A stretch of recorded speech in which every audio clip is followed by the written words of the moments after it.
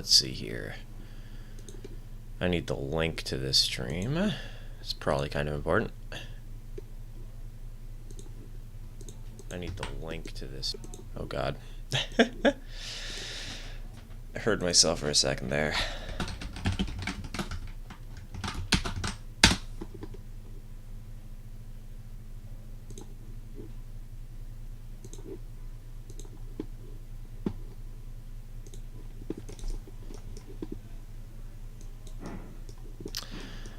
Howdy, welcome to Hell, Michigan. How may I take your order?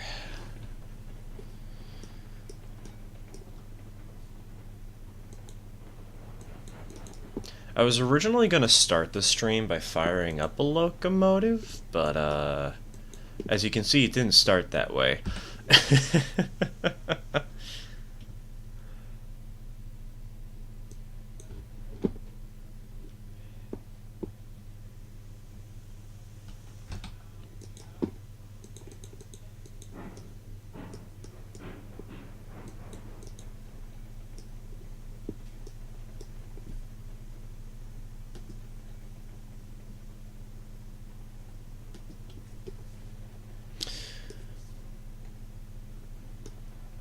Also, I just realized I'm going to have to restart the server because I forgot to put on the correct password.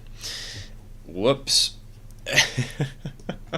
That's okay, this is a good spot to restart and act like we're starting the stream without being in the middle of an operating session.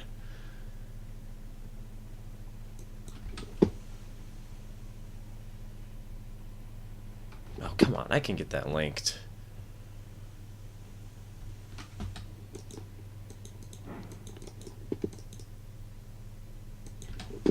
And so I don't forget when we have to rejoin the world. Scoop of coal.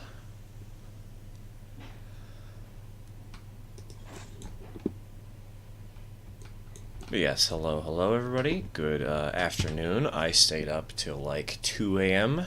and didn't fall asleep till 4. Wonderful. Alright, gonna put up the new server. Hold on. Host.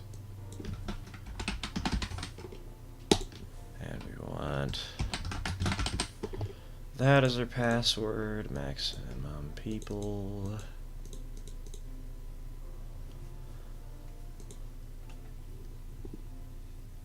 Yeah, I gotta love waking up and your brain and body chooses violence. Except it's not really waking up, sorry. Just not falling asleep. So if I sound a little drowsy, if I sound a little wonky, that's why.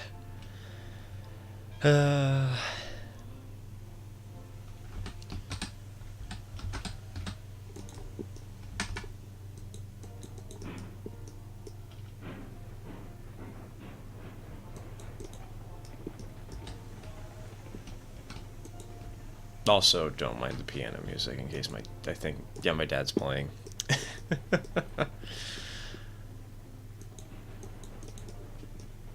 Yeah, just a little bit of background noise.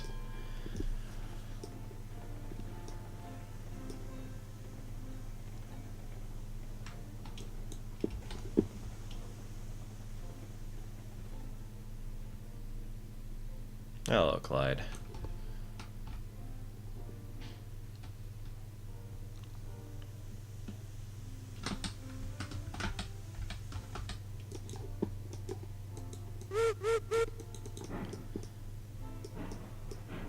We're just shoving these 2 stake flats over a track, leaving them on the siding. Stream delay is insane. How much? Because I went with the low latency option.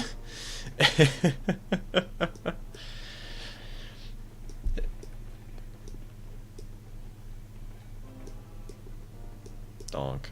Well, then again, you're on your Wi-Fi, so what do I know? Oh, we didn't link. Good job.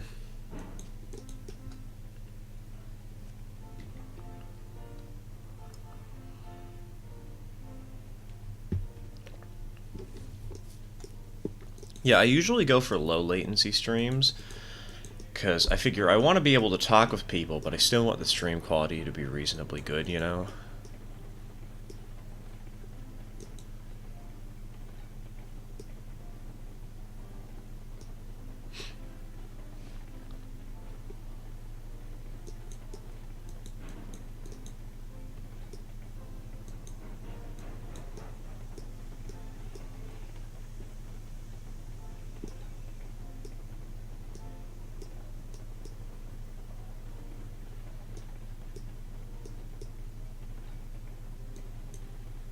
That should be far enough.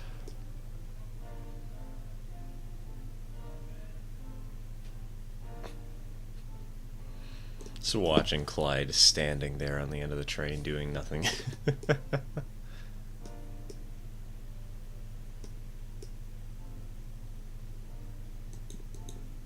Alright, let's go.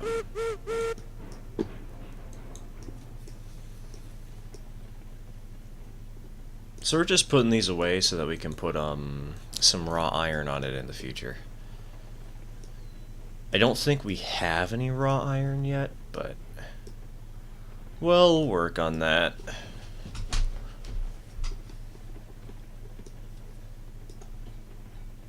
Alright, bring energies to a stop.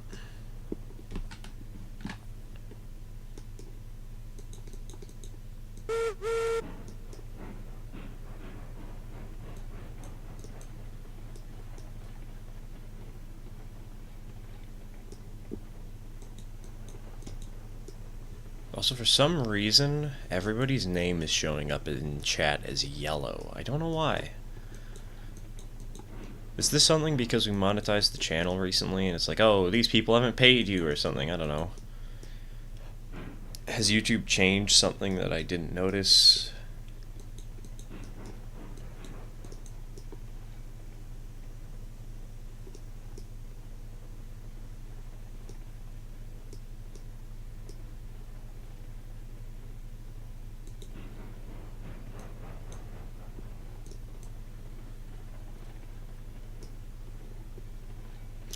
Yeah, it's probably some developer, or not developer, but channel tool that I haven't really explored yet because I just unlocked it or something. I don't know.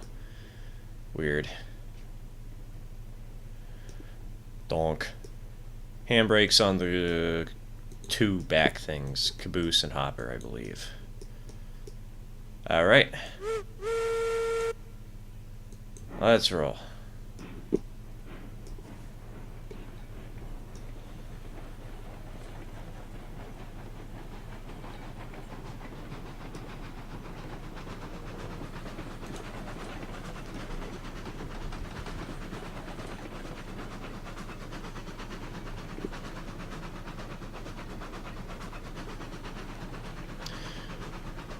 If you feel like running your own train, Clyde, we do need to do a log run. Oop. Right-clicked out of the game, for heaven's sake.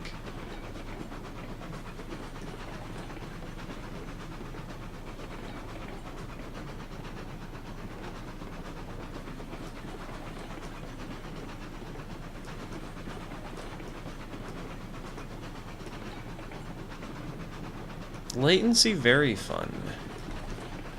Yeah, if you just want to grab Blueberry, the 10 mile, and bring her up, or maybe Strawberry works fine too, just don't derail on the run. That is the hard part of it all.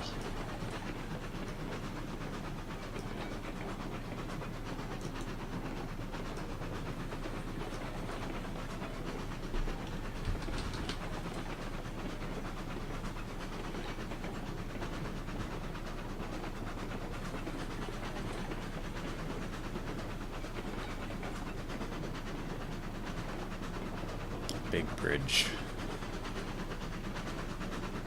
The cars are on that spur that are by the river. Just got 2 log cars and 3 cordwood cars, as per usual. Gonna have to get a caboose, I believe, from the firewood depot track, or like the fueling track, but those are easy to spot.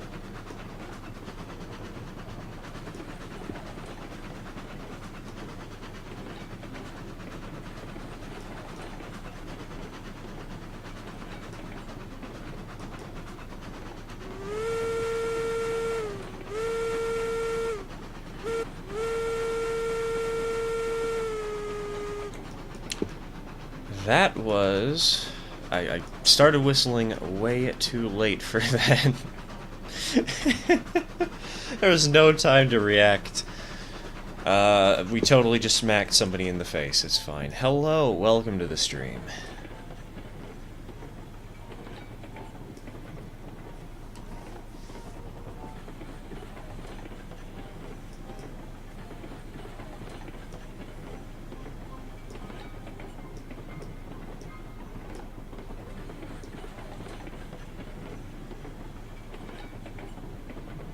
Hey Otto, how's it going?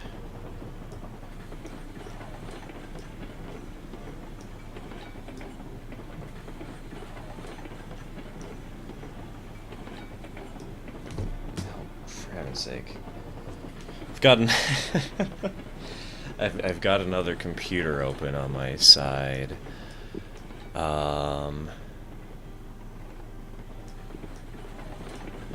And it just went into sleep mode. I'm like, no, please don't. I want to be able to read Discord.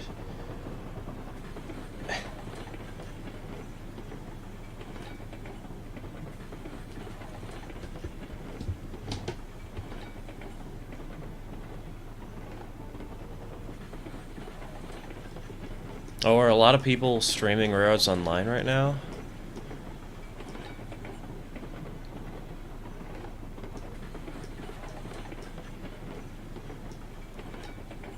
I wouldn't know. I mean, I just started out because I woke up a little bit too late.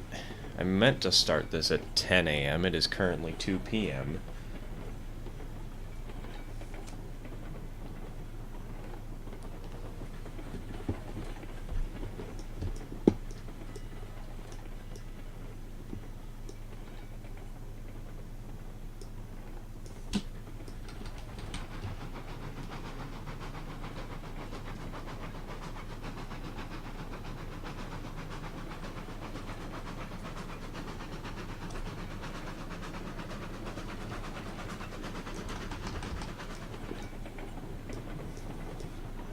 There's probably enough speed going downhill.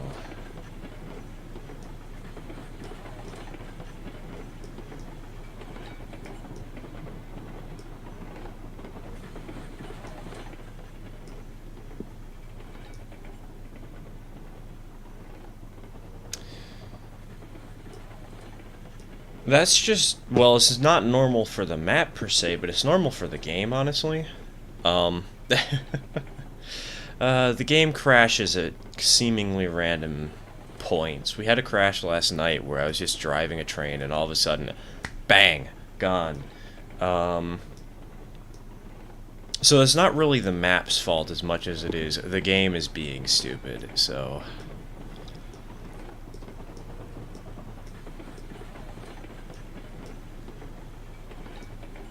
Hello, hello, welcome, welcome.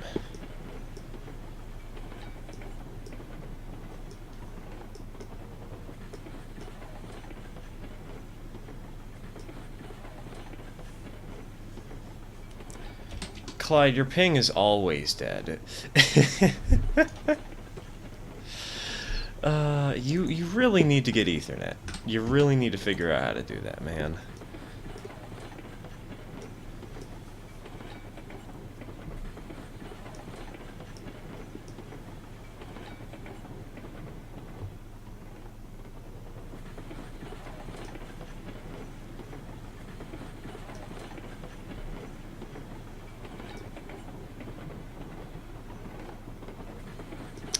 What are some other good train simulators for American Steam? I don't really know too much, but I know there's one game that's going to be coming out this year that everybody I know is keeping their eye on, and that is Railroader. It is transition-era American short-line railroading, so it's not 100% Steam, but it's more Steam. And there's a little bit of diesel power, like early diesel power, focused on Steam. The development team, I believe, stated that they wanted to focus more on Steam than on diesel power. But it's transition era, you know. So you got some nice big locomotives and standard gauge. The release date is sometime this year. We don't know exactly when yet, but they've delayed the game because they want to make it good before they release it to the public, you know? Because originally it was going to be, like, Q1, so...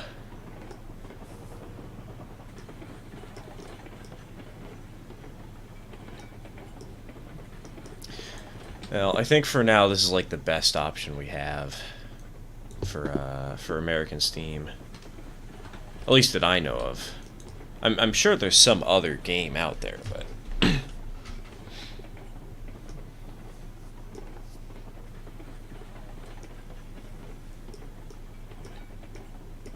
Also, for those of you who don't know Luna Ridge, we are currently at the oil field down here where the smelter normally is. I figure most people know about this by now, but... Alright, have a good one, and welcome to the stream. The duality of man.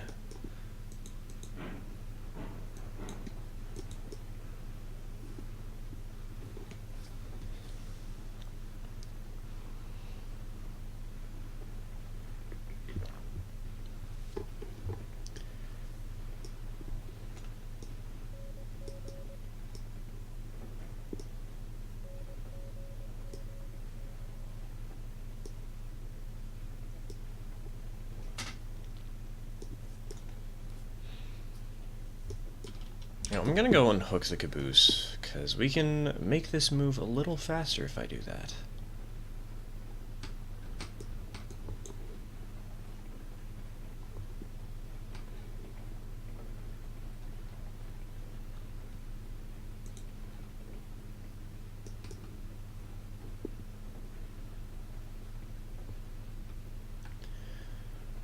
Personally, I haven't been a big fan of trains and train sim. Like, they're fine, they're good, but in general, the runs are way longer, and it can be a bit tedious, in my opinion. I still have fun doing it, it's just that I don't do it very often. I don't play that game very much.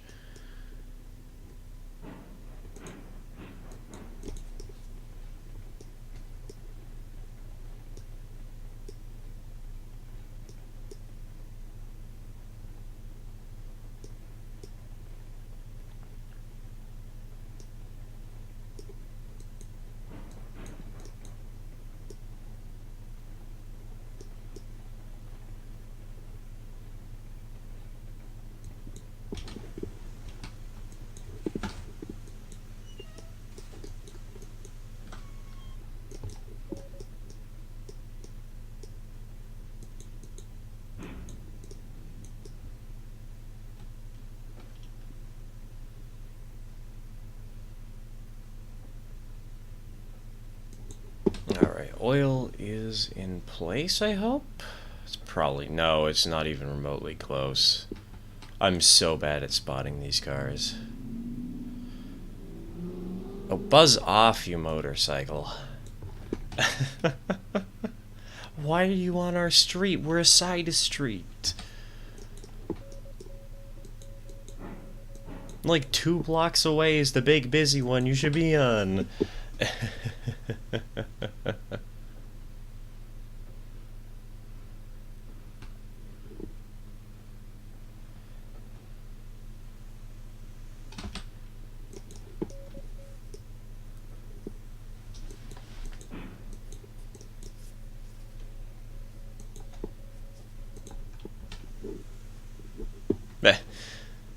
Nice, nice. Kind of funny that you went for the refinery before you went for the ironworks, though.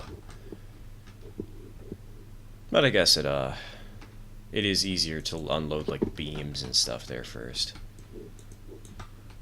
We have 12 crude oil. So we just have to unload it all.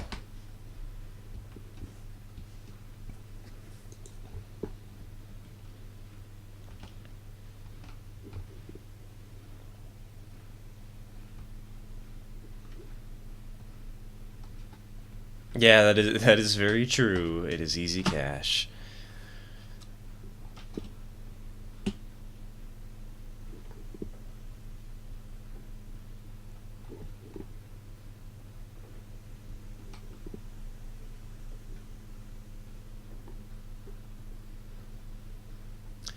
I remember, I think I got Trains 2010. I got a CD version at a swap meet. It was like $5 for the CDs. And the only thing I remember about it was that there was this one logging railroad that was narrow gauge, and I wanted to play on it, and I kept not knowing what to do, and so I just derailed the trains intentionally because I was bad at it because I was a kid.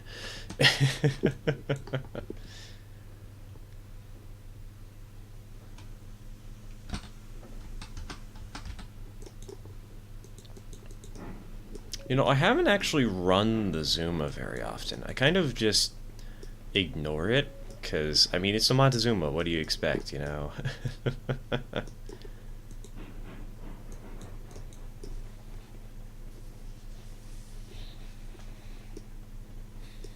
Though we might actually pick one up for this playthrough.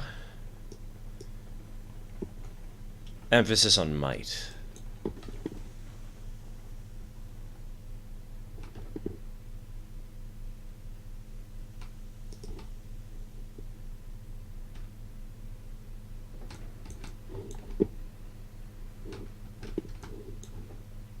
You know, it's kind of funny saying, ah, yes, let's buy the Montezuma. We have a Cook Coal right here.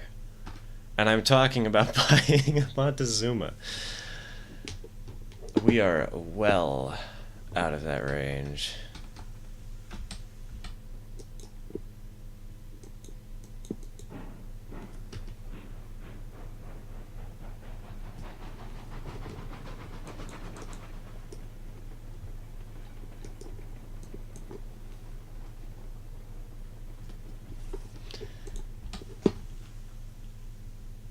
Yeah, when they make the Montezuma faster, at the very least, it'll be much more useful. But even so, like, the Eureka is going to get faster before the Montezuma does, I think.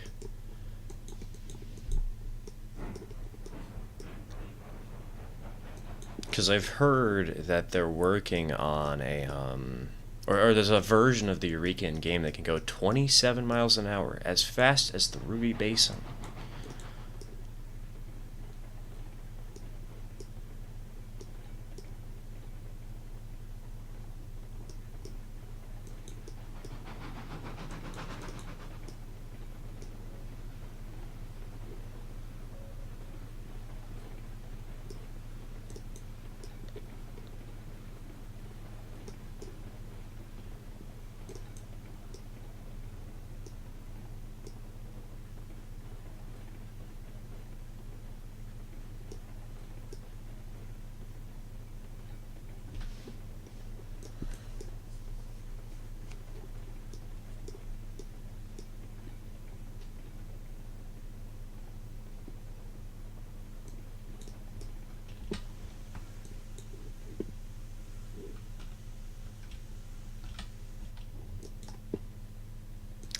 Yeah.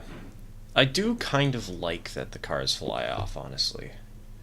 Gives a little extra challenge. Like, do you want to have a fast engine, or do you want your trains to actually, stay on the tracks?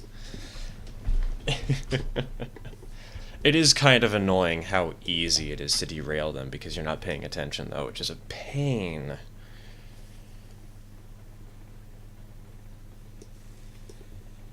Eh. Welcome to the club, Bear. Welcome to the club. Spice is nice.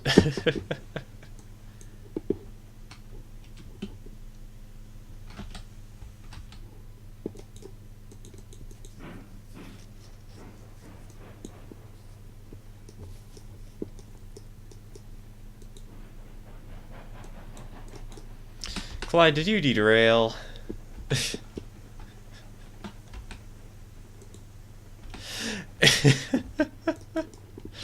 We're off to a great start this stream, starting in the middle of running a train rather than just starting off running one, and Clyde derails in the first 20 minutes. Let's go. Okay, actually, sorry, it's 30 minutes, my bad.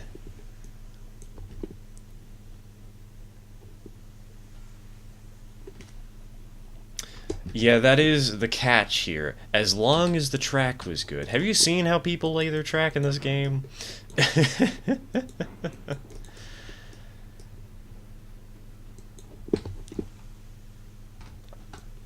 You either get the best looking sky bridges, or sorry, horrible looking sky bridges with the best grades, or horrible grades with the best looking track. Or you get people who do both. I've seen somebody lay a 10% grade of all groundwork that was tier 3 because it needed to be tier 3. That was fun.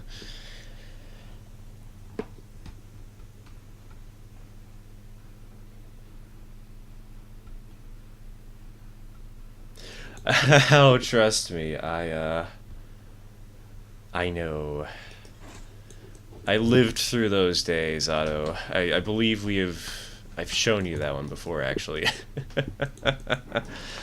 It was so bad back then. Which, I mean, authentic experience, but, Jesus.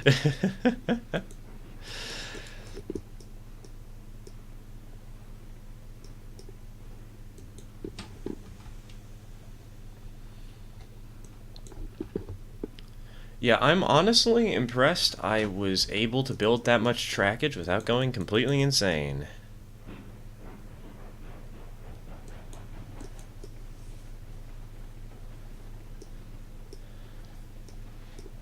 Yeah, the splines really needed to be better, and now they are.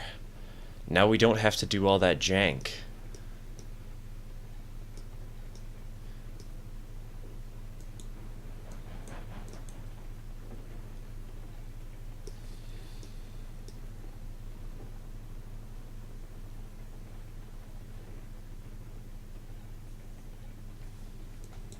Drop the caboose. Handbrake on. It was tedious, and it was also hilarious in some ways.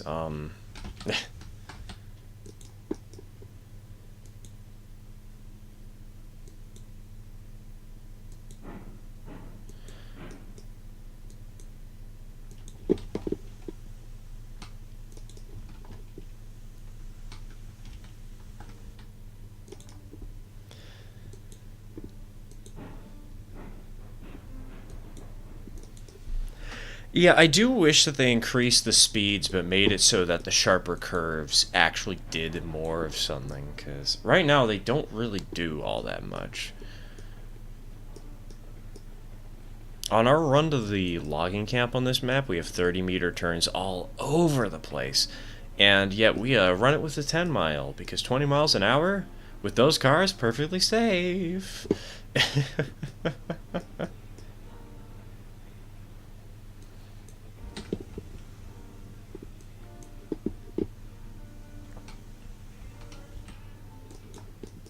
First derailment of the stream, Clyde. Let's go.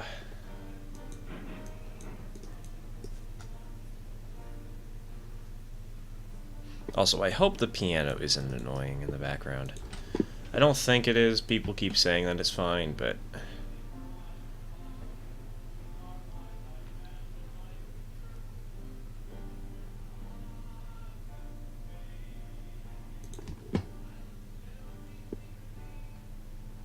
What's been my favorite engine so far? Oh, that's a good question, and I'm not sure I have a direct answer.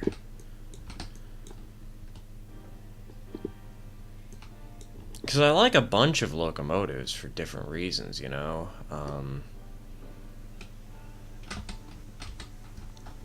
I think right now I'm really loving the 10 mile. Tons of paint jobs, tons of customization, decent power, decent price, different whistle, that's always fun. Way too many antlers on it, admittedly, but...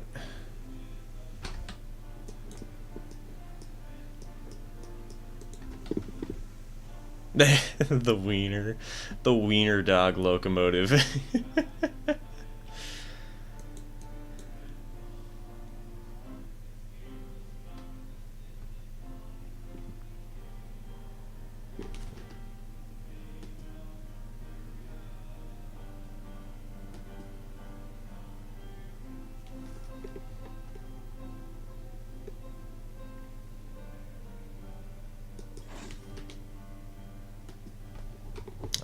let's see here. Hello, hello, Jace Bellerin from Hit Game Magic the Gathering. How's it going? We are currently running this train, which is a bit of a mishmash of other jobs that we weren't supposed to bring down here, but we did anyways, because we are playing on a map where every industry is connected to the main line except for 3, and 2 of those industries that aren't connected to the main line are just like very small switch jobs, you know? And we are playing by the custom Steel Pegasus rule set, which you can find in the description. Let's get ourselves a scoop of coal.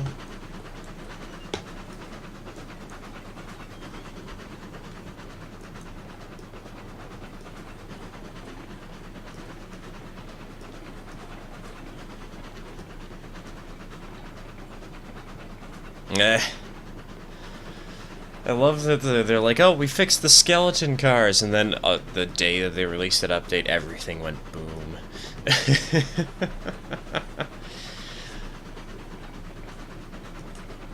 Classic.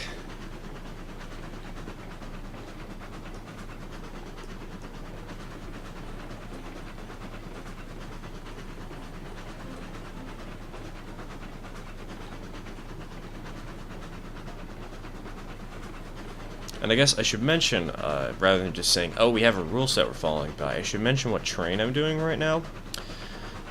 We are doing some, what is that? Raw iron to the ironworks, the empty hopper back to the sawmill so that we can do another run of iron but not have to leave it on the main line, and oil to the oil refinery. Along the way, we will be stopping at the smelter to pick up a little bit of cordwood flats. Clyde, meanwhile, is on the other side of the map, cleaning up a derailment that he had, and he's running the log route, getting some logs and some cordwood. Clyde, how many cars do you have? Are you sure you've misplaced one?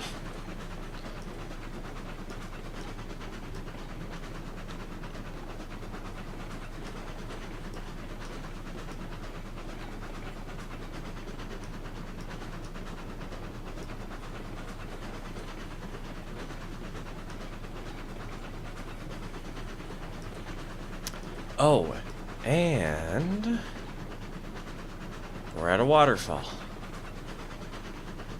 I love this waterfall view. Clyde, is that including the caboose? Or is that excluding the caboose?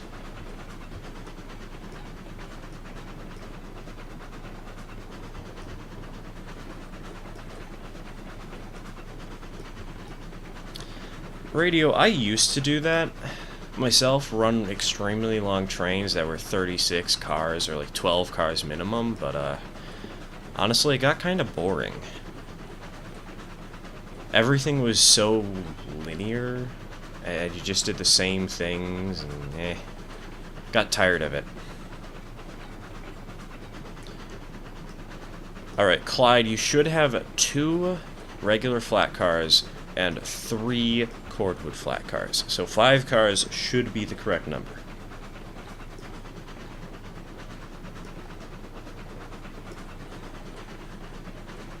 The longest run from one end of the map to the other on this route? Well, we're riding it right now, actually. We just start... Well, okay, that's not true. The route to the freight depot is even longer. And, this route, though, is probably comparatively long, you know?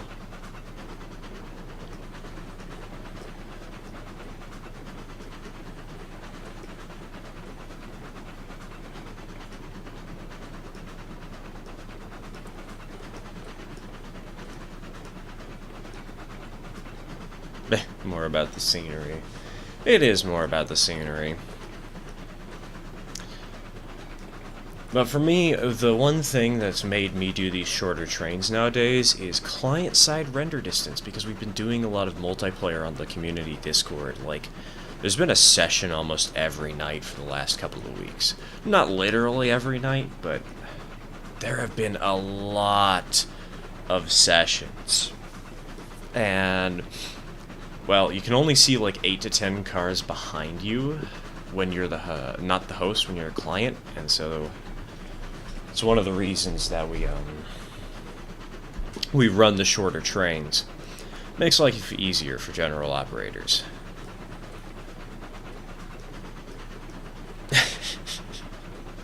Otto, that doubleheader was so pathetic. I loved it. I don't know how I didn't know that they had nerfed the Mosca so heavily. Like, oh yeah, this'll work.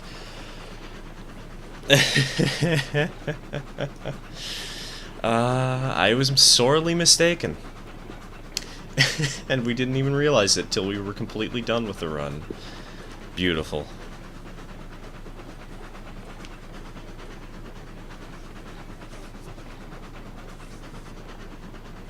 Well, Jace, we're gonna be having an op session tomorrow.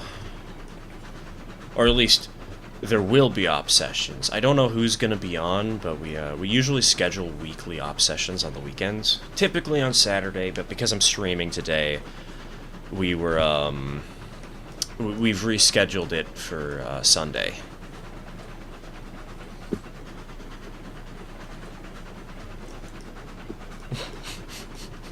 Clyde, you really need better Wi-Fi.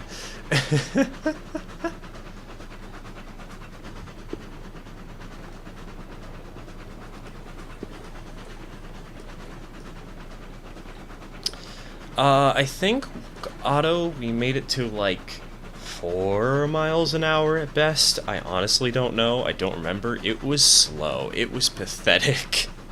And then we derailed, like, 20 times at the coal mine. Alright, this is a good picture. Grabbing a quick screenshot. And, Railroad active, there is unfortunately no track diagrams for this map. I was not able to get them before the stream started today because,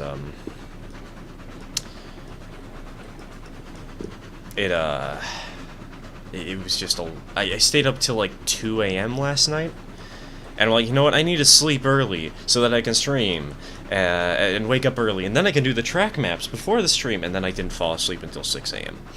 and I got like 6 hours of sleep.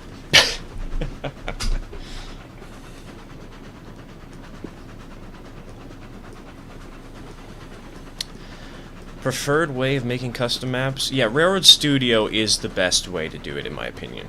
It's really slow, it's really tedious. The custom map making process is painful. But does Railroads Online Extended work for my map? Yes, it does. Railroads Online Extended actually reads where the industries are. Rather than, like, just displaying the map, you know? God, there's so many things to respond to. And my time, currently, is 2:39 p.m. I live on the west coast of the United States. Sounds like a true railroader. Yeah, being called out at, like,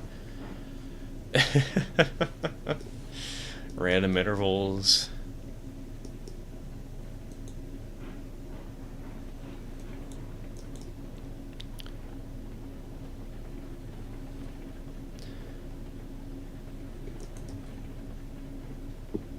So, radiostopic, or what?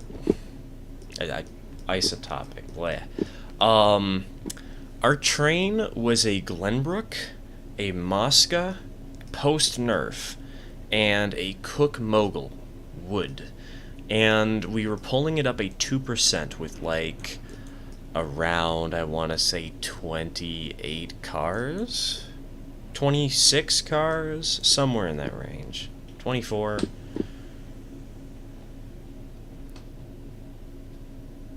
Actually, it was around that range, so I don't know exactly what it was, but, I thought that the Mosca and the Glenbrook could handle the doubleheader up at 2%, but because it got nerfed, yeah, we just died. Also, hello, hello. Welcome.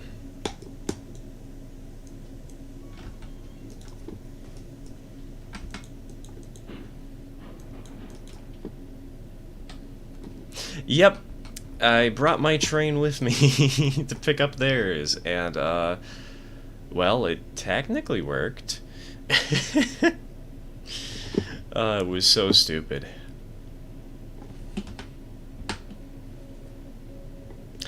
Sax, no, it is not about to end. We have been here for 40 minutes. And my estimate is we will be going for around 4 hours, approximately. What we were pulling up 1.5% was a mixed freight consist to the coal mine that was intentionally made just to look good, for the most part. But we also had a few, like, loaded cars here and there in the train. I don't remember what was loaded, but we had a few tankers. It was painful.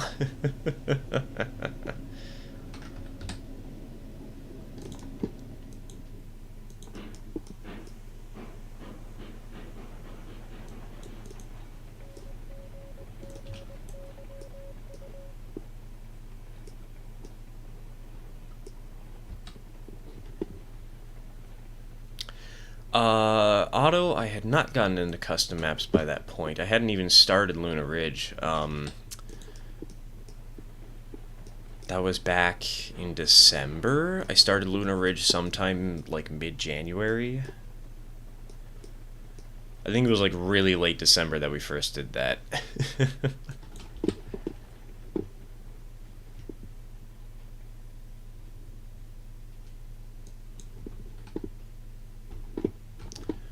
What is my wish list for the next update?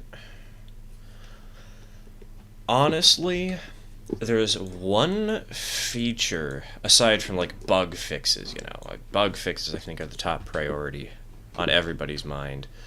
But if I had to get a feature that was not a bug fix, I want move orders. See, the caboose, right? You know, let me go look at the caboose for a second.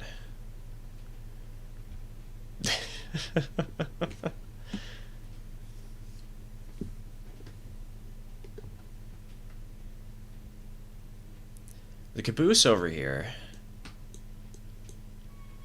can this door open? Thank you. Has this little desk. Why can't we use it? Why can't we write on it or something, you know?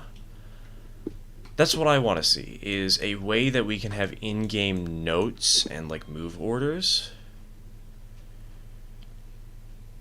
Because I think it would be really cool if we could have some, like, an additional use for cabooses that is legitimately beneficial for multiplayer, also acting as, like, a sort of chat function.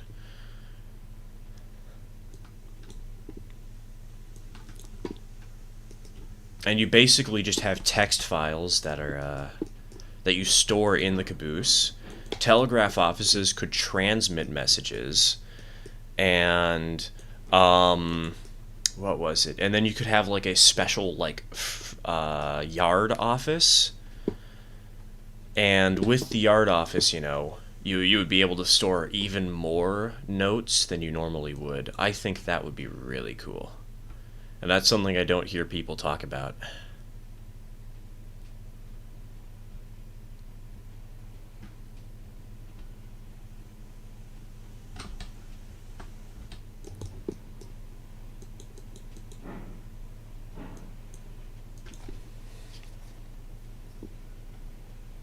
It's kind of funny how everybody in chat came up with a different answer to the same question. What do you want for the next update? I want this, that, don't think.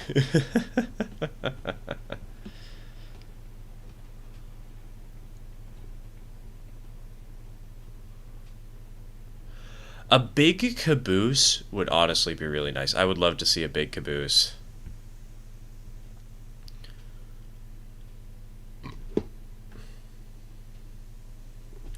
Strongest, yeah, well, the problem with that strongest 3-foot gauge locomotive is it happens to be a Garrett, and Garretts weren't in the United States.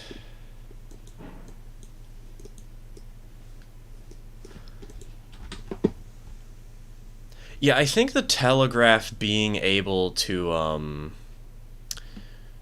help communicate would also be nice. I feel like having a little bit of both would be perfect.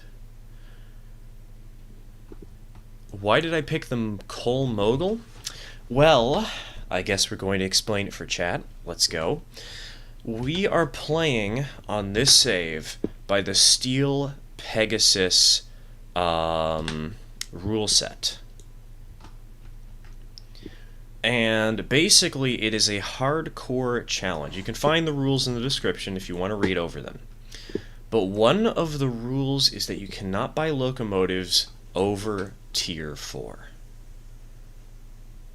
And that means you can't buy any locomotive stronger than a Cook Mogul.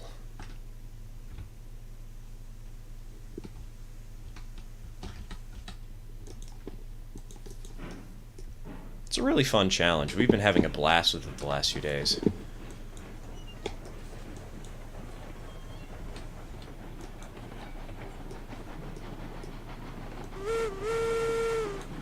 Oop, that's a switch. Okay, switch set. We're safe. We almost went down the completely wrong line there.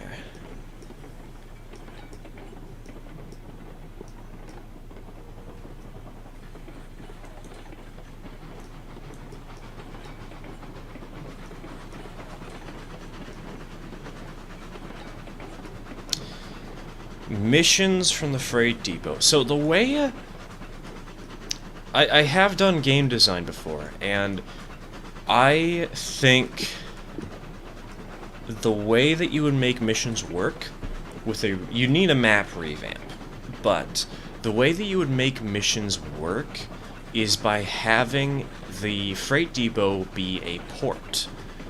Make it like a dock, you know? And then you have 2 docks that you can supply. One of them sells the items, no question, but the other one asks you to bring certain items to the dock. Like, let's say it's a coal barge that's sitting in the dock. Well, you want to bring only coal there, and you want to bring as much of it as you can, and then you hit a button to unload every car at once. And for every piece of cargo that was incorrect, you get no money, but for every piece of cargo that was the correct type, you get like twice as much or something.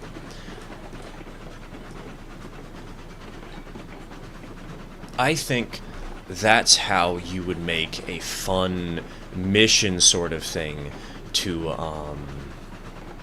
allow that to happen, you know?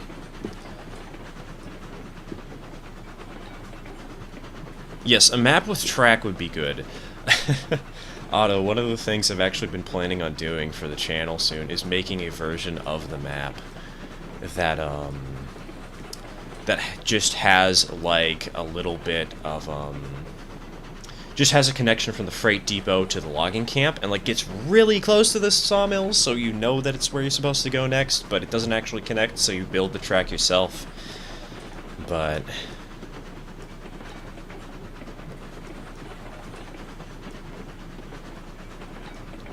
yeah, Otto, for the mixed freight stuff, I'm thinking, like, what you would do is you'd say you have to bring X loads of one type and Y loads of another and Z of a third, and as long as you have all 3 of them, you get to triple the amount of money you make from selling that train.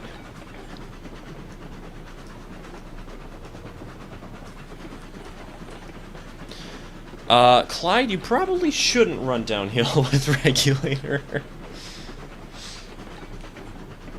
Just a pro tip.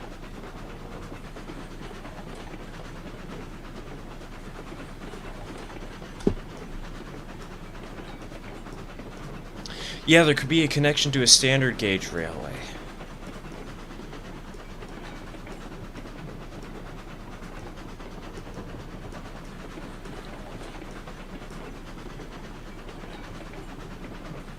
Yeah, something like that, Otto. The grade on this route is 2%, and on the one Clyde is on is a 4%. It is pretty nasty.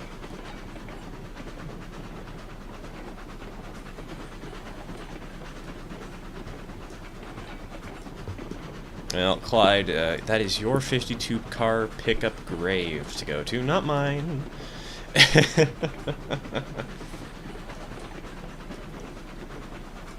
I think... Yeah, that's another one to try, Otto, is, please update the client render distance. Swaggy, I have also managed to do the map at a 2%, the original default one. There's one part of my map that has like an 11.5%, but that's just going downhill, so it doesn't really matter. It's really stupid. But it's fun. It works.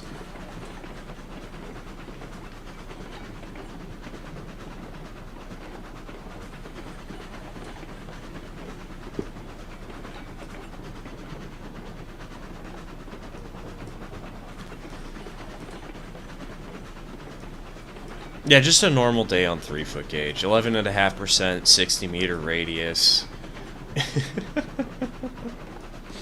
It's so dumb, I love it.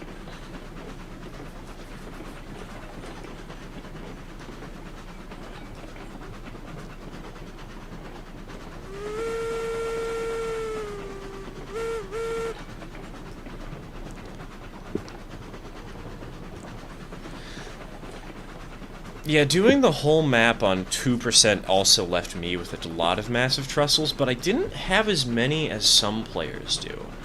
I think I only had 4.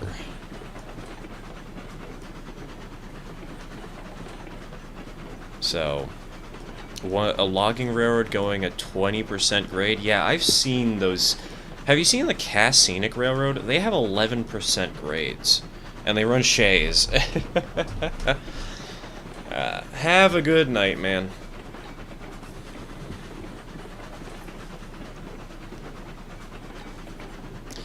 Never go above 1.5%. See, personally, I've recently expanded my rule to don't go above 3%. And that's because I'm running shorter trains, you know? So I can afford the 3% much more reasonably. But it also makes it a lot easier to build the track and make it look good.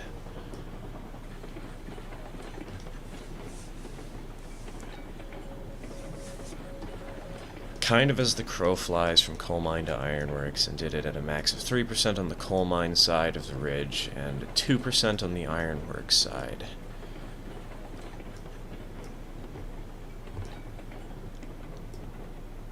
Oh, you meant you went like over the mountain? You went down at 2%? Impressive, honestly.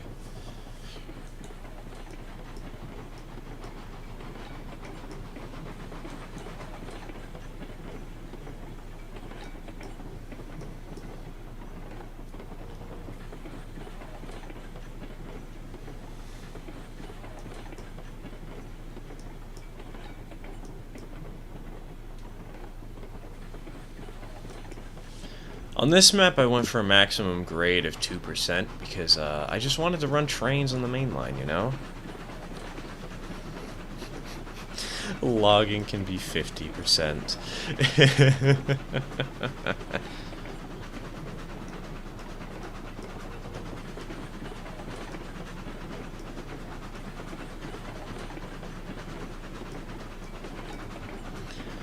Ends up having like 5 miles of flat on either side of a 7% grade. Yeah, that is basically how the railroads did it, you know. That's kind of how I do it too.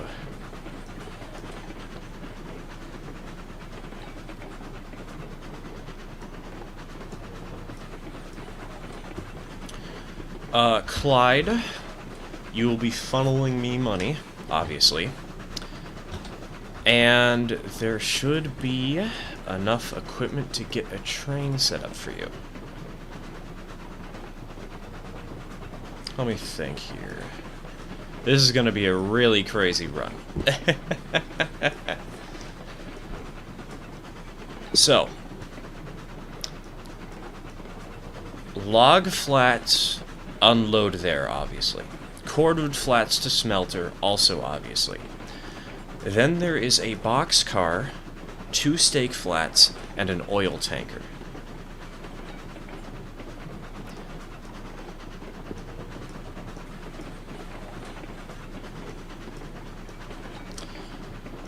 And, for, what is it? You'll be taking the oil tanker and... sorry. Yes, unload the logs, put the logs on that, or the log flats on that one spur by the river. Leave them there. Keep the cordwood you're going to be running in. Grab the box car, the tank car, and the 2 stake flats, add those to your train. And load the 2 stake flats with beams.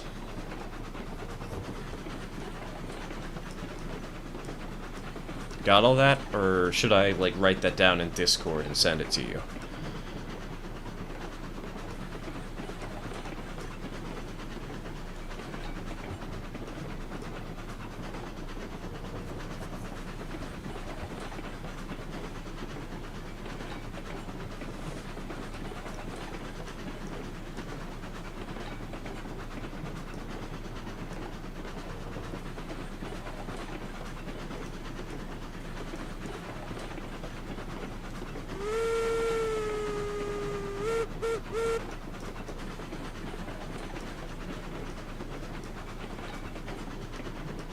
Alright, I'll send it.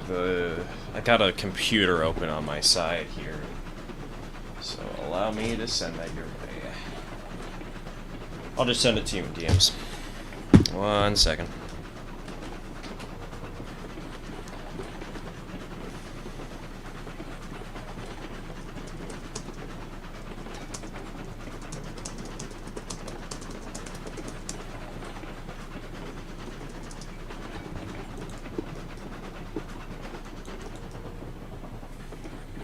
Yes, the stake flats get beams.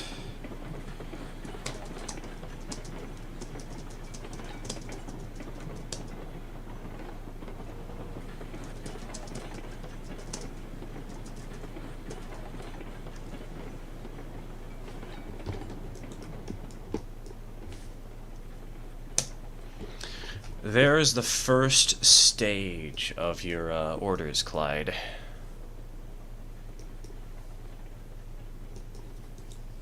Hello, hello, welcome.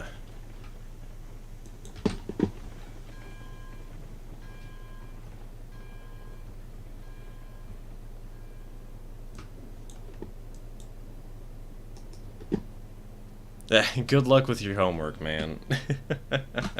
And hey, you can always watch the VOD, so don't feel too bad about missing out on anything. I mean, obviously it's more fun to do live, but...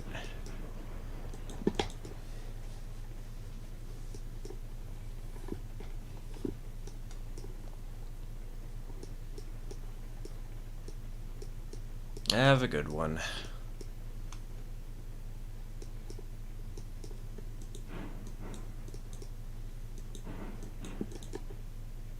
Also, Clyde, we're going... Hold on.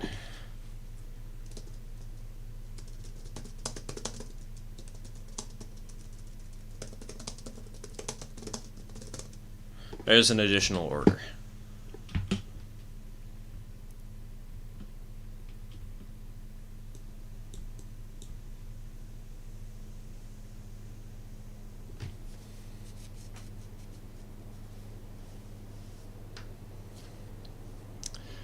Are those logging disconnects in Jimmy's? Are those like those cars where it's like 2 cars for 1 log? 'Cause I have seen so many of those in like narrow gauge. The only problem is, like, I don't really see anybody wanting to actually model it, because we've already got the skeleton cars and the flat cars to do the same job, and adding a third car type is just, like, a little too redundant, you know?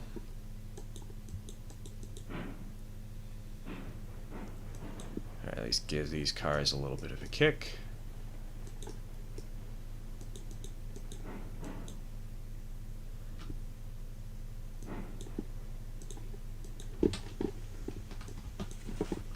Oh, yes, those side dump weird ones.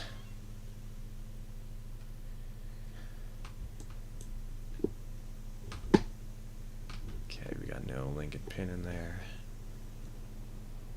Yeah, both those car types are just sort of the,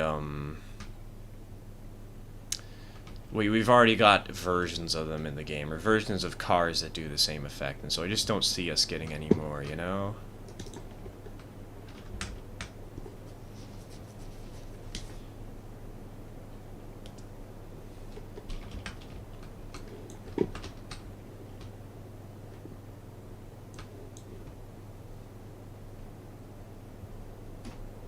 Yeah, it's more removing the beam from a skeleton car than adding a beam between two.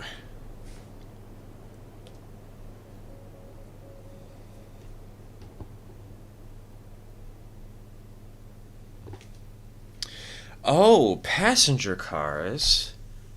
Well, I might have something to show you in a minute.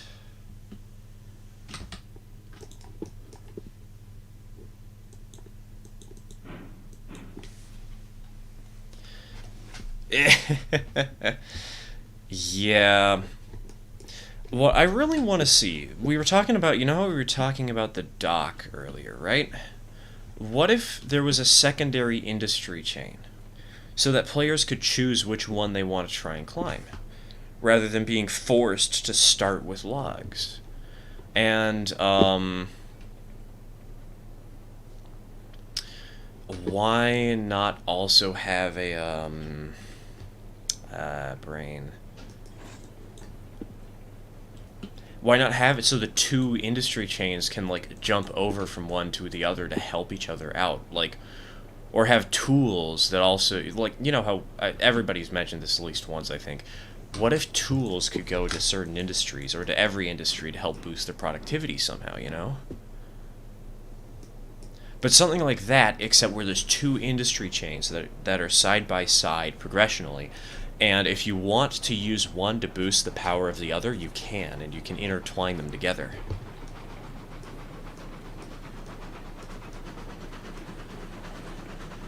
I think that would be sweet.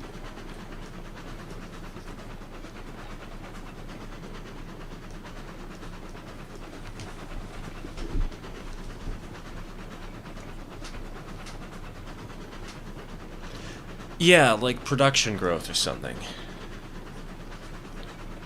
Admittedly, I have not played Civilization in a bit too long of a time, but, that would also be cool, Otto. I would love to see lumber being able to be loaded in a boxcar, because they totally would be able to.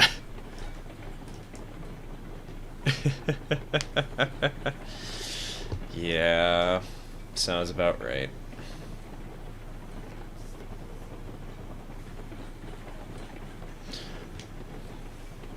One thing that we could see, though, that could open up the stock car. Also, Clyde, I am coming into town soon. I just heard your whistle. I'm currently on the bridge, but...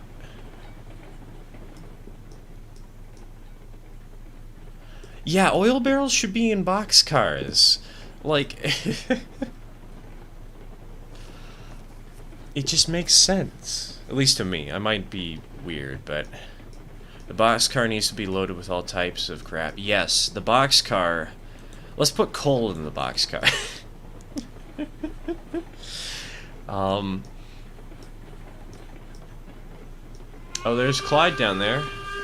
Hello, Clyde.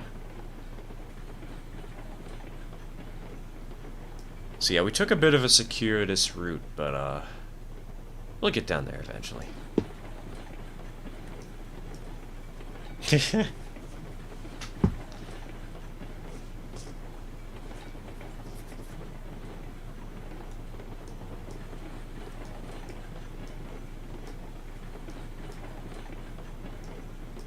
I do know that boxcars were used to carry grain in the past. So, like, coal, they wouldn't do, but... 40-pound bags, jeez.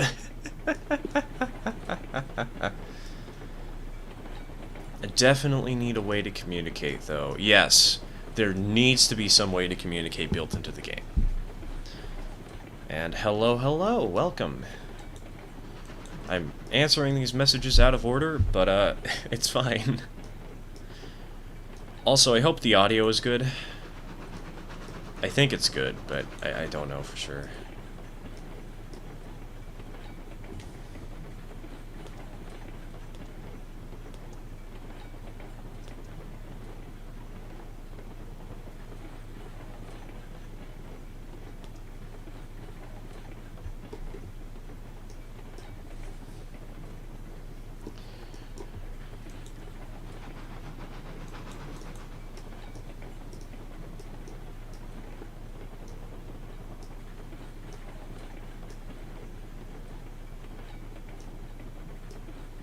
Alright, audio is good. Good to hear, good to hear. And piano, I did put on a foam covering, so...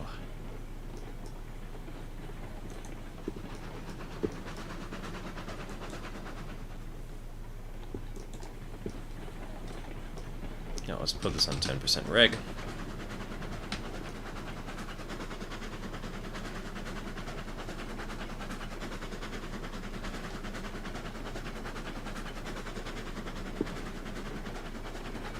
Yeah, my dad stopped playing, so I would hope you wouldn't hear any more piano.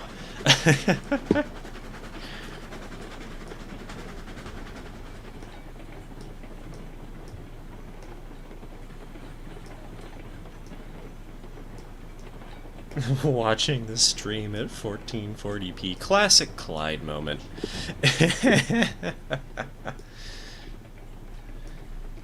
You really need better Wi-Fi, dude.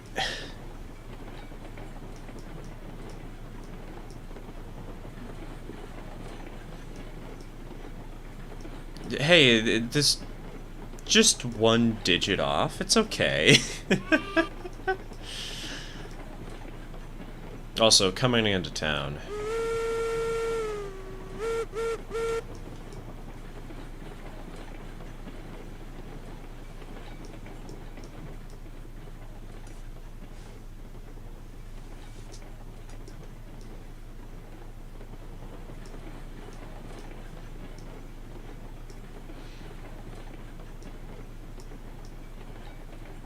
Hello. Thank you for lining my switches.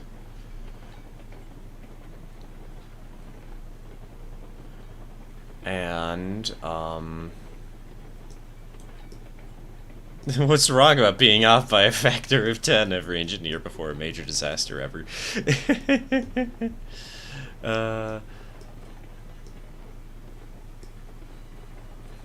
Alright, so Clyde, I'm just gonna drop the hopper on top of your train here.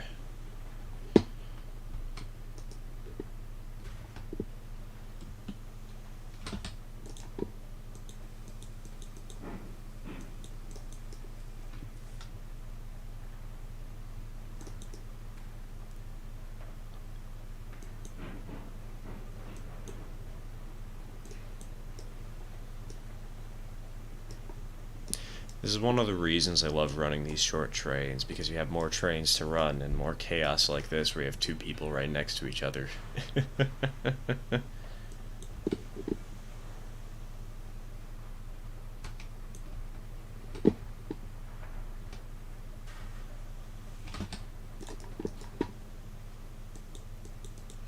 Ouch, yeah. Sorry to hear about that. Divorce is always not fun.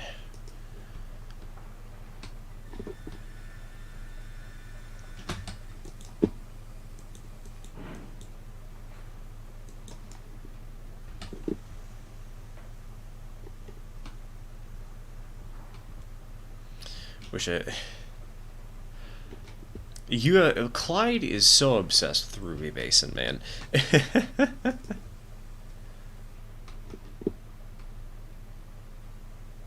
He's just it is the engine he runs.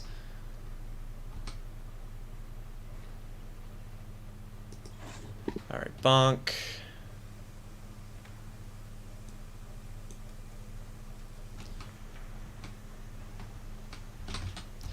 Otto, you may like the Ruby, but you are not Clyde, and you you have no idea how much Clyde loves the Ruby. I don't think the video, or last week's video, did justice to just how much of a madman he is. Alright, I'm out of the way, Clyde.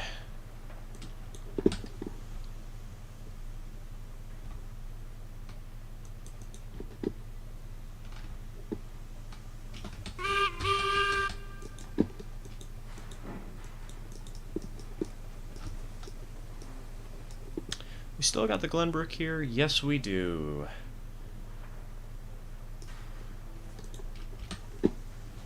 I don't know Heiss's reaction to the blue, but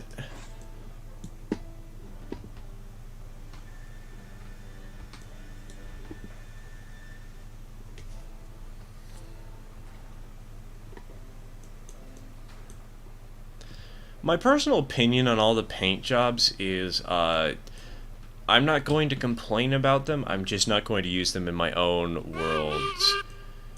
If I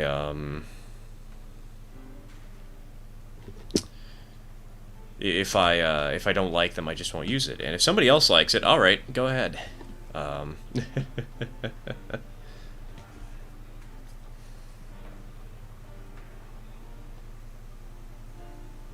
Somebody with an H. Oh, yes. That took me a moment to realize, but yes, I now know who you're talking about, Otto.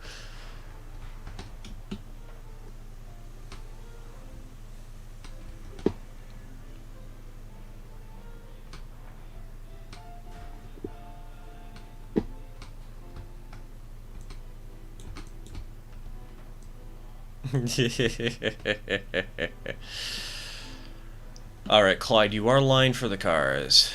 Yes, like the green basin, Clyde. Like, legitimately, the green basin physically hurts to look at. Like, I like the paint job, it's just that it's so bright, it actually hurts my eyes to look at. But you like it, Clyde, and you have fun. So why should I tell you you can't when it's on your world, you know? That's the one thing I don't understand, is the people like, oh, it shouldn't be in the game. Dude, it's a game. If you're that uptight about it, you're caring way too much about the wrong details. You know? Alright, keep pushing, Clyde. We got a caboose to grab. 3, 2, 1, linked. Go ahead and spin her around the Y.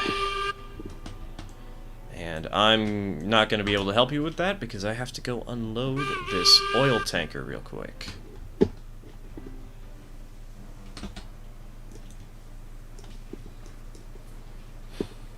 That mentality plagued the Run 8 community. Yeah, I can imagine. Oh, you're not doing it right, Tony. Get good. Just, it's a game.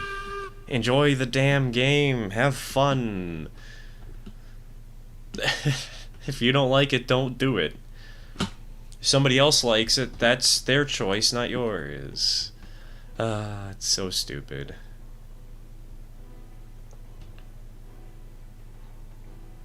And personally, I don't think there's any paint jobs the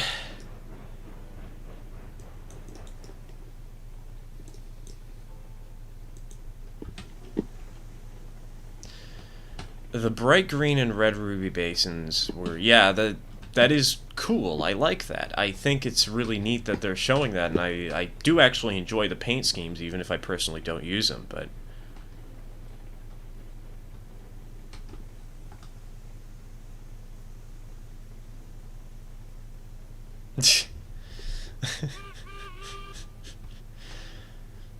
Once you get to your 27th Eureka, name it Jack and label it for the Skyline Valley Railroad.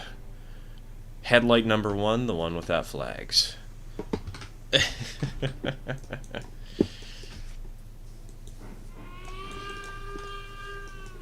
Alright. Oh, right. Switch. Switch. I don't want this set for my track because you're going to be leaving town.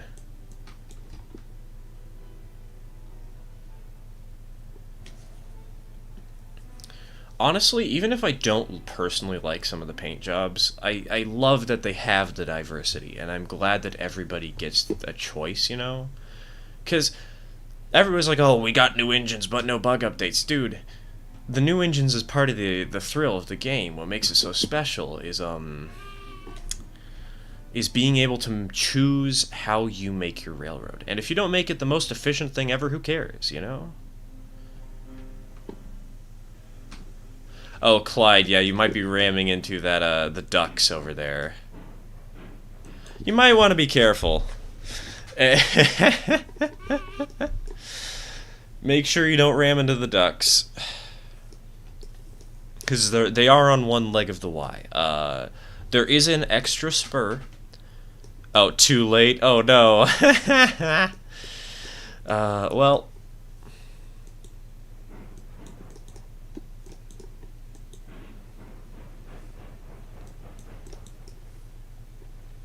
I think the one paint scheme that is actually kind of bad is the C70 version of 3. The paint job was apparently supposed to be a bright green similar to the Twig.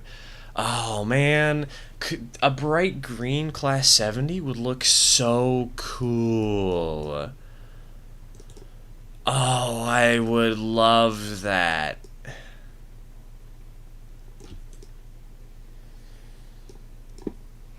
That would have been so great, but I guess we just have the dark green boring one now that's impossible to tell apart at a glance.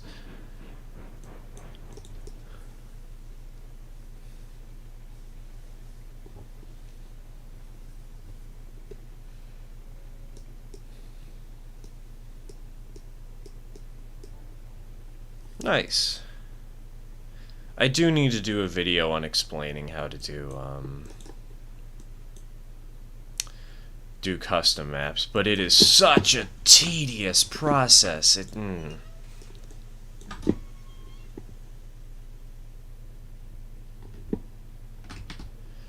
Yeah, that's understandable.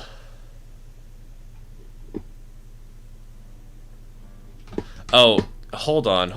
I'm sorry, Clyde, I'm going to lag out for a moment here. I need to grab a certain message. It's from this dude.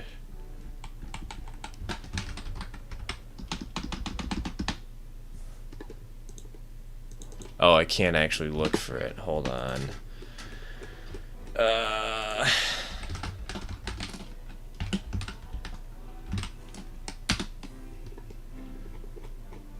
I'm sorry, I cannot read chat while I'm looking for this absolute meme.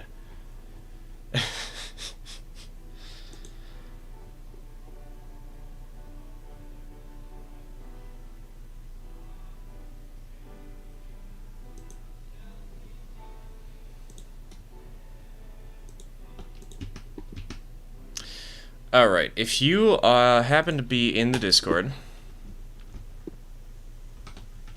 and check in-game and look at the latest pinned message. Thanks. The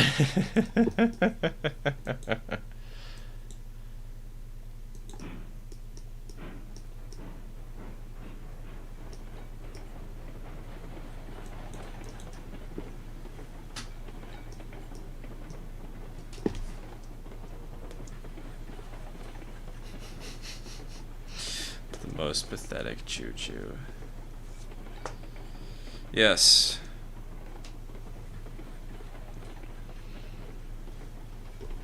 It's Tom. Honestly, I don't think we're going to get an in-game map editor. We're not really at a point where that's viable, I think.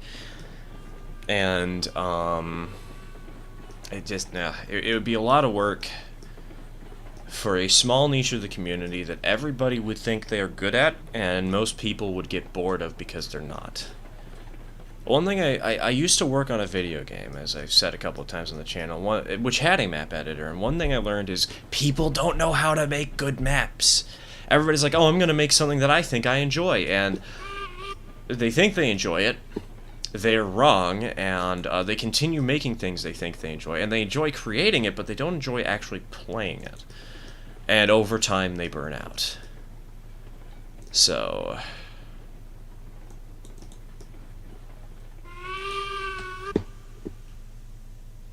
Alright, I'm stopping here at the switch so that you can pass me by, Clyde.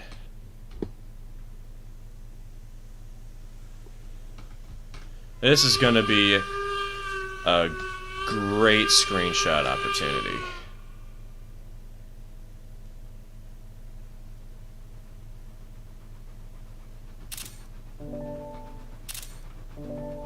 Don't mind the fact that there's noises of me taking these screenshots that are probably making it into the stream.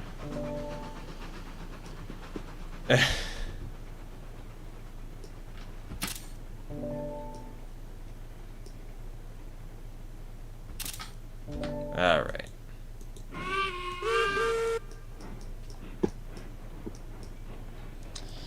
Yeah, games that have map editors are a blast, but in general, they're just,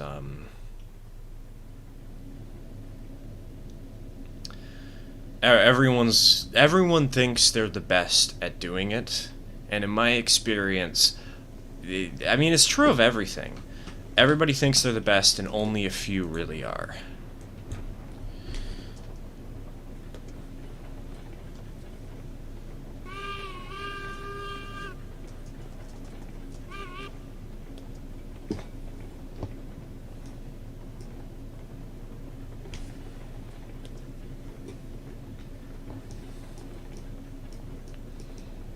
And I guess that's just part of, like, how these games work, you know?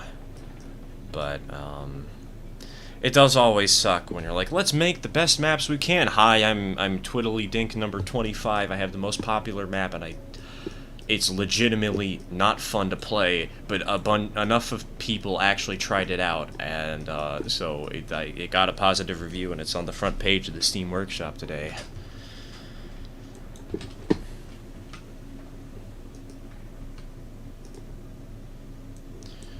You can find the Discord link in my channel About Me page. I should probably have added that to the stream, but I'm lazy.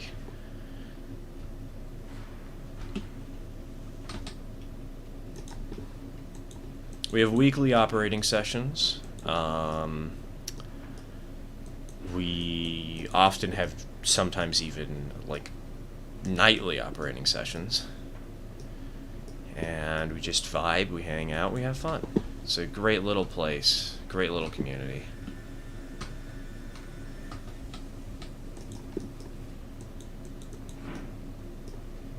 Also, Clyde, did you fix the derailment with the ducks?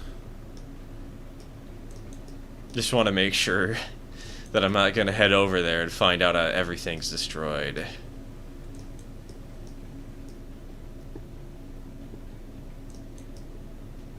Okay, okay. As long as the ducks are okay, life is good.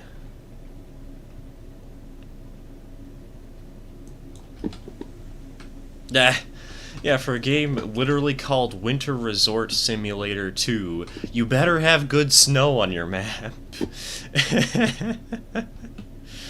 The game we had didn't have good graphics. Or at least graphics weren't the focus of your maps, you know? It was,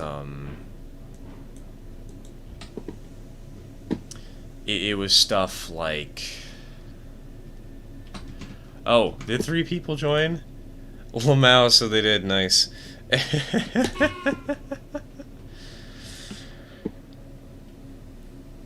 The problem was people just didn't know how to balance their maps correctly in the game I played. Everyone was like, well, train go here, train go there.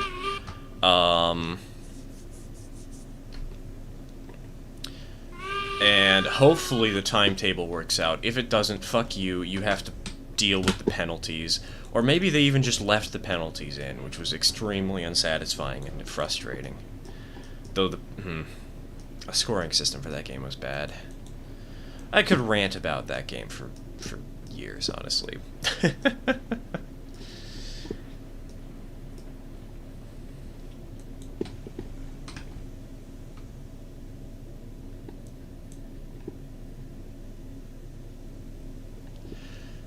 Yeah, that is the problem. It's like, oh, it's so hard, it's so long to do it right, so I'm just gonna do it wrong.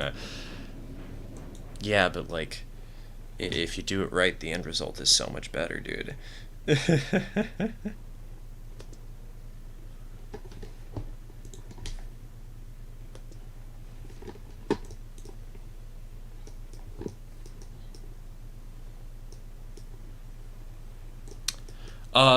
It's the game I used to work on. It goes by the name of Railroute.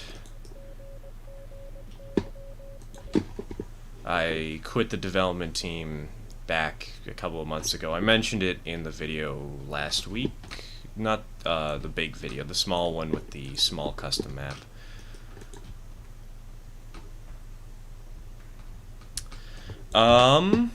Park it at the Ironworks, Clyde.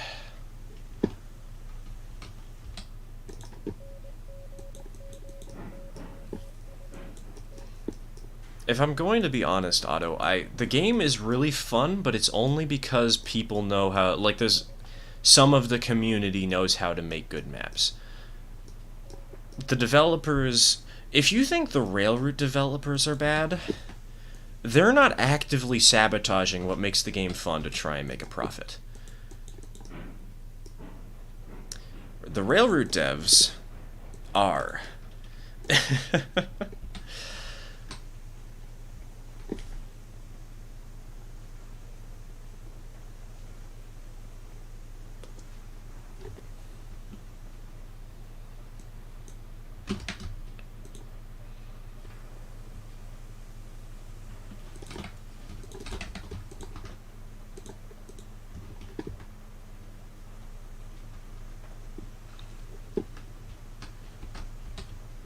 I can rant for hours about that game.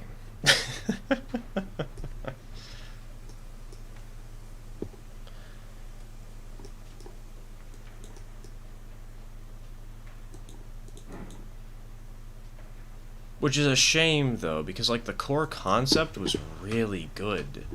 It was a dispatching simulator, you know? But they kept muddying it and being like, oh, well, we want to do it for the newer players, and then they just added in flashy features that were completely untested.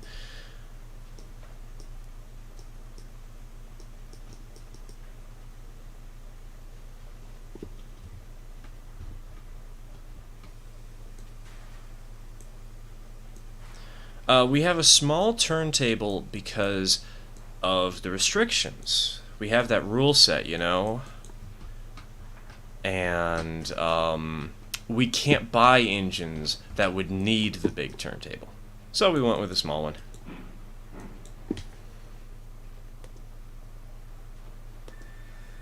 Yeah, these sorts of dramas are just frustrating, but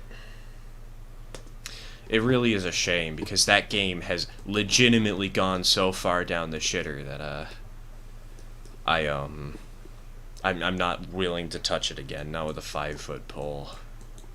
Somebody would need to donate like $1,000 to the Ko-Fi if I were to consider that. Alright, she's parked.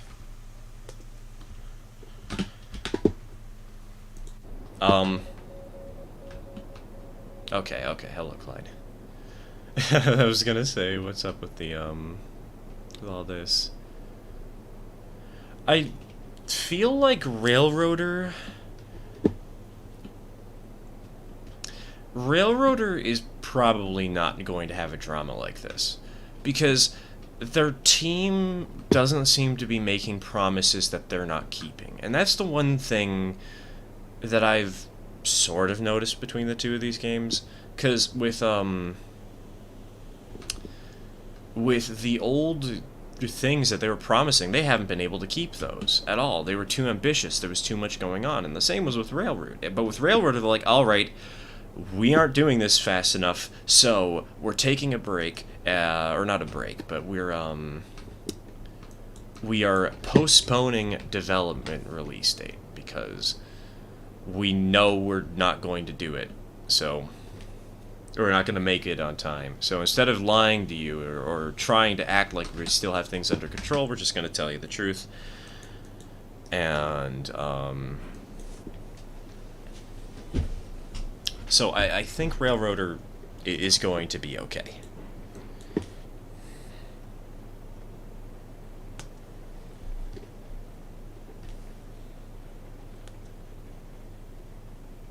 Oh wow, we are getting a lot of people joining the Discord.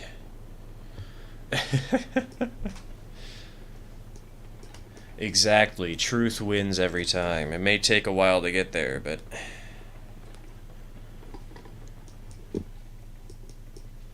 if you try and hide BS, it just makes the pain worse when you have to rip the bandage off.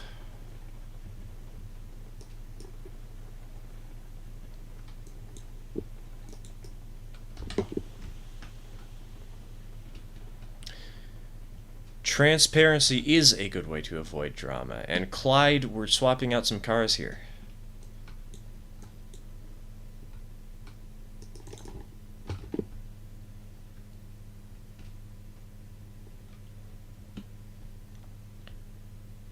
And another thing that's a good way to, Jace, I've already seen the screenshot, and you showed it to me a while back, so it's not like I'm seeing anything new.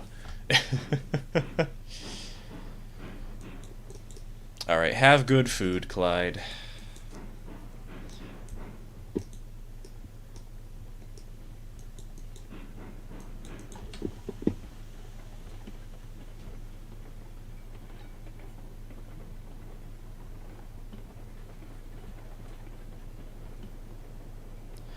Yeah, exactly.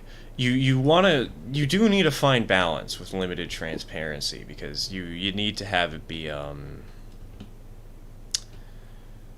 you need to have, like, enough that you keep the community interested and keep them posted on what's going on, but not so much that you spoil everything, you know? You can't tell them, like, oh yes, here's literally all our plans. We're adding in, you know how multiplayer exists? Well, we're adding multiplayer. You can now have 4 players on 4 players. I don't know.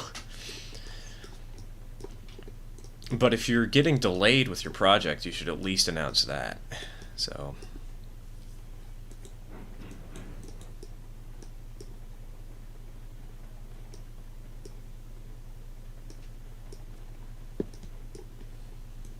and I guess we should recap what we're doing here. That brake is not strong enough.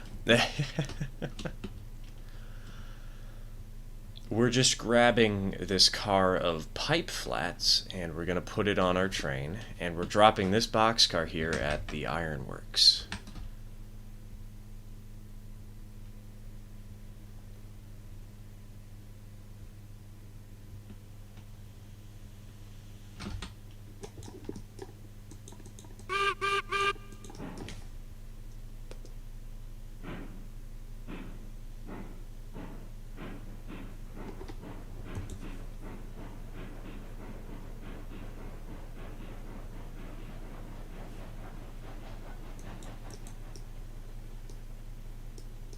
Yes, exactly. Deep Rock Galactic. I play that, and oh my god, I forgot to throw the switch. Like, they tease what's coming up, and if there's delays or if there's problems, they say what the problems are, and they prioritize what they fix. Because, like, with Season 3, you know how they had that problem where missions gave you way more, like, materials and experience and whatnot? Well, there were other problematic bugs that were actually hurting the gameplay experience, and like, you know what? If people want to mine more, that's okay, and they left the bug in for a little bit, and focused on fixing the ones that actually were like game crashes and enemies spawning too much.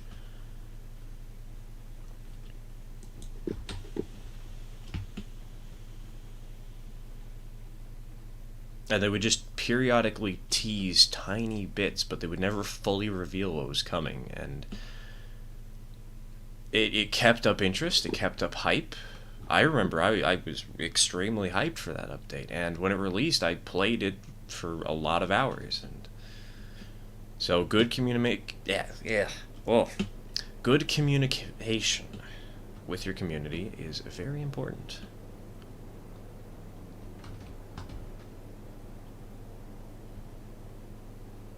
Alright, we got ourselves a Lincoln pin.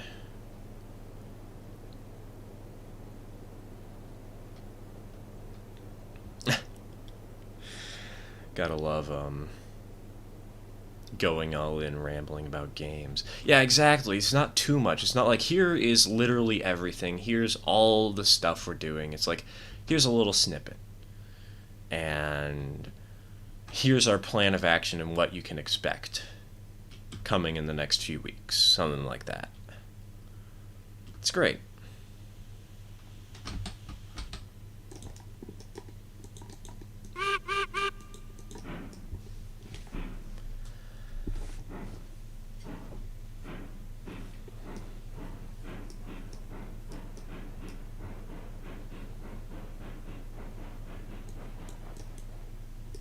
One, two, three, 4, 5, 6, 7, 8 cars. Okay, so this train is the maximum length. We cannot run anything longer than this. Oh boy.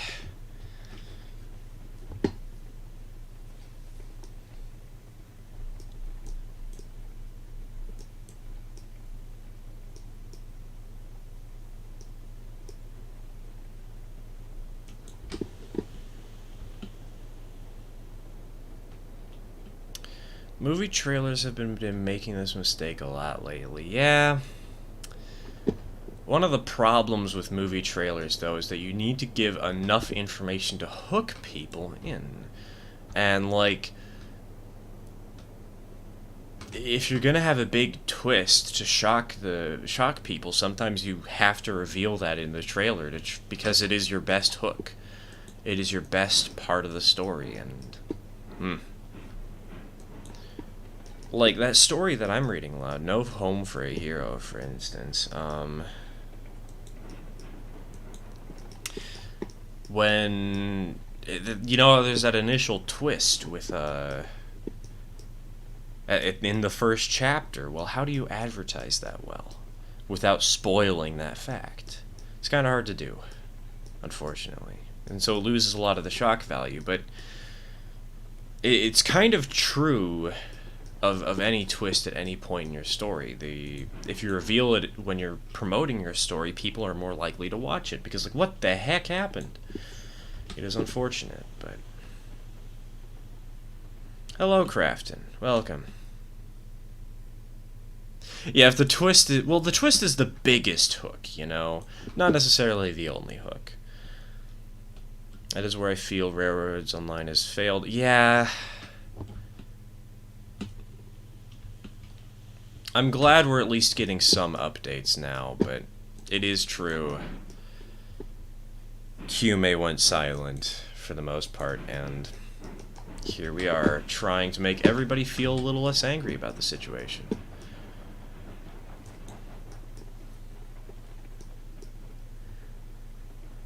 Yeah, exactly. Attack. Railroute, again, the game that I worked on that fell apart also, or at least, in my opinion, has fallen apart. They had strict deadlines that they would refuse to change. They still do. And because of this, they'll push out an update that hasn't been properly tested, because nobody wants to test it because all the beta testers have been getting bored of playing the game and they don't want to test it any further. And so massive bugs make it into the official release. And then they have to panic fix them, and it makes them look kind of bad. Actually makes them look really bad. Because it was... The best example I have of this was a really silly bug that was extremely obvious a couple of updates before I left. It was in Update 7. When placing a signal, an animation plays that makes the signal spawn in across your entire screen and then very quickly go down to its correct size, Sort of like it's dropping from the sky. Well, somebody found out that if you clicked before the animation stopped playing, it would just freeze on that frame of the animation, and the signal would remain that large size. And so you had maps where people were just like, why are there 5 signals that are covering up my entire screen? And that was like a really easy bug to find. But nobody found it because nobody was testing, and the developers were too lazy to go through quality assurance and push the update out just to meet that deadline. So, it sucks. I don't get why people are like... I guess we're in this age where consumerism is just that so big. They're like, oh yeah, people won't care. We don't need quality. We'll fix it later.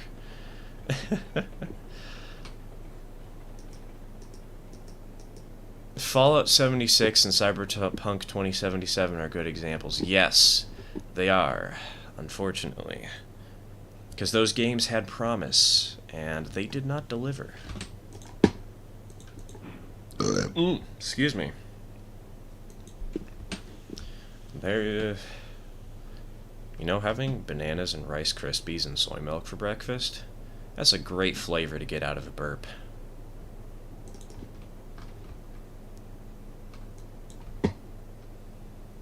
Wasn't there, like, No Man's Sky, too? Wasn't that problematic at launch? I remember when I bought that game, and I'm like, I want to play this, and then it's like, you need a graphics card. I'm like, what? That was a fun day. Cinememes? Don't know what those are, though.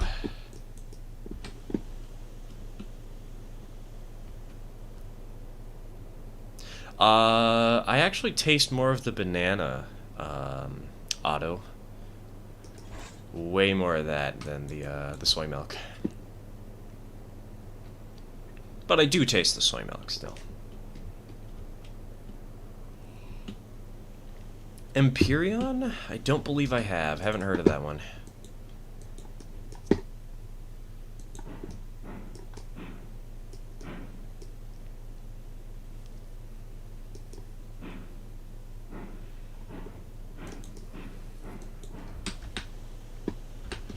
Clyde just sitting on the back of the train back there.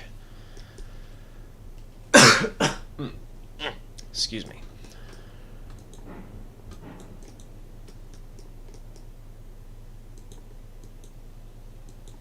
Yeah, it sounds like it's a sort of game that would be very similar to No Man's Sky in spirit. I've also heard, though, that No Man's Sky, after release, has had its bugs worked out, and it's actually a decent game now, but, you know, it's got such a bad rep because of all the stuff that happened at the beginning with the game just not working and not being what they promised. I do love myself some space survival.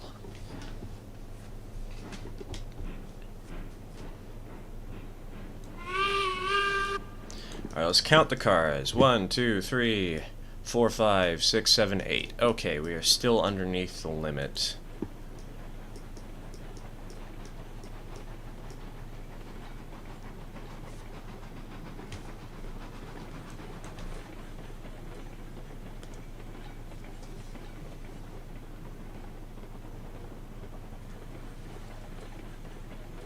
I feel like I'm gonna have to be,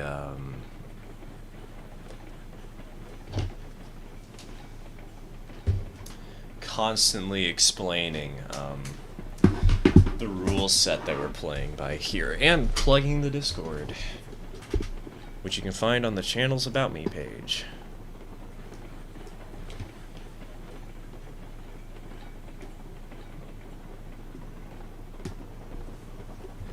Back to train stuff. Honestly, that is the one thing. While this game's development has been a little funky, the game has been fun. You know? I've really been loving it. Especially when playing with people and hanging out on streams like this and recording. Although recording has been, It has been so hard.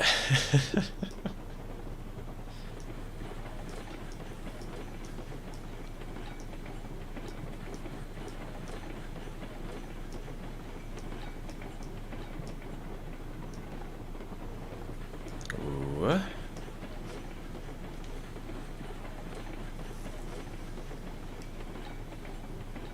Yeah. 2% is best percent. Let's go.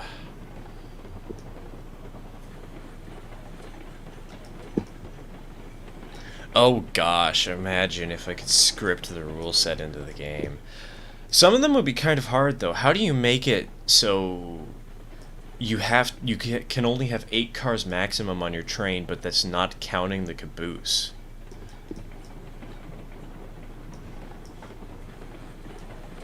A story mode playthrough? What do you mean by that?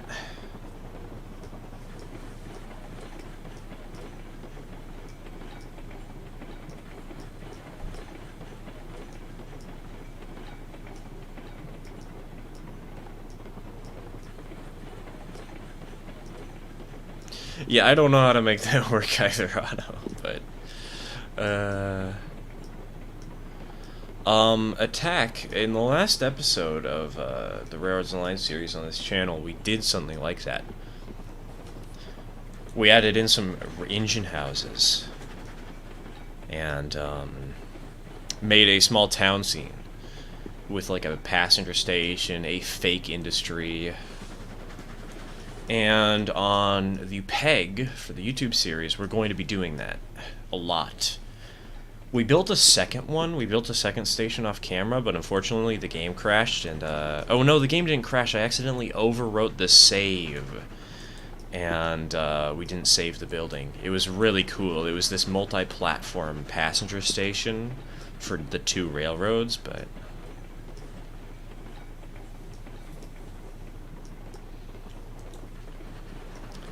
So, I recently saw a video. It was, I'm just citing this one because this is what I first think of. What do you say, like an RPG approach to it? It was, all the zombies in West Point know where you are. It was this British guy, and he was playing the game Project Zomboid, and he was basically doing narration piece by piece of this character going through the zombie apocalypse and how they survive, how they manage, what they do. It was really fascinating, but also probably nightmarish to actually make work.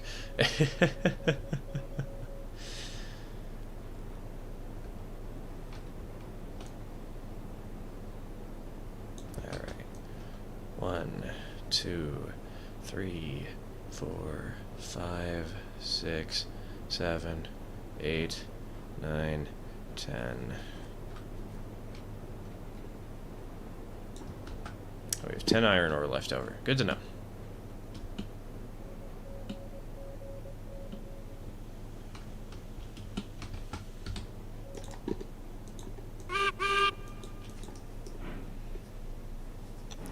The way cars need a green paint job to look like passenger cars. Gosh, I haven't actually gotten around to showing that thing I was gonna show earlier. Somebody mentioned something and I wanted to show it off, but because Clyde had to leave his post and leave the freight train here, I haven't had the chance to. Well, we'll do it once we get this train finished. How about that?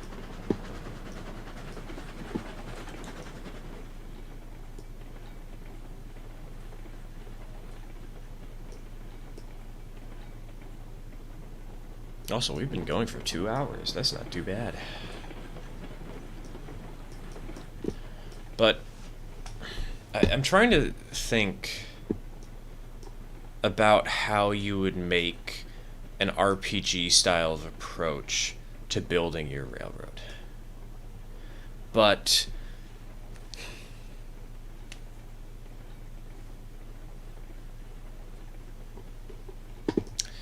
I guess it would be like, here's how the railroad expanded.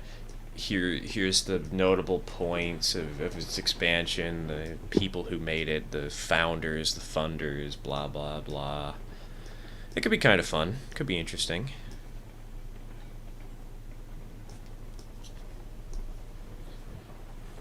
Blue 10 Mile Appreciation Club, let's go.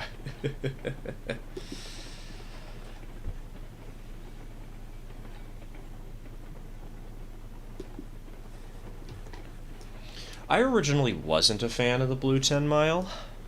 It's actually really funny how we got this save started. Because we did cheat in a little money to get the show on the road, because we are playing by the Steel Pegasus rule set. And we could have played this playthrough without cheating in anything, but I don't think it would be quite as fun to do. Competitive railroad building on a map. About that, one thing we're going to be doing on the Discord sometime soon. I don't know how soon, I don't know when, but we're going to have a recording session where we have a switching puzzle. Otto, you've seen the switching puzzle before. It's a competitive switching puzzle thing where there are two puzzles side by side with the exact same setup, and two teams compete to try and beat it first.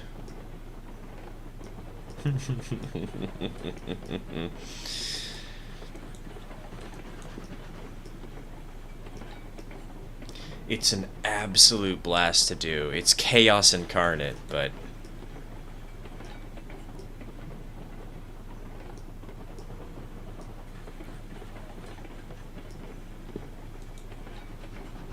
transcontinental railway style. I don't know what a ridgeway is. Can somebody tell me? Somebody want to explain what cursed thought there is?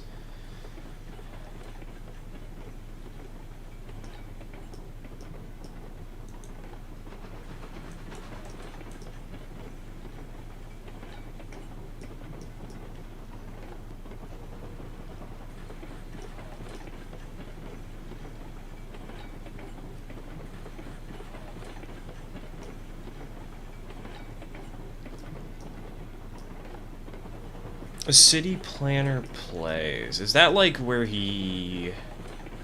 I haven't seen City Planner plays. Not very much, at least. I think I've seen like 1 or 2 episodes, but it's been a while, so I don't remember it very well. And narrow gauge big boy. Well, we are getting the Uintas eventually. I really hope we get the Sumter Valley conversions, though. I would love to see a tendered 2662 rather than just a 2662T. Because that would look gorgeous on big trains. And while I'm not a big fan of big trains, those engines would look so cool.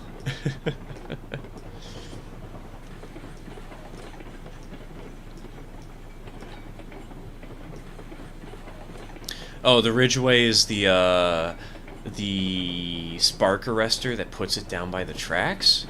Honestly, I kind of like it. Maybe not on this, but...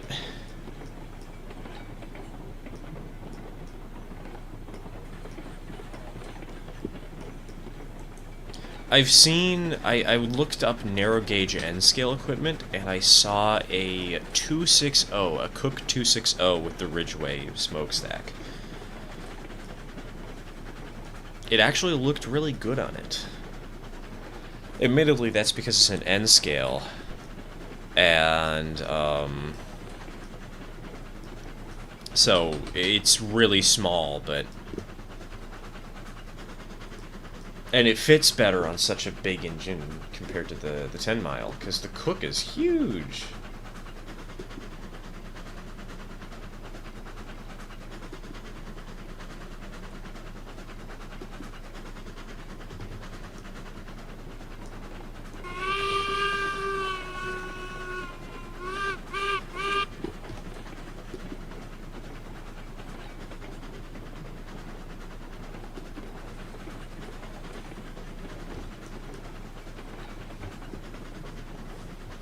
Alright, so we are going to drop 4 cars at this destination.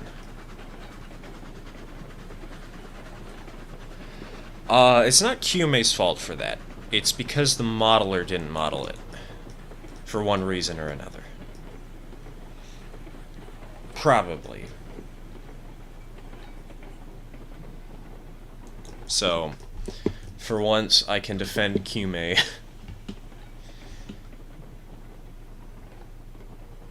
I say as if I haven't before.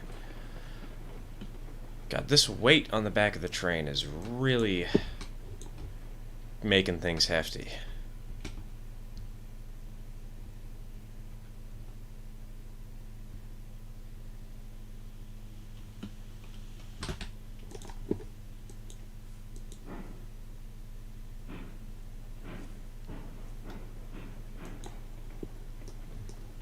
They could have, but they didn't.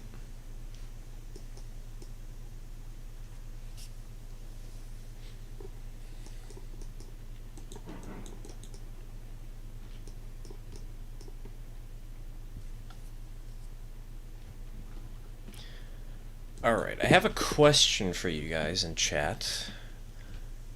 Would you prefer that we run the special train next? Or would you prefer we do switching jobs? Because we have 2 switching jobs to do, but we also have to run the special train. So, which would y'all prefer?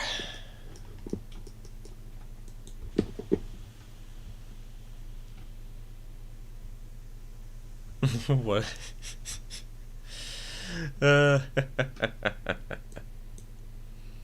It's gonna be a moment till we get there because I have to put away these cars and then we have to get down to the oil field. But looks like we're half. Actually, looks like we're 60% on special and 40% on switch. I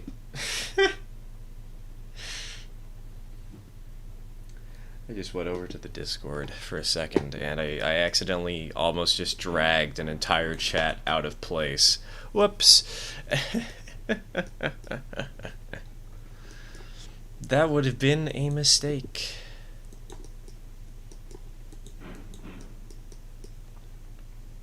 See, I kind of like the Sumter Valley variants of the Uintas because I live in Oregon, and you know the Sumter Valley it was a railroad in Oregon.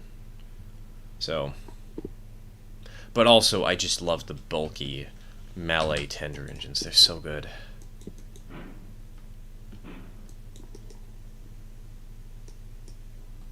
Alright, that's probably clear of the switch. We can drop this car, and we're good.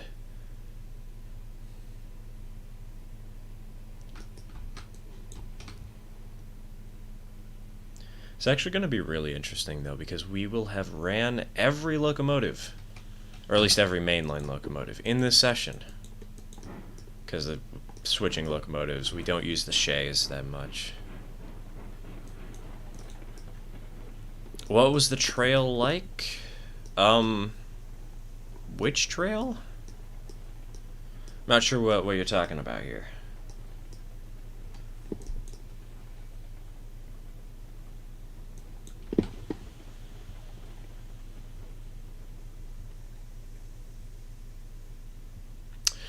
Do I have the save open for others to play on? I mean, Clyde's here. But, the rule of thumb right now for the stream is people who have paid for subscriptions on Ko-Fi are allowed in, but that's it for now. Because I figure that's a good way to limit how many people join, so we don't just have like 70 million people like, oh yes, let me join, you know? And it keeps people from just joining in and being like, I'm going to buy the Cursed Montezuma and throw it into the moon.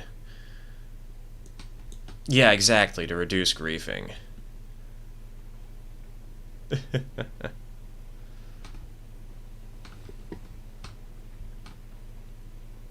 But I do run this world off camera, and if you see me online, like in a voice call in the community Discord, I am probably playing on it.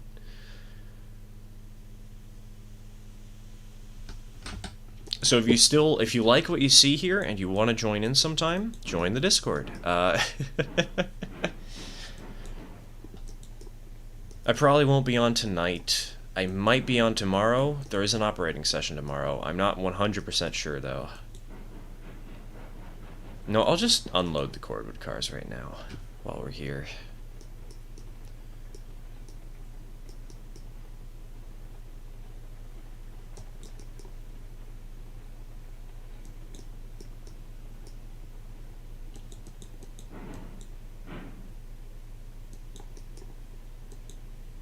That'll do.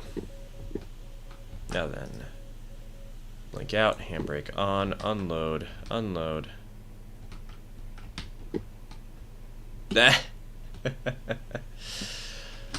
Yeah, I need to do a better job of promoting the Discord, honestly. Because it's really fun, you know?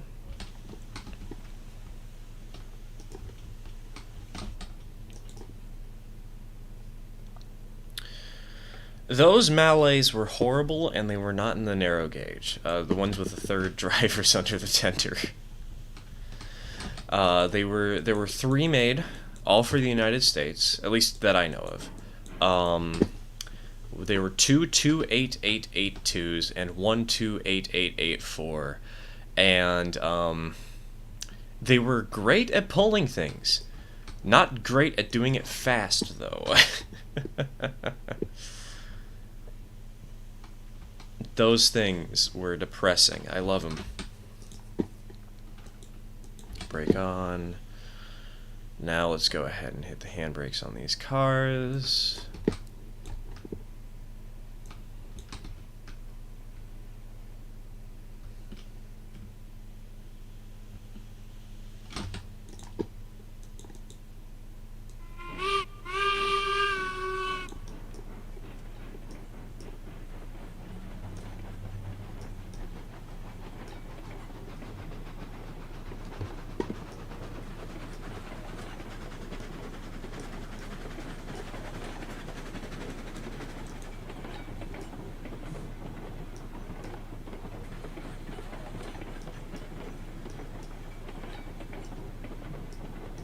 At least the Garretts have the tenders built into the logo. Well, whoever designed them, admittedly, he was right. The engines had a lot of tractive effort. But, so his theory was correct, but, his execution left a few things to be desired, to say the least.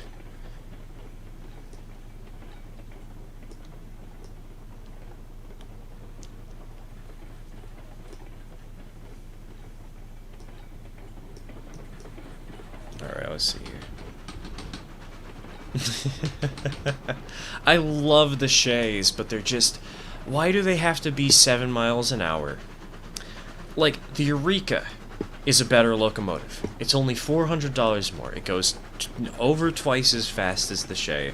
It only has a little bit less horsepower. And it's not even a good engine because the Glenbrook is right there.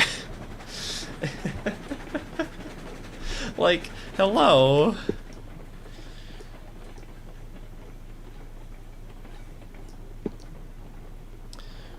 But if you read the rules for the Steel Pegasus rule set that we're playing by today, one of them is that Tier 1 locomotives are the only locomotive types that you can buy multiples of by yourself.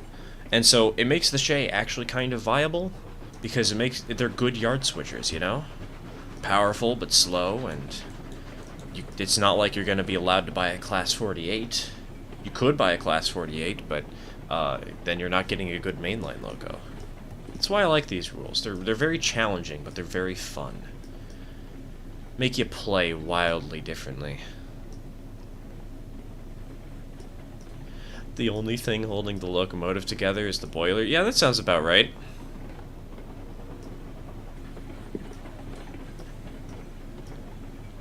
Well, that's the rule that I'm talking about, Todd, is that only every person can only buy a single locomotive. But the Tier 1 locomotives are exempt from this rule, and the Shay falls under Tier 1, so...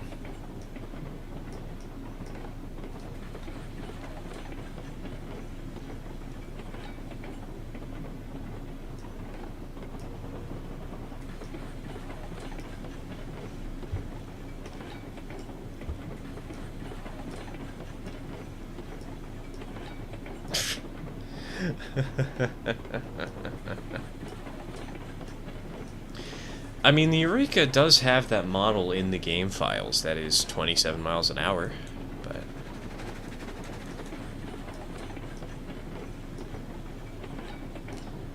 Well, you can double-head Montezumas.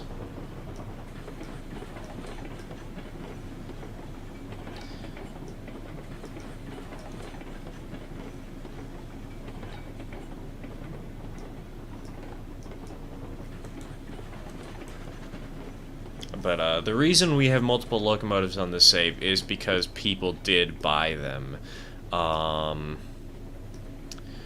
Because we have a 10 mile, we have a Glenbrook, and we have a Cook Coal, and that's probably we might purchase a Montezuma for a passenger locomotive, just for fun. But actually, hold on, do I have the money for that? I don't. Dang it.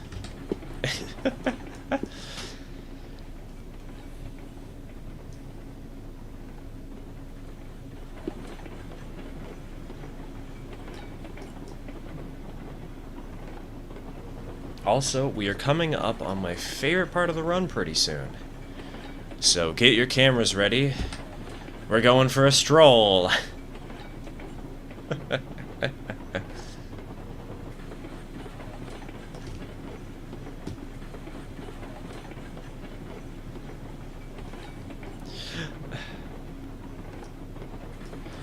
Why would... Well, we can't actually buy Ruby Basins in this playthrough, unfortunately, but...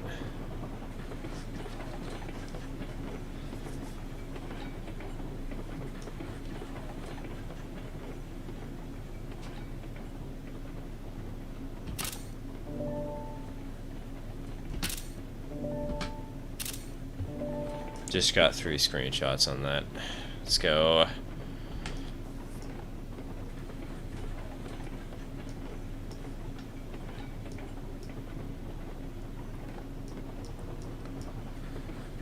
What was I gonna say? Right. If you want a truly cursed locomotive, take a Ruby Basin and a Tweetsy. Delete the Tweetsy engine, put the tender on the Ruby Basin on the front. You have a cab forward. Presto!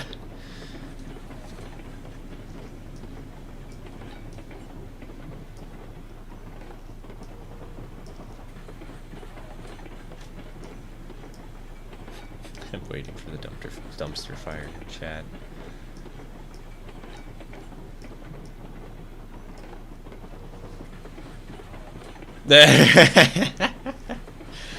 Doing that real quick, hold my beer.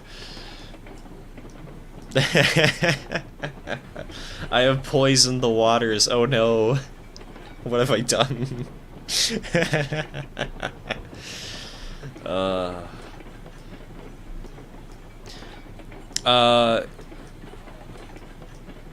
Why do a Betsy and a Montezuma tender when you could have a Montezuma with a Tweetsy tender?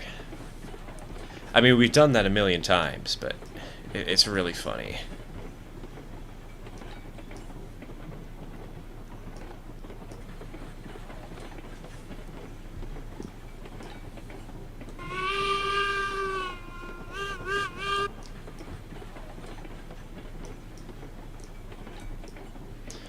Alright, so we're going to back up on this track. And we're going to unload these beams at the coal mine. The pipes are going to the oil field, of course. But, and the tanker is going to be loaded here. But whatever, it works. So I think we're probably going to need around 2 scoop. Actually, we might only need 1 scoop of coal to finish this job.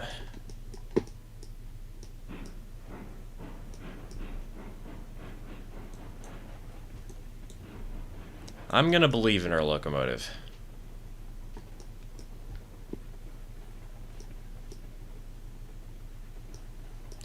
The railroad name of the CA&U is the Central Atlantic and Union. We're trying to come up with a good name for the world in a voice call with a couple of community members, and Georges, or Gribbles, he comes in and says, hey, why don't we just go for the most generic name we could possibly come up with?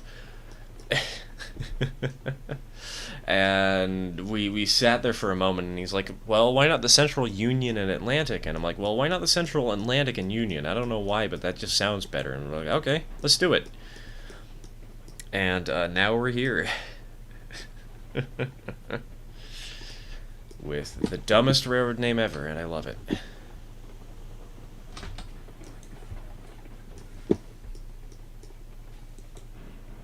Yeah, no, it is a stupid name. Hey, I'm glad. I'm really happy to see that people are trying to make their own stuff, you know? I'm glad people are inspired by what I've made. Though I still need to make that frickin' tutorial on actually how to do it.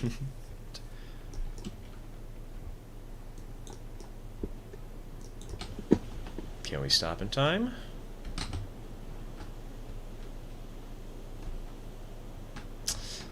I'm gonna make some people very scared.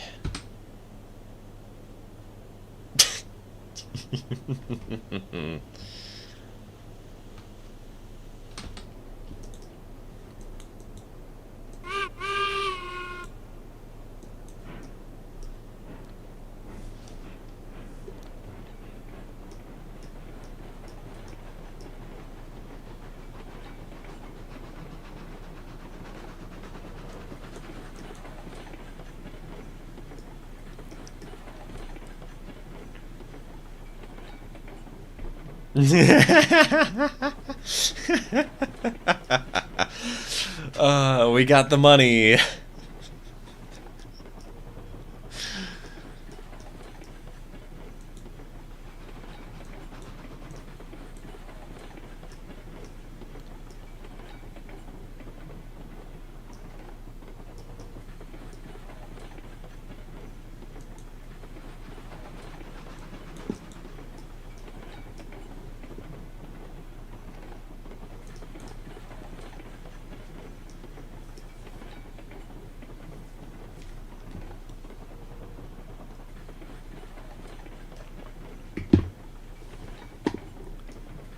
We are not lined for the correct track.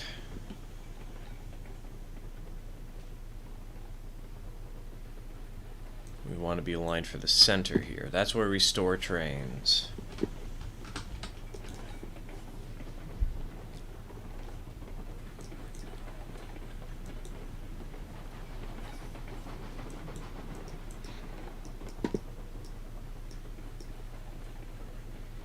Alright, now... Is Clyde still in the caboose? He is. Okay. Handbrakes on. On link.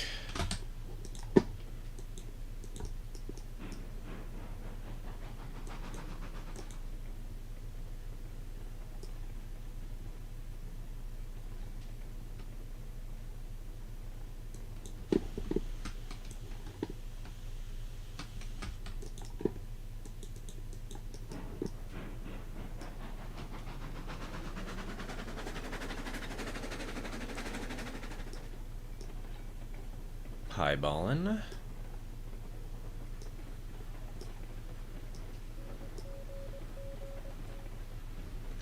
So we're gonna send this puppy around the engine Y. Okay, got in. We're safe. Whew.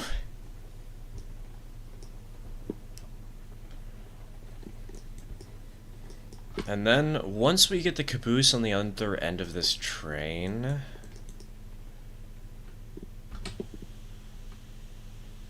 I didn't unload the pipes. Once we get the pipes unloaded, and we get the caboose on the other end of this train, we will do the special.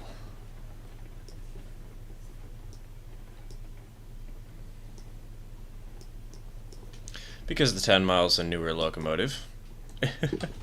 Also, the 10 miles max speed is below the car explosion speed. It explodes itself occasionally, though, for some reason.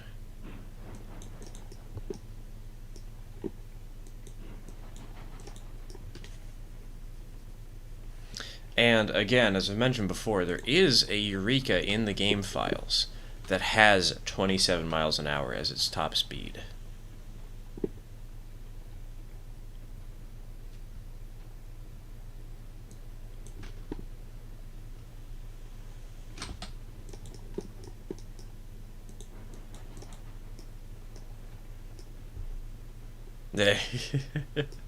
Yes, let's derail everything.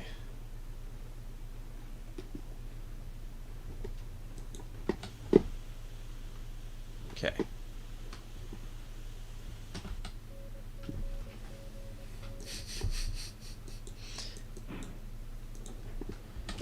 And link. We're gonna go ahead. We're gonna move the caboose first.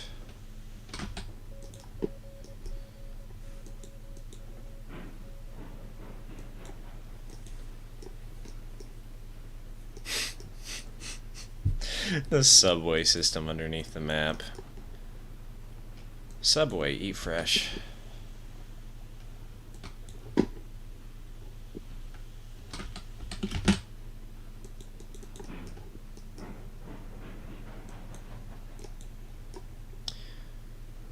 Alright, we're just going to leave the caboose on this spur here real quick. Unpin, handbrake on. Unpin, unlink.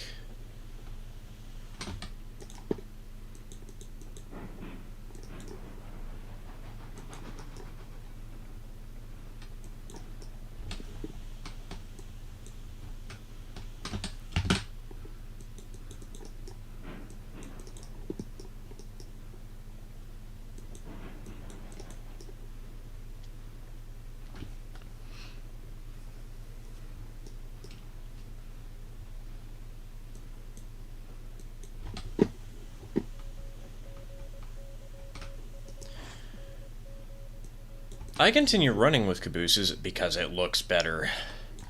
Like, one of the things about this game is it's not just running trains to make money. There's also a rail fanning element to it, you know? And cabooses were a very crucial part of these trains. And so, to remove them, in my opinion, robs players of that visual experience. That's why I keep doing them.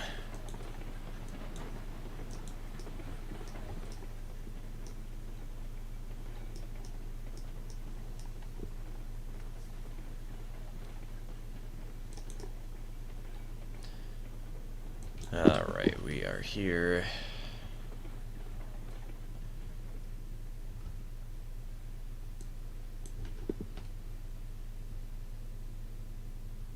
I guess we will spot the tanker, fill her up, and leave this train for Clyde to come back to.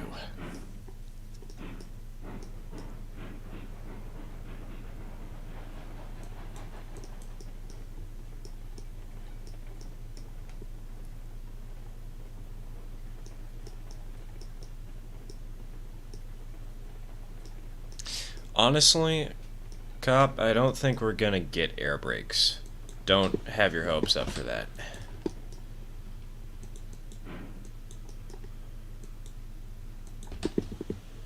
Clyde is currently eating dinner.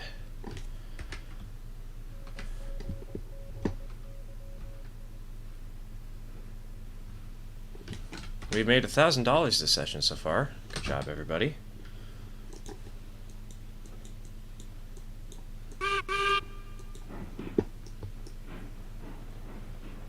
I say good job, everybody, even though there's just two of us. And one of us is AFK.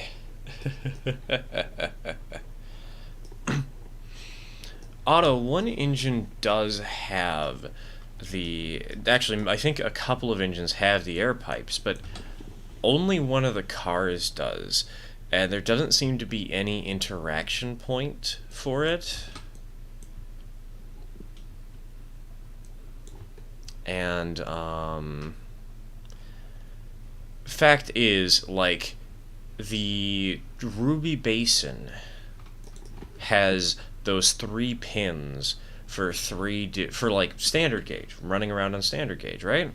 Well, are they gonna put that in the game? I doubt it. It's just there because it was on the prototype. It doesn't always mean that we're gonna get it eventually. However, Railroader does have air brakes. They've already showed it off a couple of times on multiple live streams and Q&As. So,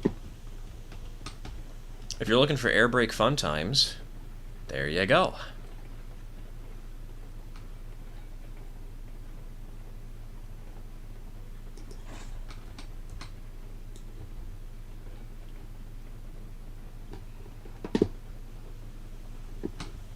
Oh, wow, we already have 72 crude oil. And we're out of pipes.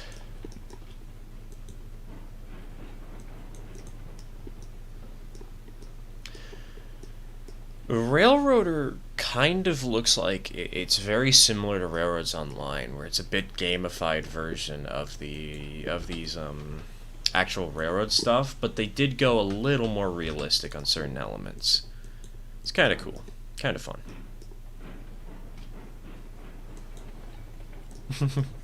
When you inevitably bin it. Honestly, part of me was thinking that on my Ko-Fi I should put up a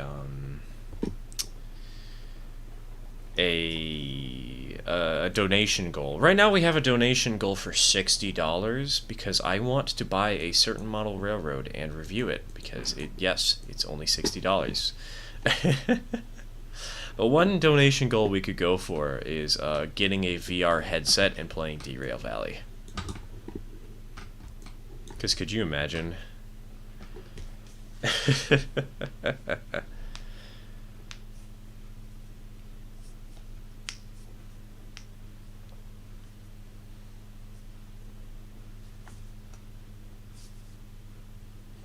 Anyways, shameless plug for the Ko-Fi. We have a $60 donation goal of getting a micro model railroad that comes pre-packaged.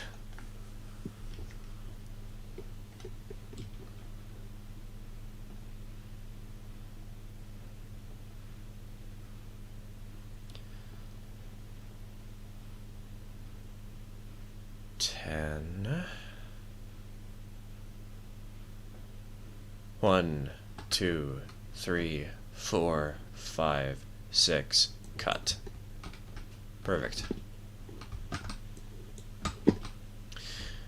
Then, let me go ahead and drop a save.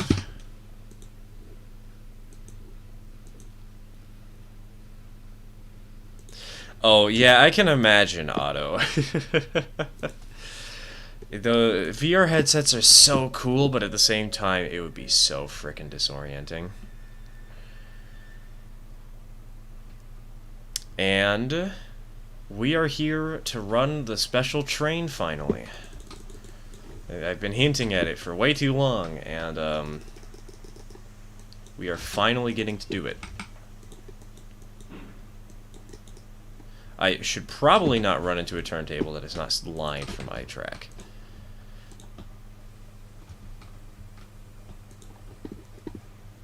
Railroads Online Extended has autosave. Yes, I do know, but Railroads Online Extended also slightly lags my game and lowers the FPS. And I don't want to do that on a live stream. I'll do it off stream where like the frames don't matter quite as much, but in general, for this stuff, nah.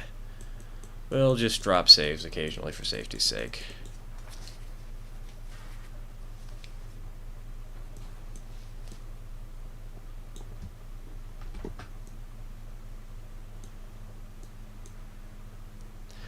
kind of want to see a non-Euclidean VR game. Kind of want to play one of those. See how hectic it is.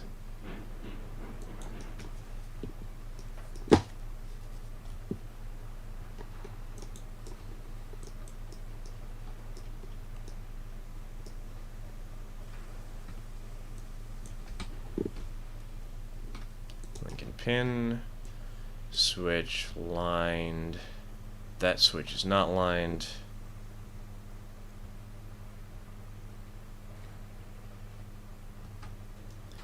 So we need to go that way.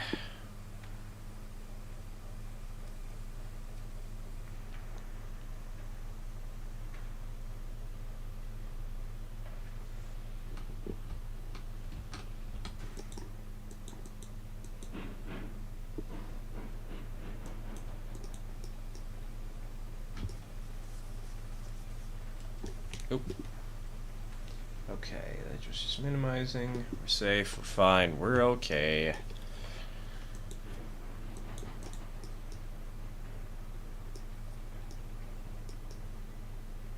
And we will be taking Strawberry out for a short spin today.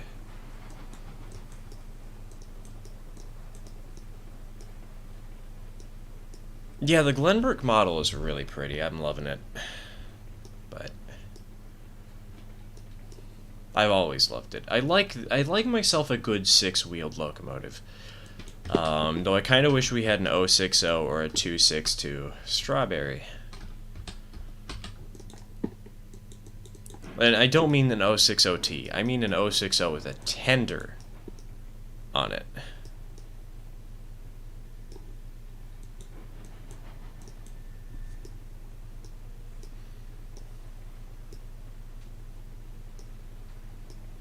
The switch is not set the correct way. I know this because Clyde went through the area last. And he needed to turn his train around. So,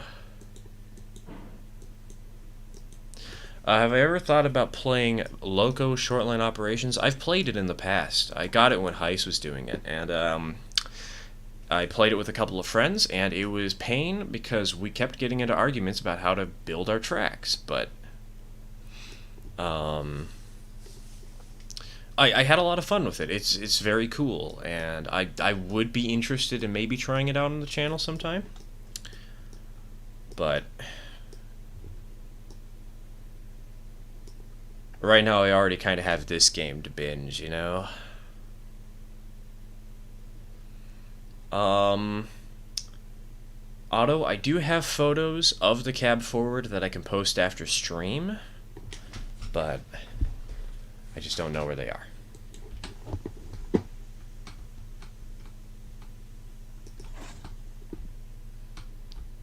Let's see here, getting up top.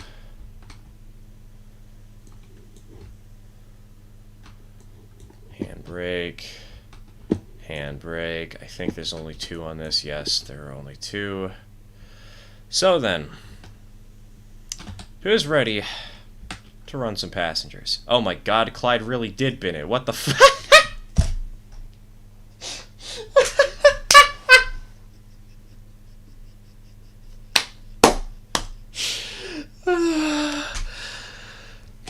Oh my god. Well, I guess we have some re-railing to do. Oh, Lord.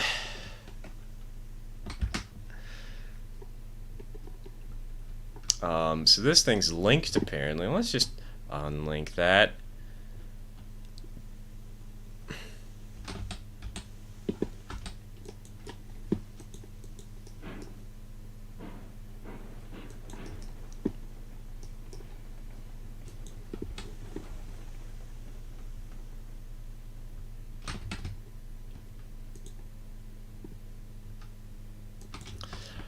Yeah, this is because Clyde rammed into the train on the bumper.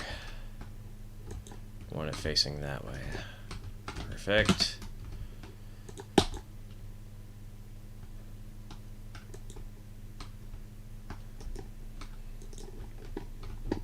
Yeah, we're going to need cup storage. We're going to need a maintenance of way train. It's just going to be cups. It's going to be a hopper. It's going to be a tank car.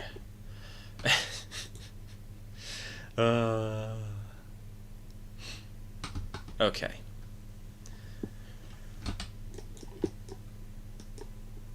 Now we're back on the tracks.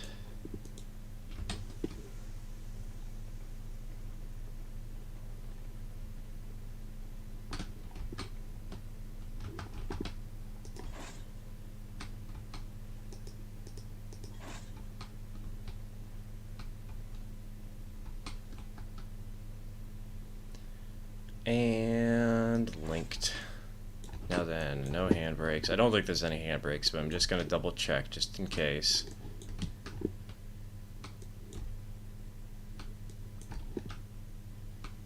Alright, we have all handbrakes off. Oh, wait, we need fuel. I'm sorry if I'm being a little too fast and disorienting anyone.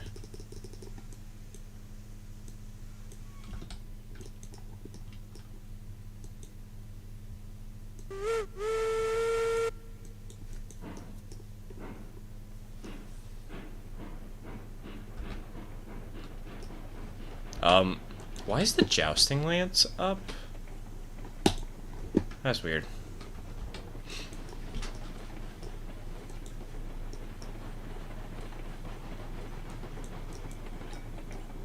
That's the wrong leg of the Y to go down.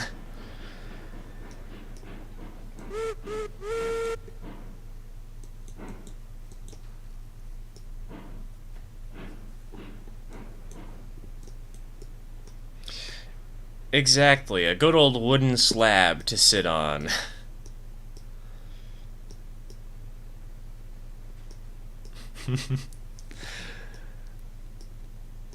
It's the jousting lance. What do you mean you haven't heard of it as a jousting lance before? It's a jousting lance, man.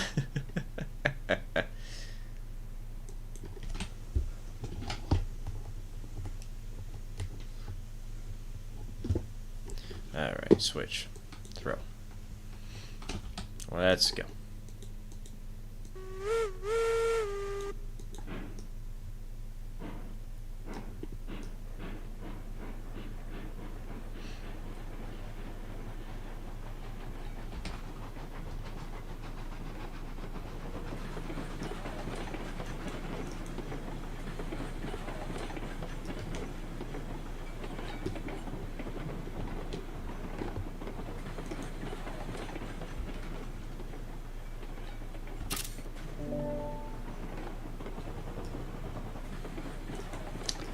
I assume that the screenshot noise is getting picked up on the microphone, and I apologize, but also... Yes, I had to put them together myself.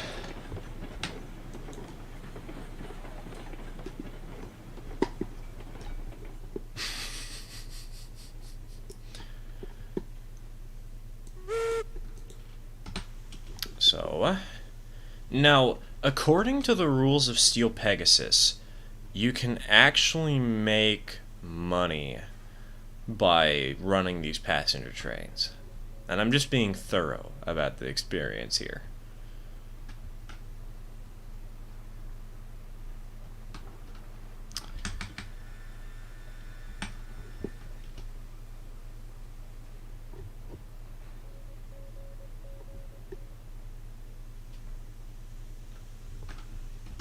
That's probably a long enough passenger stop, right? Oh, I forgot to... It's probably a good idea to close the door.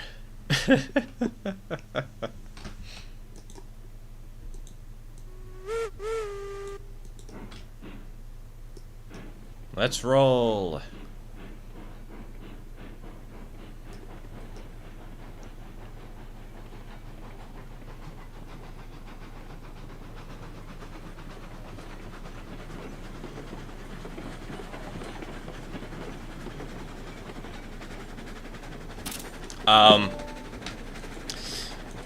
Let's not roll down that one, though.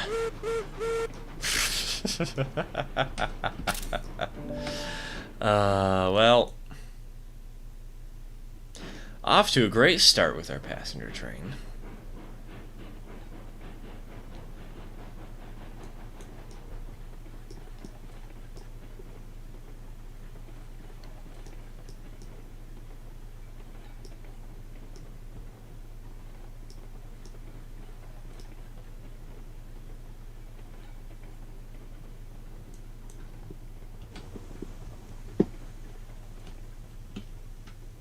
Mm-hmm. 16 people are dead from the whiplash. How did we end up here? Oh, I know how we ended up here. Never mind. Let's roll again. And this time, let's not accidentally go down the wrong track.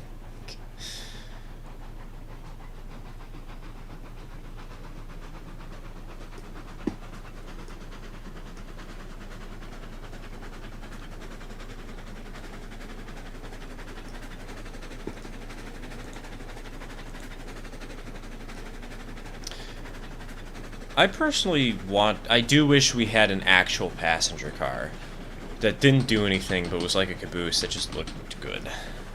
I also wish we had a larger caboose so we didn't have to run these frickin' tiny dinky bobbers that derail every 5 minutes.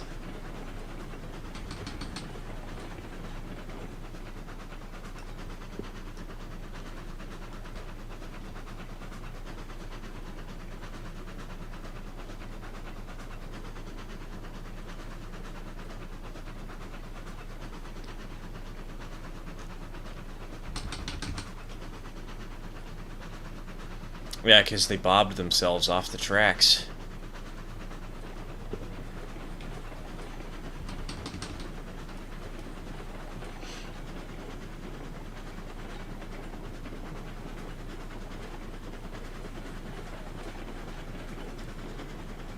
Alright, in accordance with the rules, I believe this train will make us around $900.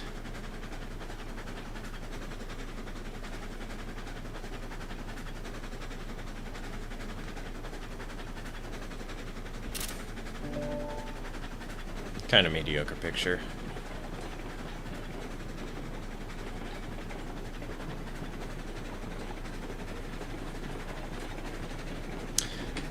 Depends on the context, in my opinion.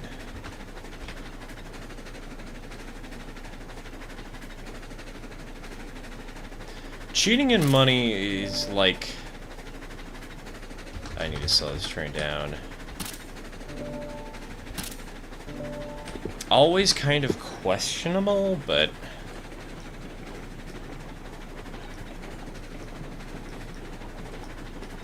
Problems with passenger cars, you need stations, stations require cities, cities take up space, yeah. But that's kind of the fun of it. And that's one of the things that I think would be really fun, is if there were more limitations about how you build near the industries. But... For the cheating and money question, what context are we talking about here?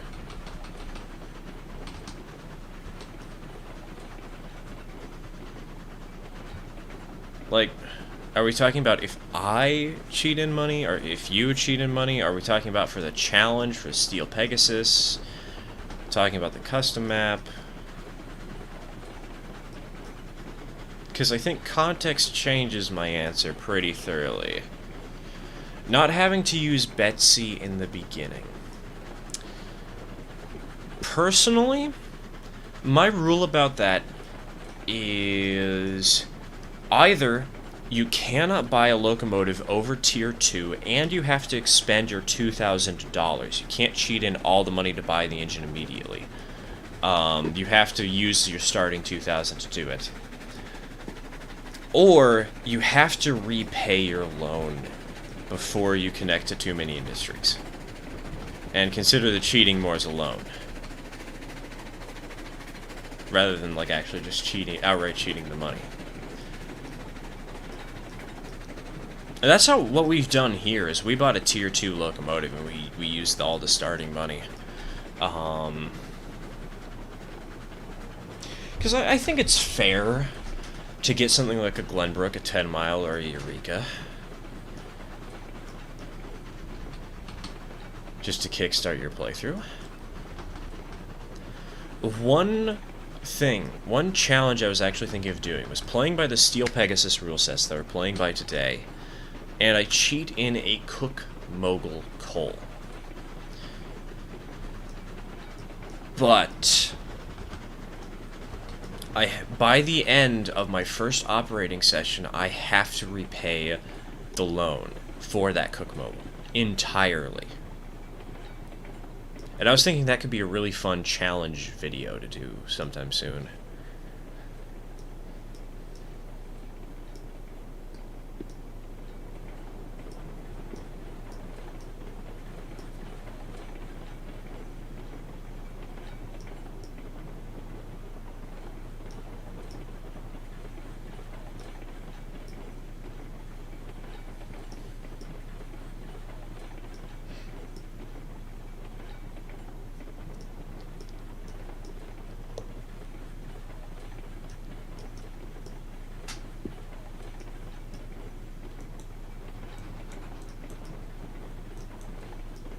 Oh, wait a minute.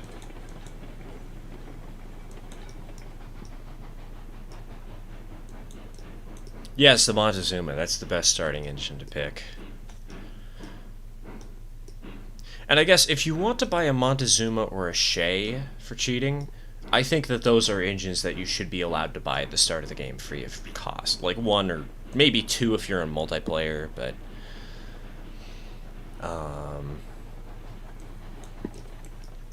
Because, like, those engines are pretty weak, but they're better than the Porter.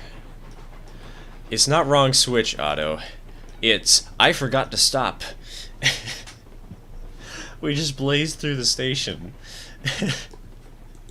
It didn't actually let anybody on or off. Whoops!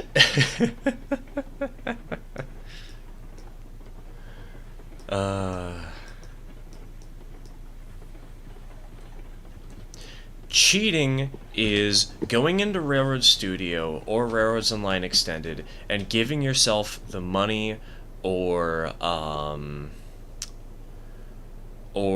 experience to buy bigger locomotives than what you, or equipment of any kind. That is personally what I consider cheating.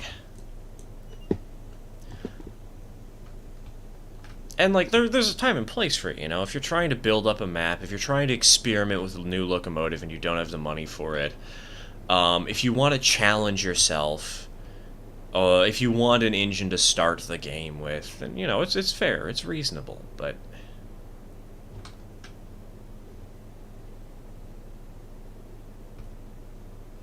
That was probably a long enough station stop.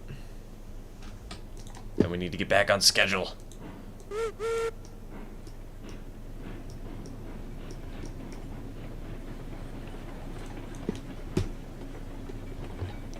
Like, on this playthrough, we cheated in some equipment. Our 10 mile, we didn't have the money for it. And we needed to buy a caboose for it too, so we cheated in a little extra money to get that. And the caboose we didn't need to cheat in the money for, because I actually had enough money to buy the cars we needed and a caboose, hypothetically, but we could get one extra car to make life so much easier if we had cheated in the caboose, so we did. And now we're here.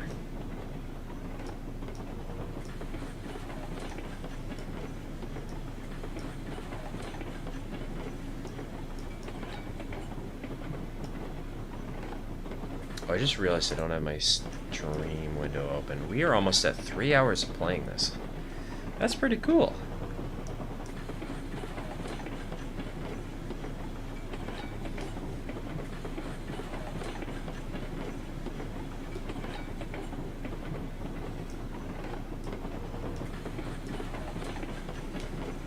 Yeah, I think it's fair to give yourself some money to learn the game and stuff, but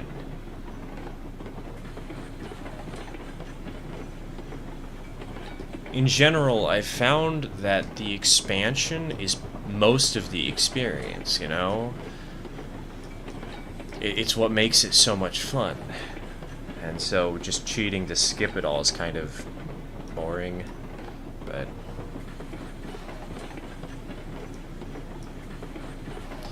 I do understand some people some people prefer having all their options available from the beginning, and the porter is abysmal. Almost difficult to do because people feel sorry for you and always donate locomotives. Yeah, it's like, oh man, I'm so sorry.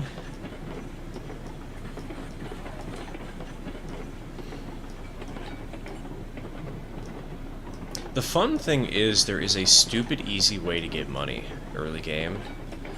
Log car, just load it up and unload it into a firewood depot. And when the firewood depot is full, delete it and place a new one in its place.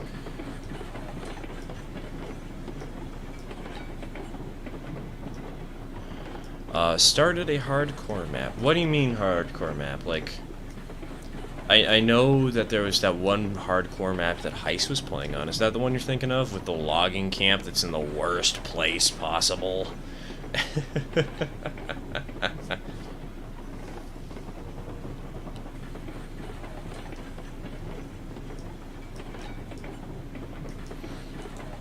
Honestly, so, I'll let you guys in on something. I've been considering making 2 new custom maps.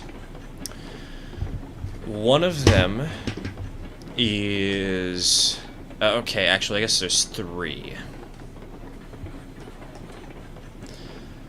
One of them is called Mountaineer, and basically the idea is Luna Ridge on crack. I don't know how else to best put it, because it's just... hey, you like building in the mountains where there's no places to reasonably build, right? Good luck! There's some really creative places I'm thinking of doing. There is Twin Peaks, where there's two of most industries on the map. Not every industry. Some industries, you know, like the refinery, or maybe the ironworks, or the smelter. You don't really need 2 of them, but most industries will have 2 variants.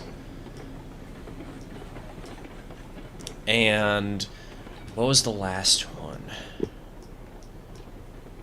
Classic, I think it was. And basically, industries are placed in such a way on that map where you can link them all to the main line, which allows you to do operations like we're doing here, where you get to run your train and run mixed freight by because like if you're going anywhere on this map, you have to follow the main line. And so if you want to deliver iron, you can deliver iron. If you want to deliver, let's say, pipes to the oil field, you can do that at the same time. So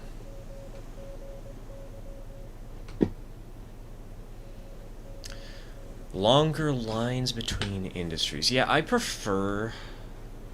I kind of like this map because the moderate distances between industries are long enough for me and not overkill, you know? Oh yeah, we have to open the boxcar. Whoops.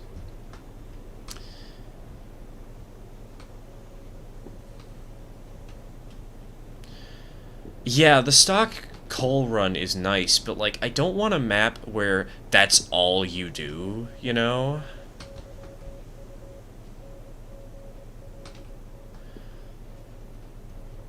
I prefer a map where you have maybe 1 to 2 super long runs, but for the most part they're more moderate like we have here. So...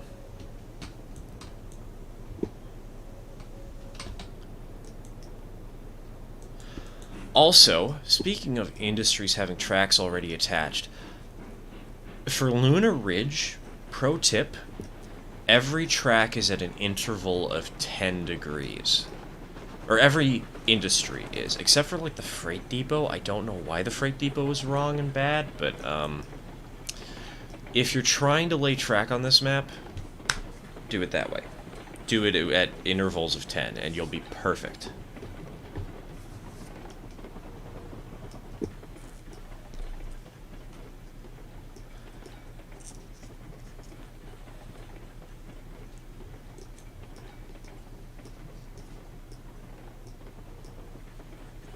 I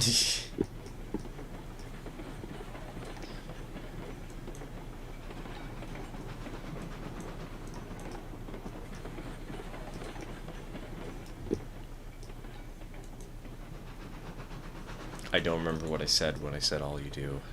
Uh-oh.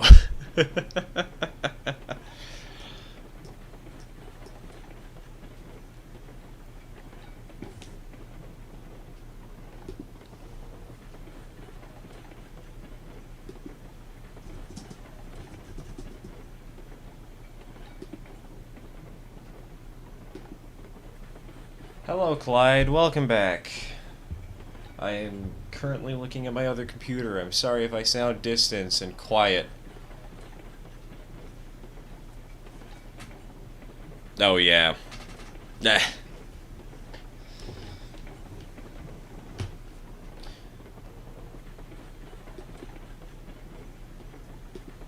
Oh, and side note.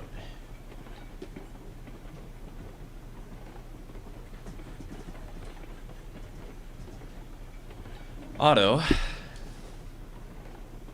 I have found the cab forward picture.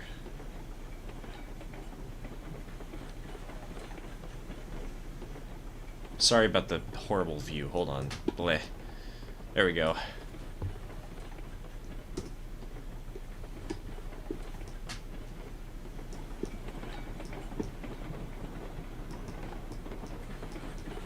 Yes. It's in the Discord. It's on the screenshots channel.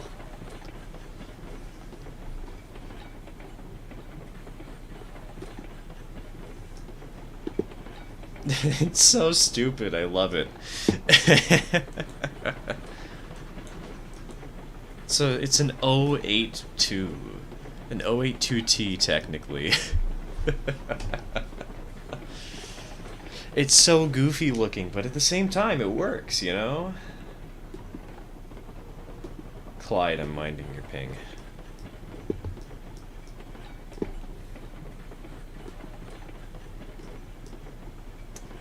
Alright, we're gonna pick up some speed here in a moment.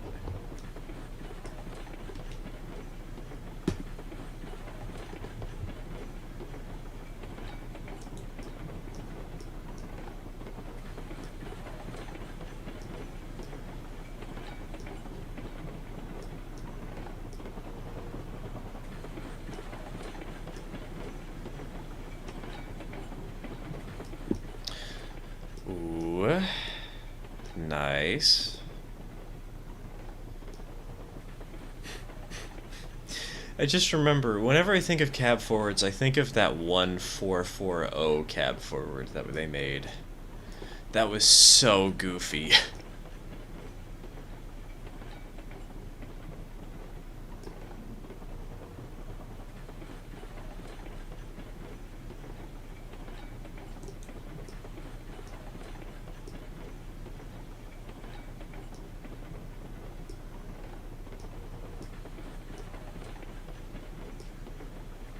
Yeah, there was a 440 cab forward. It was originally just a regular one, but it got in a wreck, and they're like, you know what? Let's rebuild this as a cab forward and see how good this is. And it wasn't. That's like a screen door on a submarine. That's a good quote. I like that. I'm stealing that.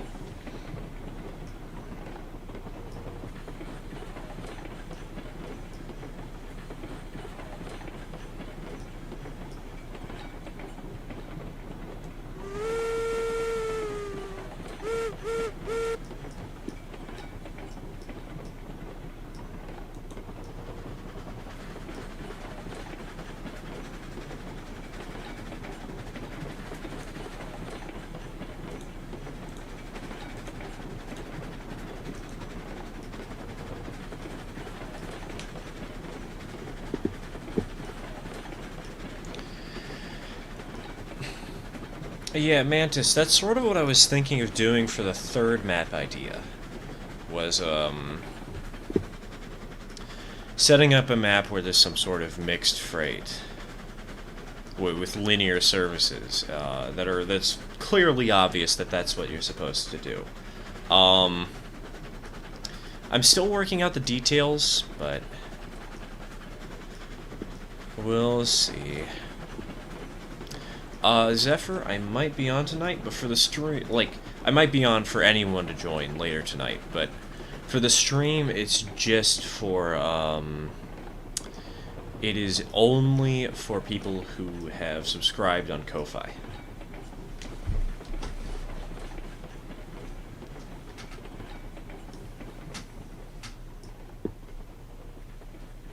Pulling into town.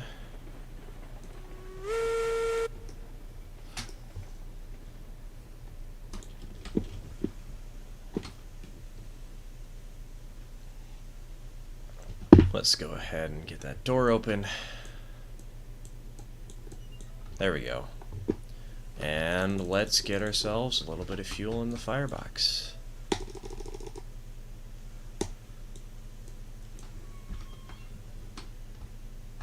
I'm trying to figure out what left is there to do.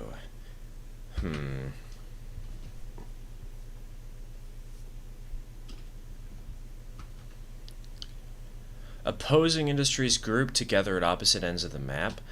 You could do that, but I think it's more interesting doing it this way, where opposing industries aren't really grouped for the most part. Like, there's two big ends of the line where they are, but in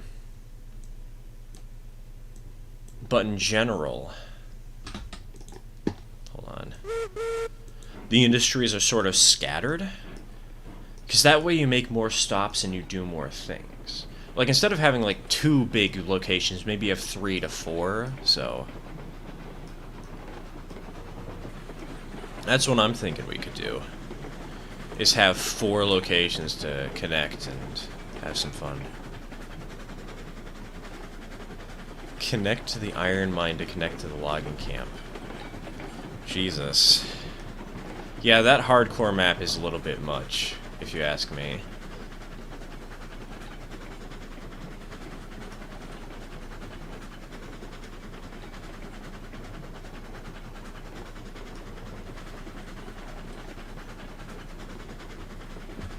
It's so ridiculous, but...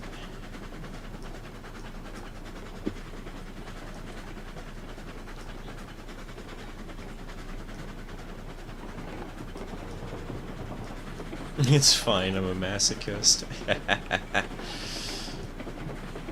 Trust me, Mountaineer in some ways is going to be worse when we actually finish that map. Not in many, but there's certain elements of the Mountaineer map that are just brilliantly evil. And I can't wait to see how much people hate me for it.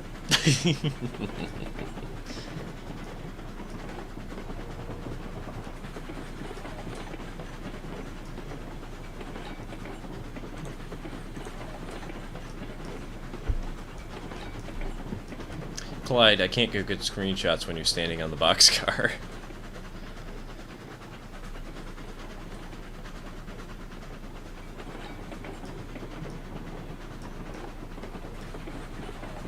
Over that big pit?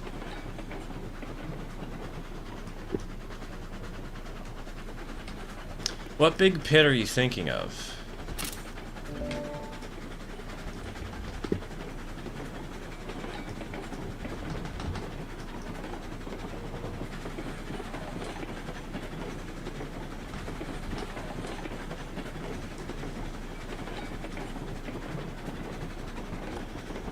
Oh god, where the logging camp is on the hardcore map?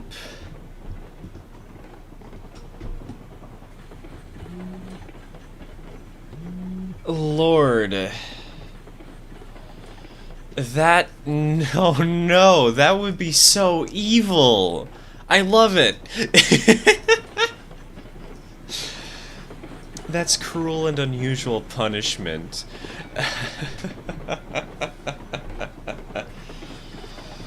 It's so insane. Oh god, I'm gonna have to buy the set Oh no, I'm gonna have to do the review. I'm gonna have to show my face on camera. You know, I'll do that after stream. I will post it in announcements to prove.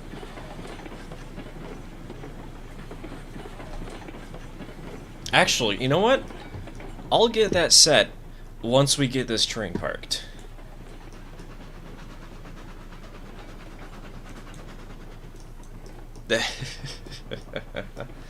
How much does lumber make? It is $72 per car. I believe that is $12 for every, $12 for every single piece. And, it's pretty good.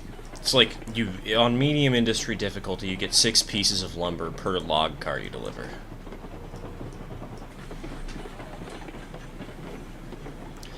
But then you'll be in debt and have to pay it off before the end of the session.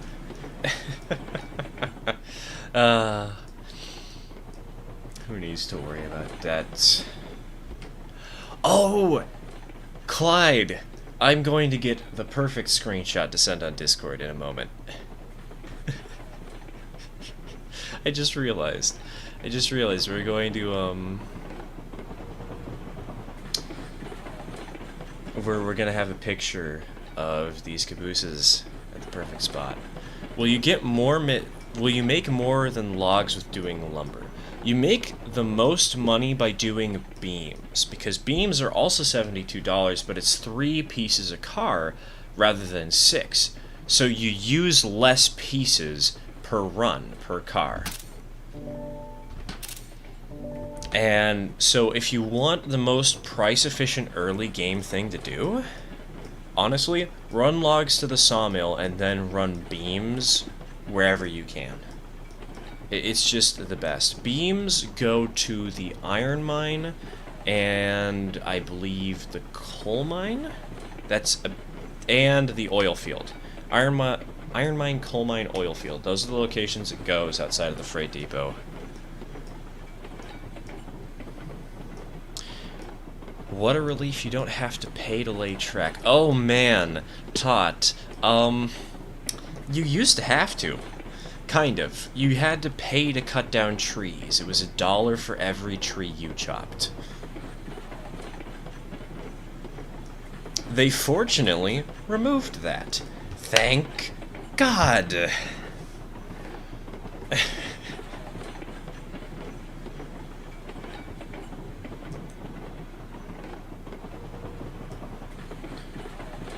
It was horrible. It was $1 to $2 per tree. It was something like that. I don't remember the exact amount of money it was, but it was horrible. I was never around for it, but...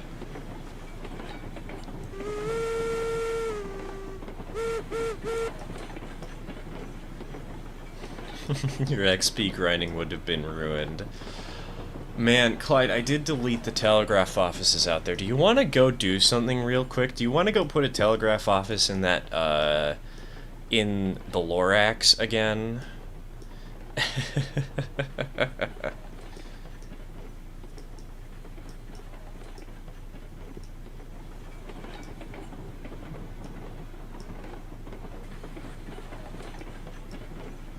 Yes, please put it back, because I think this is something we can show on stream. And we'll have a blast doing so.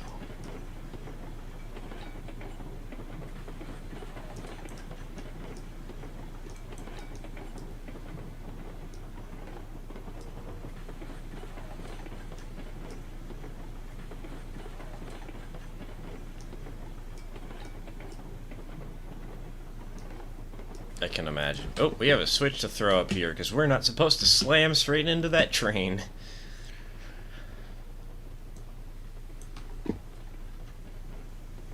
If you go stand near the river, you can hear the birds chirping. Yeah, you can, but it's, like, not in very many places that you can. Honestly, Tot and everybody else, you are giving me the horrible idea of making a rule where track, track actually costs money. Not for Steel Pegasus. I think it's too hard for Steel Pegasus, but... Why is it that our places have so many switches and sidings? Because this is a mixed freight run. So... With that, we drop cars off at any industry sometimes. Like, for instance, over here... Oh, wait, no, not over here. But, like, if we go up to this industry, if we go up to the ironworks, we have 3 cars over here. And we just sort of drop them off, and then a local switcher, if we go over here, there's a porter that we switch out the industry with. The local switcher will switch out the cars and fill them up and load them up, and then spot them, so... It's a lot of fun. And beams do not go to the smelter. Beams go to either firewood depots the player places, to the freight depot, to iron mine, coal mine, or oil field. Those are the industries that it can go to. Also, we have hash brown here. Flywheel, if you're still here, the name is kind of awkward because I wanted to fit in this little Pine Valley Ironworks company.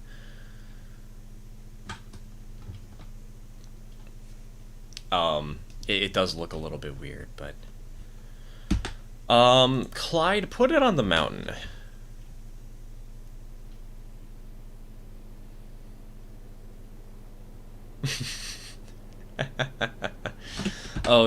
Otto, Hash Brown is just the name of this one because it was based on the name of the locomotive over here. We have another porter. This was the first porter we bought of the 2. And her name is Tater Tot. Summer River Smelter Company.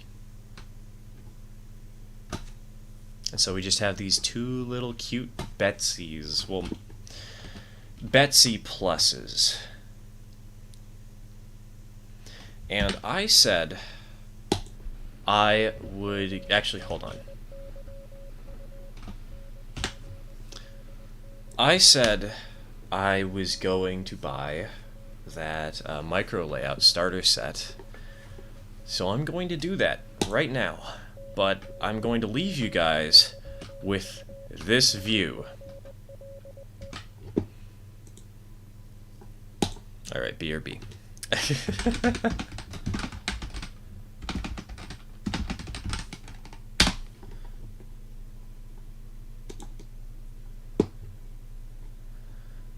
Let's see, Ko-Fi.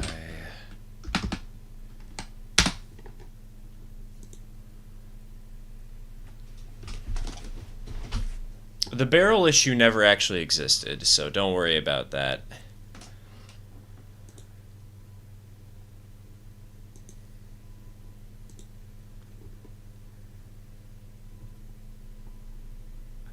$108% of the $60 goal.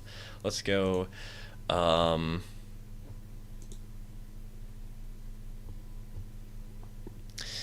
Yeah, this is basically the Lorax. You see how there's a single tree in the middle of that all? It's so stupid.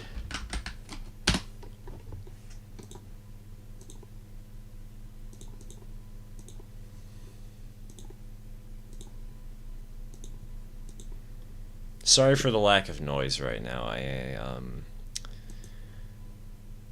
am focused on buying that micro layout really quickly. Okay. Wait a minute. If we get to 200%, I'm buying the other micro layout. There's one that's $81, and it's slightly different. So if we can get to 200% and get that other one, I'll absolutely do it. I'll do a review on that one too.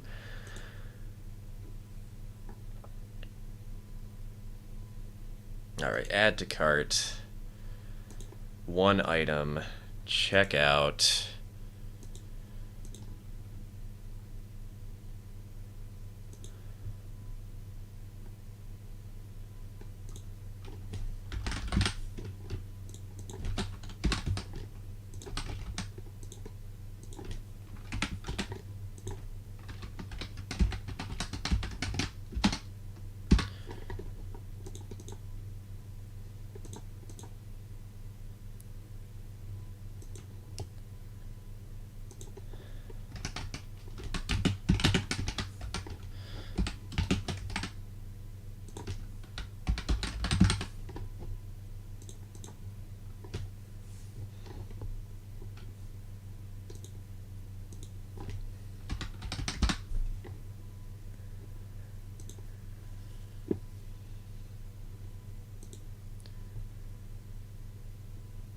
Hold on, do I have enough?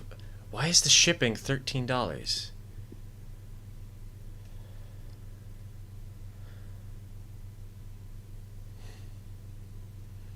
Alright, I might have to do a little more research to figure out where I can get it for relatively cheap.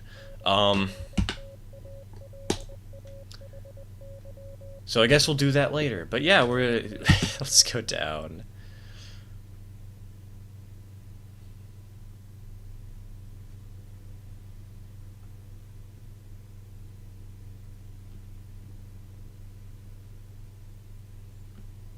The micro layout? Okay, hold on. I'll share it. Shorty. It is a tiny layout.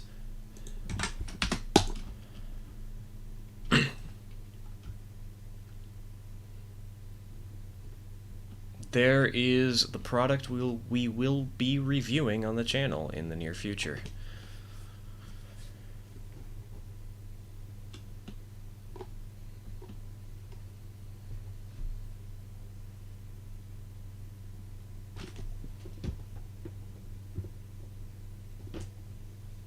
It's so tiny, man. Oh, right, I need to put that open. But it's tiny. It is small, but it is a full-sized layout. Or, not a full-sized. It is a complete loop of track. All you need to do is add in AA batteries and maybe some glue to build this scenery, but it's ready to run right out of the box.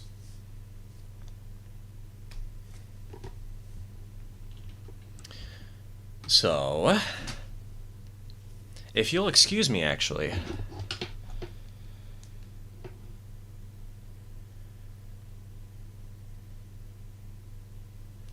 Okay, I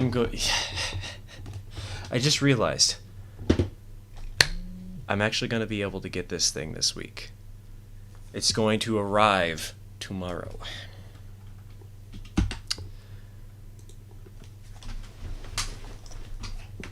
And I'm not going to tell you how or why, but it will.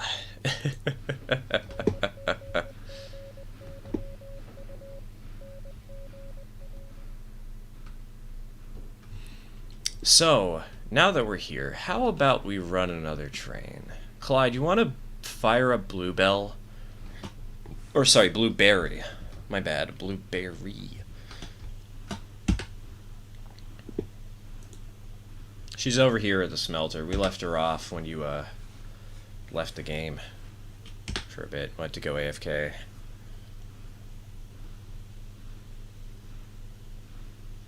Oh, okay. If you gotta go, well, that's okay. I think we're gonna run one more train and then we'll end off the stream. And I know some of you guys wanted to see some shunting. So, how's about we do some shunting? That sound good? Everybody down with that?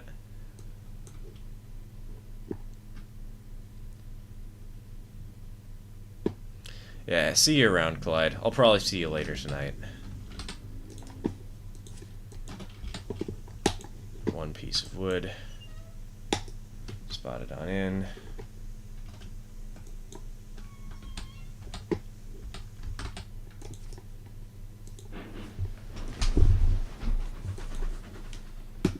Sorry for the weird noises. I'm shifting around in my chair. Also, side note, I am impressed I am awake right now. Because, as I mentioned before earlier on in the stream, I got 6 hours of sleep.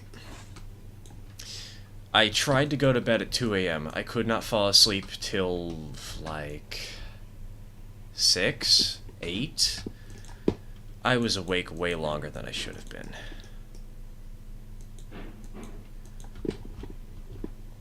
And the fact that I am still awake and still streaming and I'm not exhausted is honestly, quite frankly, impressive.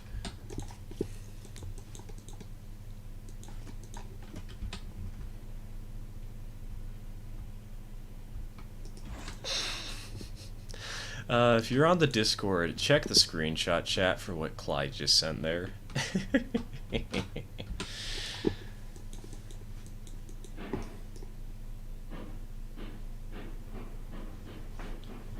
On the shunting or switching debate, for some reason, I normally call it shunting, but recently I've been man, you can tell how much the British influence has had on me, because I meant to say I normally call it switching. In recent months, channels like Train of Thought, for instance, they've really changed my mindset and how I approach that hilariously. It's really weird, it's really fun, it's really jank. Alright. So if you want to blame anyone for the fact that I'm using the wrong terminology, keep calm, blame Train of Thought. Okay, there we go.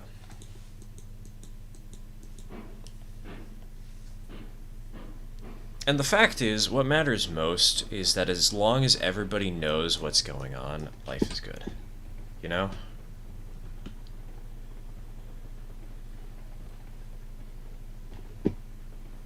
As long as everybody understands one another, all is well.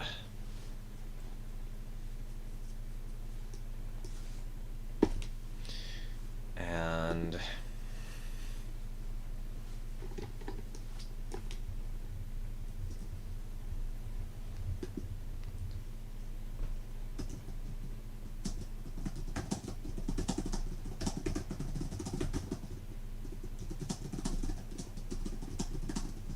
oh, right, we're going to the main line. Blah.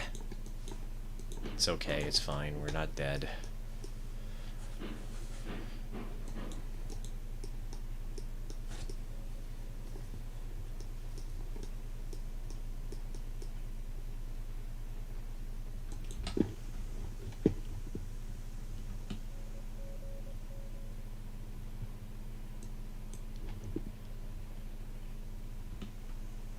The B, T, and W. Oh, by the way, that reminds me. I was about to ask about the railroad name, but instead of asking about the railroad name, I want to bring something up.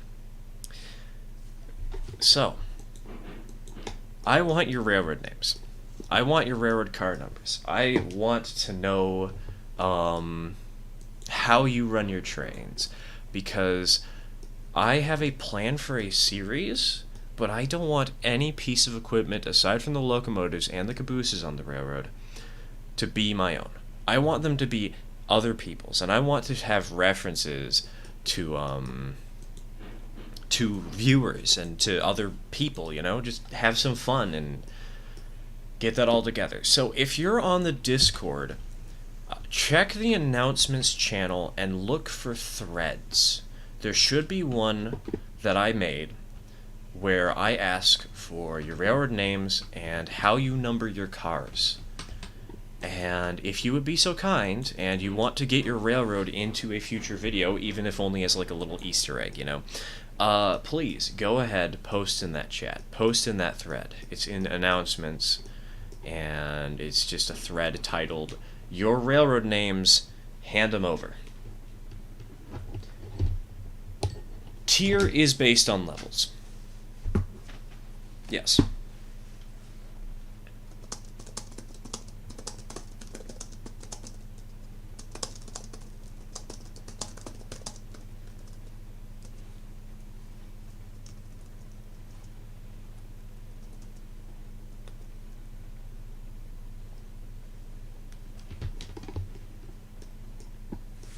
Bumpy, sharp, and terrible.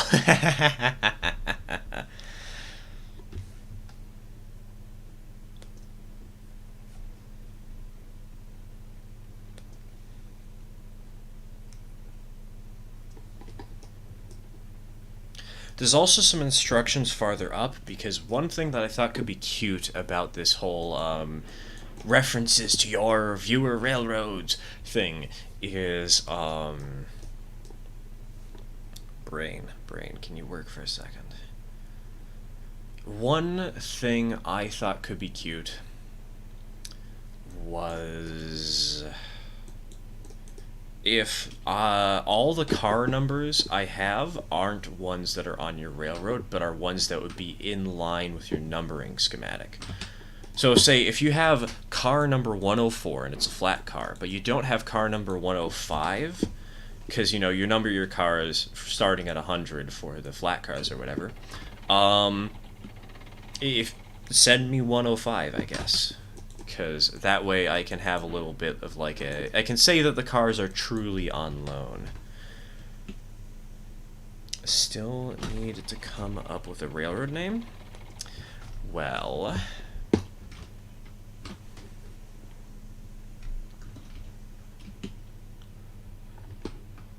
trying to think of a good one on the spot, because I know how to make decent railroad names pretty quickly.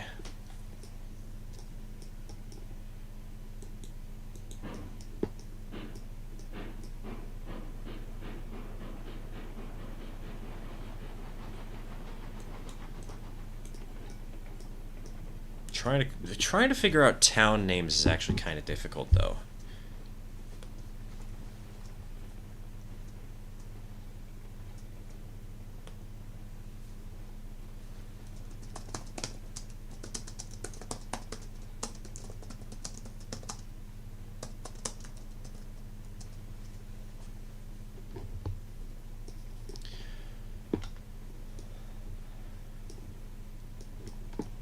Denver Union Narrowgauge. It's actually really funny. If you want a good railroad name, go look through my past videos, because so many people have posted so many ideas.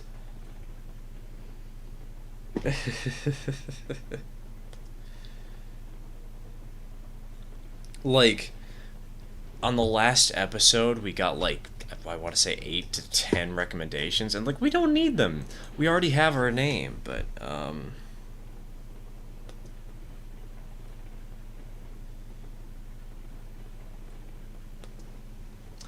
everybody gave us so many ideas, and so yeah. The Old Transportation Tycoon Deluxe. Have you played OpenTTD?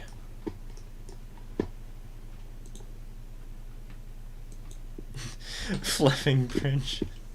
Oh yes, this reminds me of one random moment from playing OpenTTD, where a friend simply said, "Penfing Way is trying to skin me alive," and everybody just said, "What?" in unison. It was great. Very silly.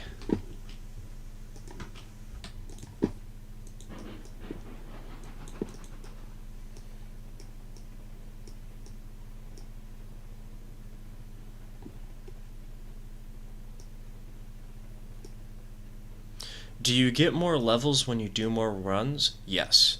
You get experience for cutting down trees and for selling things. So, if you run a bunch of logs, you'll get more experience.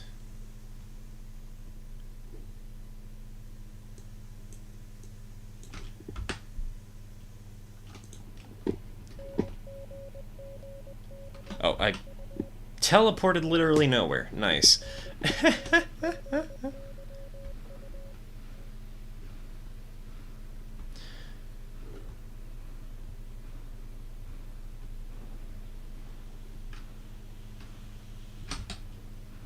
The name generator, yes. The name generator, one of my favorite things to do is to go on the name generator and take, like, Smurf's name generator and use that. It's great. It's kind of silly, but hey, it works.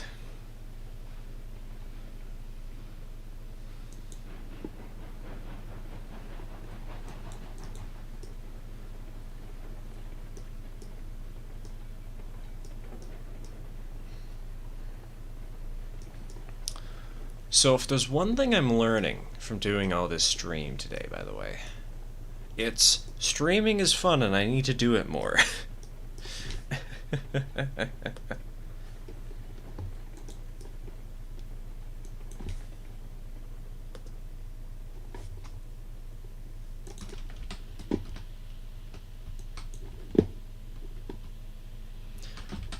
It's also easy content because instead of having to do 4 hours of grueling work or like 8 hours of grueling work to make the video work, all I have to do is say, hey, I'm streaming, come join.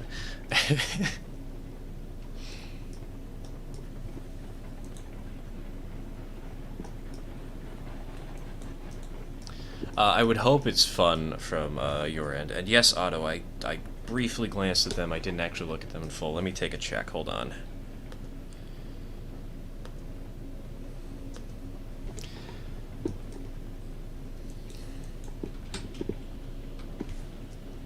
Ah, yes, classic trains. These are some great photos.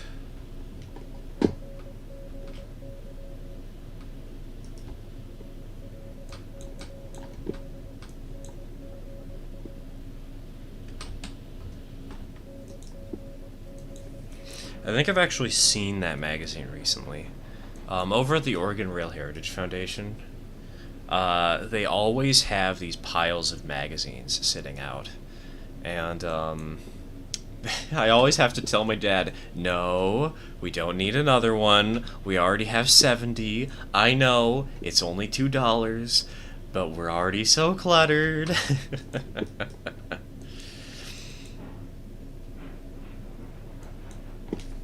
It's really funny. Though sometimes we do find a really great pick and we just can't pass it up. And by can't pass it up, I mean it is only $2 and it's only a magazine.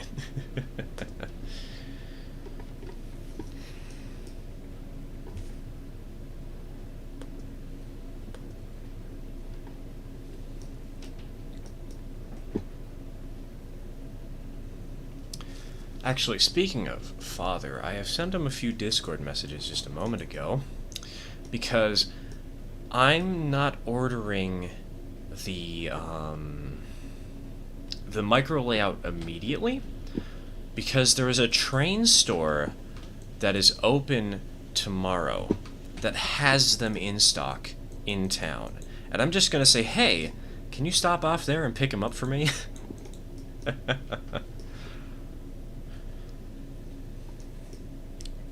Cordwood makes $80 per car. Each piece is worth $10. Personally, I think it's better to run beams to the freight depot rather than running cordwood, but that's because it takes less time to load the beams, so you have more time that you're actually running, and you're already making money off of delivering logs to the sawmill to get the beams in the first place. So, overall, I think it's just faster and a little bit better. Still more room to store magazines on the piano, help block out the noise. I mean, technically true. I kind of like it, though. A lot of people seem to enjoy hearing his piano music, because he is a good pianist. He's practiced for years, and he loves doing it. He's also a children's entertainer. And retired. It's very interesting. Very fun. And he works at a train shop. Which is actually really funny, because he works at the whistle stop, but I'm going to ask him to go to the Hobby Smith. Which is another different competitor in town. But he knows the guys at both shops, and they're all friendly for the most part.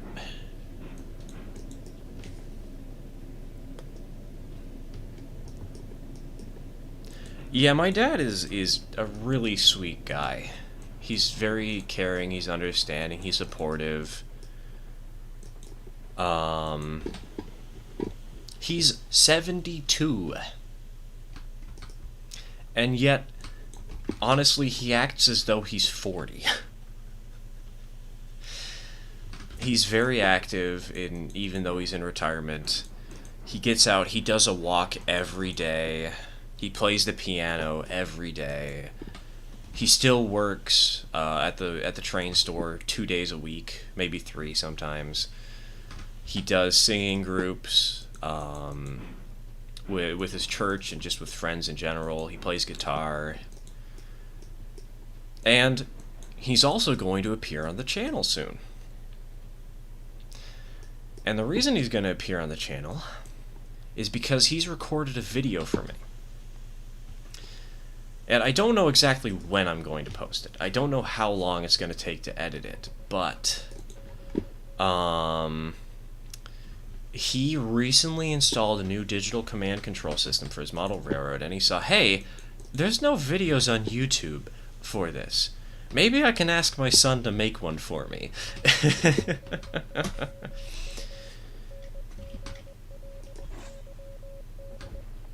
And so we're probably going to be getting a video eventually of him going through the process of how he installed it and talking about the mistakes he made and how he likes it, and showing some trains running on his kind of shoddy but layout. You know, it's not very good because we just don't work on it very often.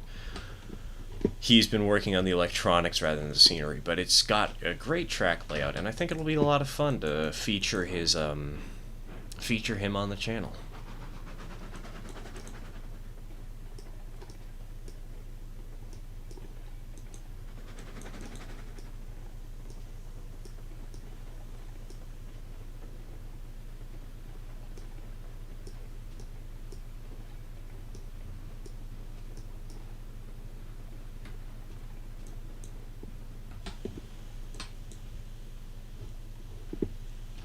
Man, that was a lot of talking about my dad. Not that I'm complaining. He's a great dude.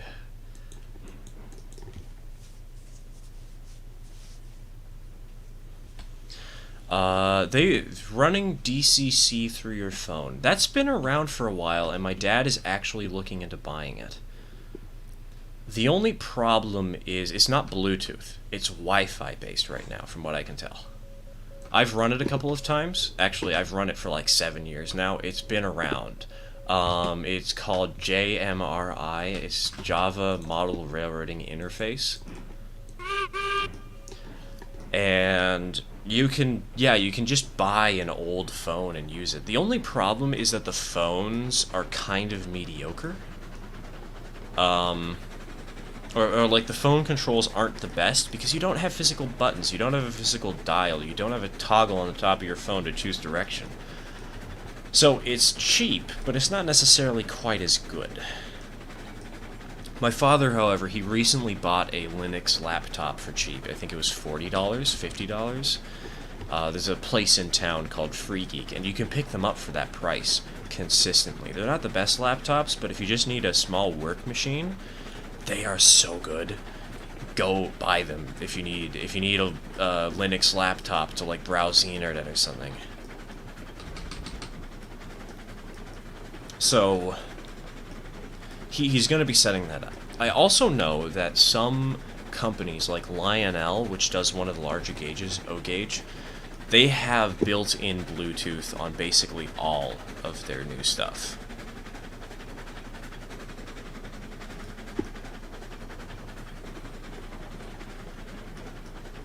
Tasty moved industries. Yes, we are currently playing on Luna Ridge. Again. We are also, I guess, we'll plug it again, we are playing by the Steel Pegasus rule set, which is a list of a ton of rules that makes it way harder to play the game. You can find the rules in the description. There are 10 total, and they are crazy hard to follow, but they're crazy fun, too, so here we are.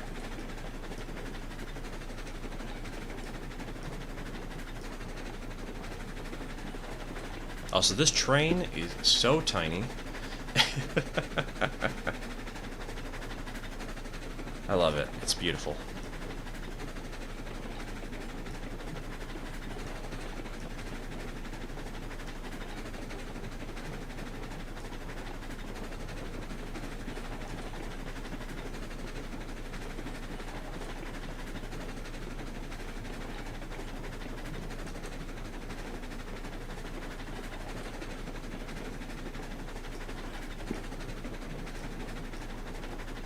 Speaking of moved industries, honestly, I've been so tainted by their power that I don't think I can play the vanilla map anymore. It's just too boring.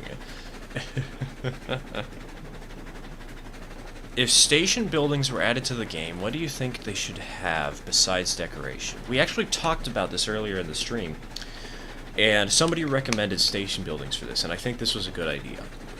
Which was, cabooses have little desks that people would normally write on. Why can't we write on them? Why can't we put, like, move orders or instructions or something in the caboose, you know? Why can't we do that with telegraph offices? Because I think that would be so cool if we could have an in-game writing system to write down notes and communicate with one another. And obviously, we should have an in-game text-based system too, but I think move orders would be really cool. And I think that stations should be able to hold move orders, or more text than a caboose normally could. And so, like, if a station was added to the game, I want it to have a notice board that you can take pieces of paper off of that were written on and put them into your caboose. Yeah, that is the first problem, and that is the problem with anything, Otto, for this game, is you needed to really somehow get them to listen to this request, and really, it is a minor request. Of all the complaints I have, and all the things I'd love to see fixed, I think this is probably one of the less important pieces, but... Oh, God. Wait a minute. Jared, you have given me a horrible idea on how to end off this stream. Where's the B-movie script? Can somebody send me a link to the B-movie script in chat? Please. This is the worst idea. I love it.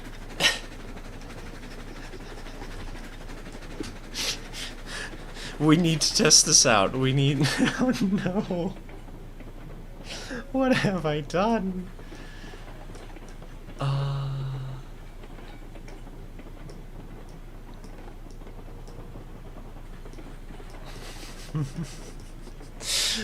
According to all known laws of aviation, it begins!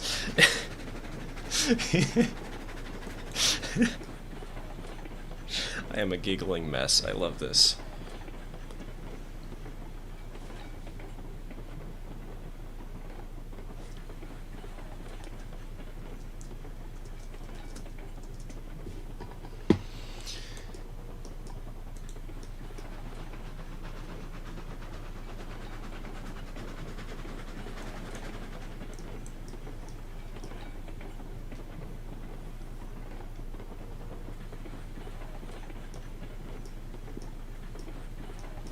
Alright, cheers, Railfan.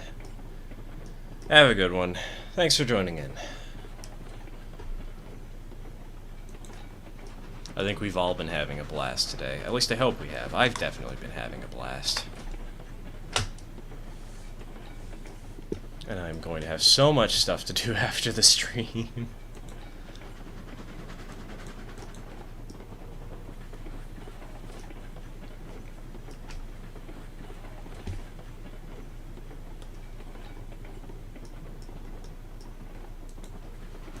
See you around, Otto.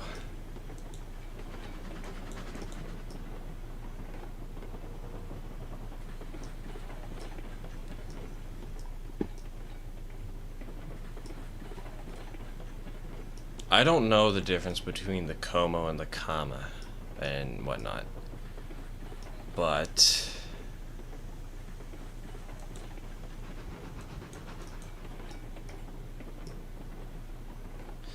Okay, I just realized that the entire B-movie script isn't going to fit on the locomotive like I wanted it to, because they shrink the text. But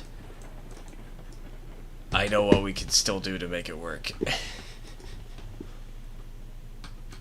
Also, have you seen the guide for making roundhouses? Because that is like a lifesaver. It is a game changer. Kind of literally.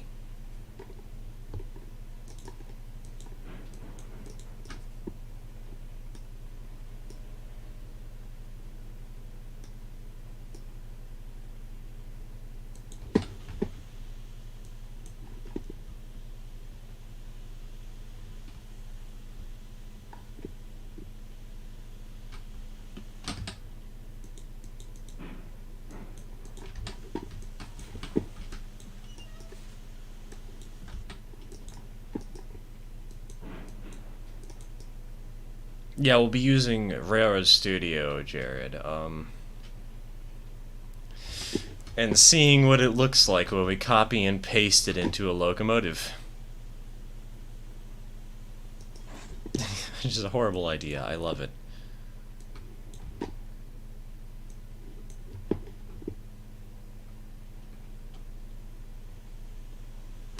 Oh wait, hold on. Link and pin. We need a link and pin. Link and pin. Handbrake's off. Let's go put this in place and get this train on the road. Exactly. That's how we have to end off the stream. We need to rename one of these locomotives.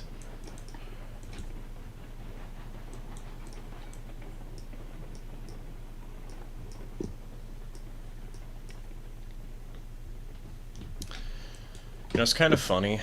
If there's any game I want to theorize about and think like, oh, if they made it better, it is honestly Railroad, because I think if anybody wanted to try and program this sort of a game to replace one that currently exists and make it better, I think Railroad would be a lot easier to program than this thing.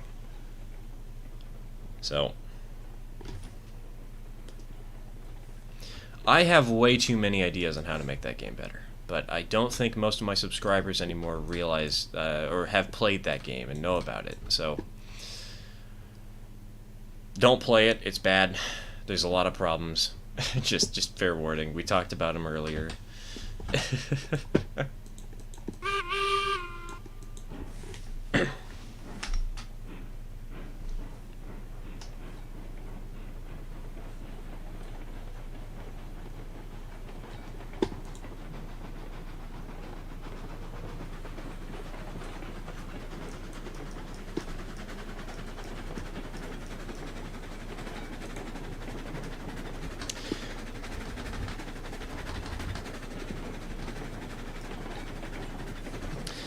In my opinion, they needed a way better tutorial than what they had, because the game is fun, I think, when you can get into it. The problem is the barrier of entry is a bit difficult.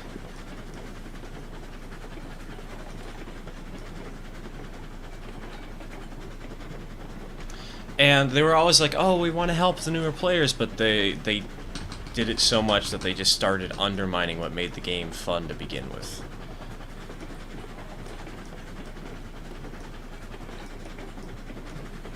I did build most of the maps for that game, but not the mechanics. I wish I built the mechanics because I know how to do it way better than they did.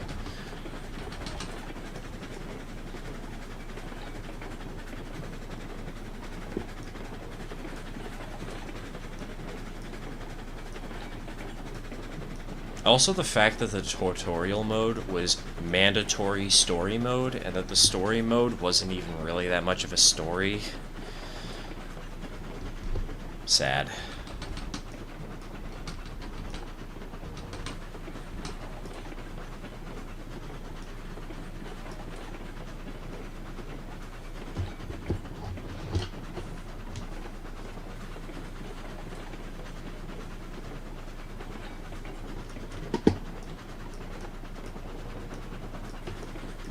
The Washington, D.C. map is the one that I first made for the game. Actually, wait, no, it's the second map that got into the game that I made.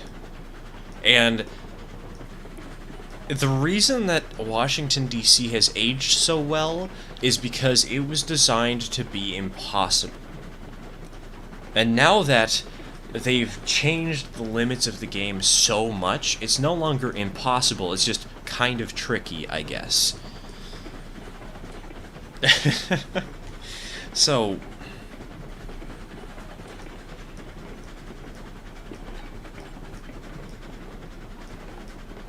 it's sad to say that, honestly, but it is true.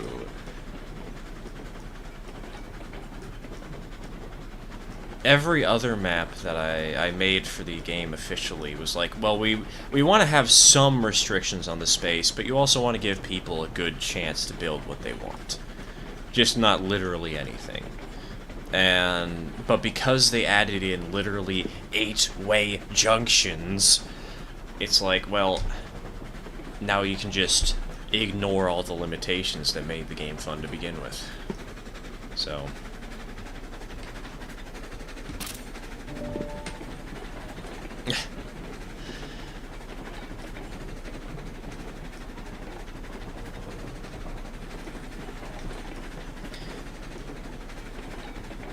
timetable mode was fun. I think timetable mode was the better of the two modes, but that's only because the map creator could say, no, you can't do that if they wanted to.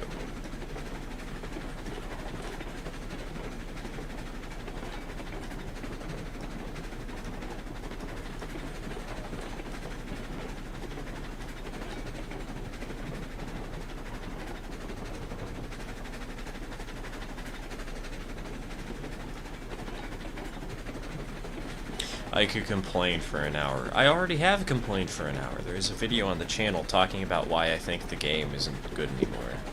But try to make an 8-way in Railroads Online.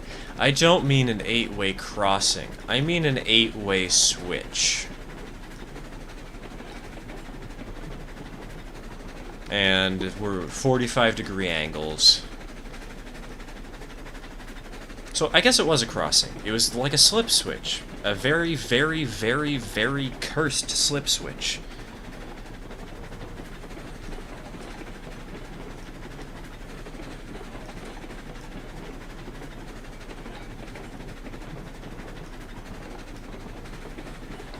Betsy curves. Yes, derailing the Betsy.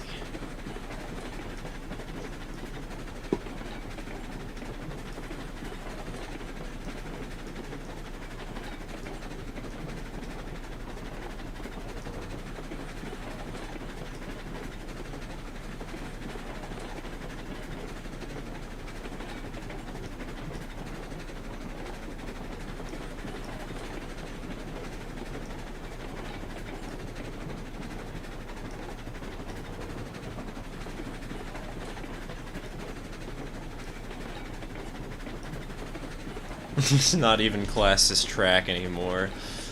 It's classed as a safety hazard.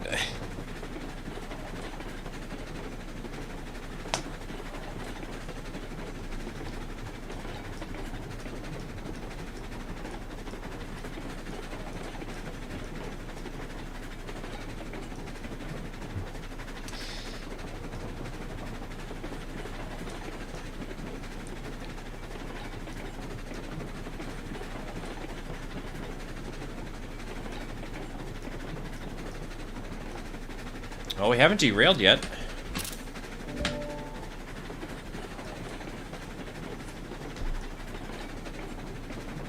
Also, should I post screenshots of this stream on YouTube after we're done with it?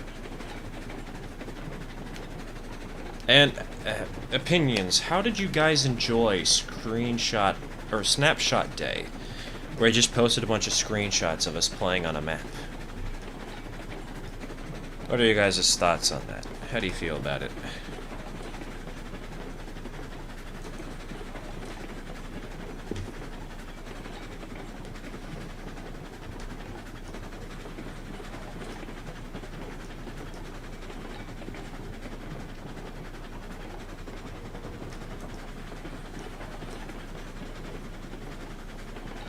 Is there a Bigfoot Easter egg?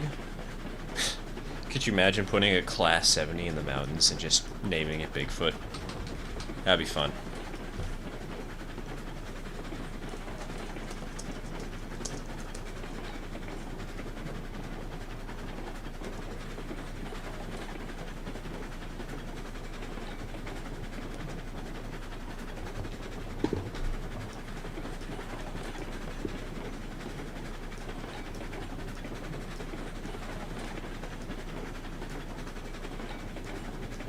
Alright, if the screenshots were good, we will definitely have to post more, because I think that's like an easy way to keep content and hype going, you know? It's like, hey, here's a screenshot from what we did today, and just spam them.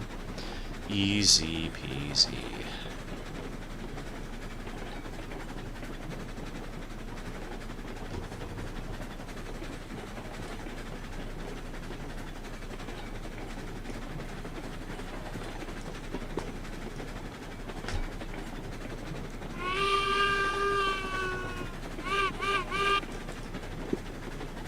So we will be dropping this raw iron off at the ironworks here.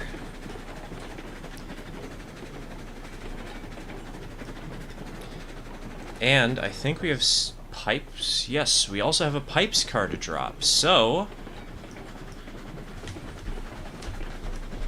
you know what? Before we end off this stream, we'll do that. We'll do the switch job for that.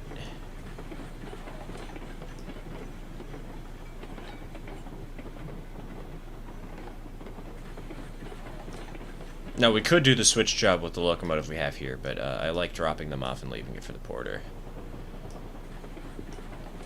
When you join a server, does the game... Yes. The game only offers servers within your region. We have had to change basically everybody on the Discord server to US Seattle to join my world. And, like... Why? Why do we have to do that? So if you go to US Seattle, you could probably see my world. Well, okay, probably not. I changed the name and to try and hide it so that I wouldn't have random Joe Schmuck join in, you know? I just want complete strangers for it.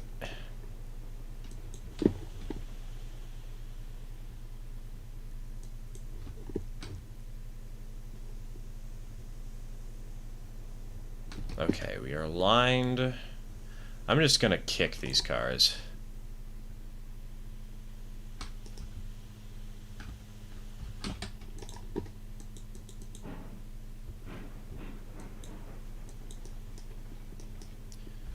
That should do the trick. And if they derail, well, rip.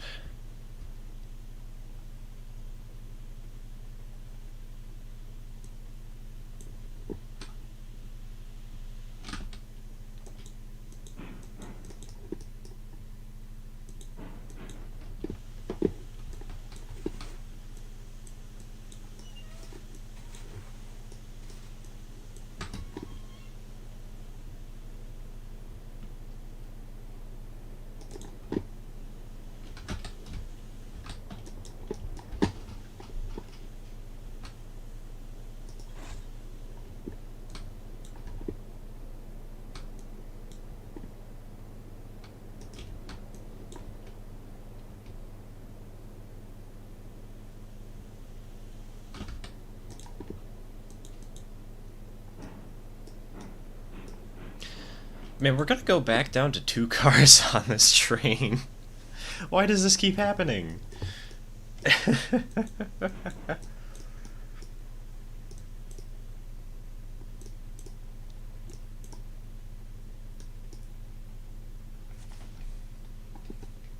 I mean, I guess that's just the problem with running such little equipment on your custom map.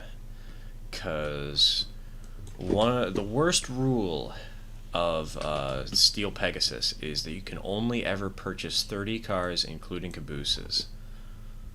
And cabooses are mandatory too, so, well.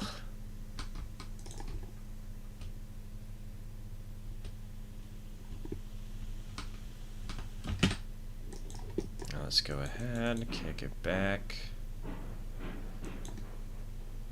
This game is a sleeper hit. Wait till Railroader comes out.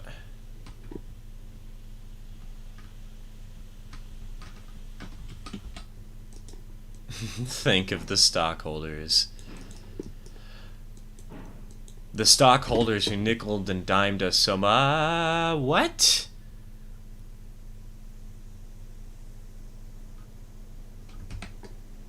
Okay. Whatever you say, game. This is fine, this is fine. Because we just let this roll down.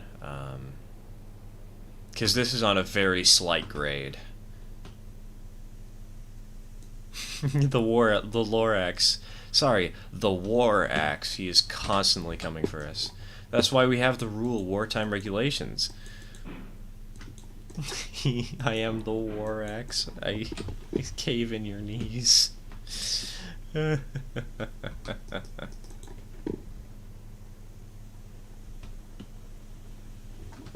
Badum-tish.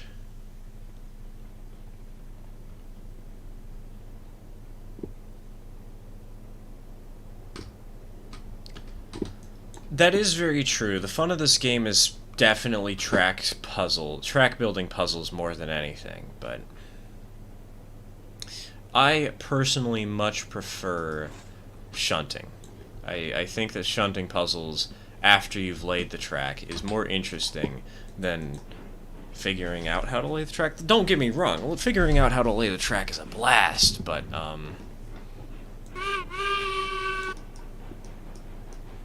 yeah.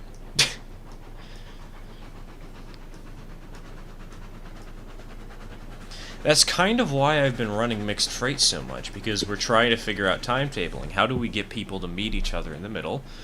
And how do we do switching on the road?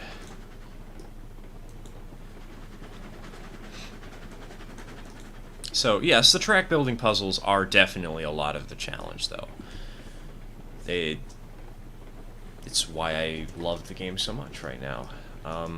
It's why I'm playing it so much right now.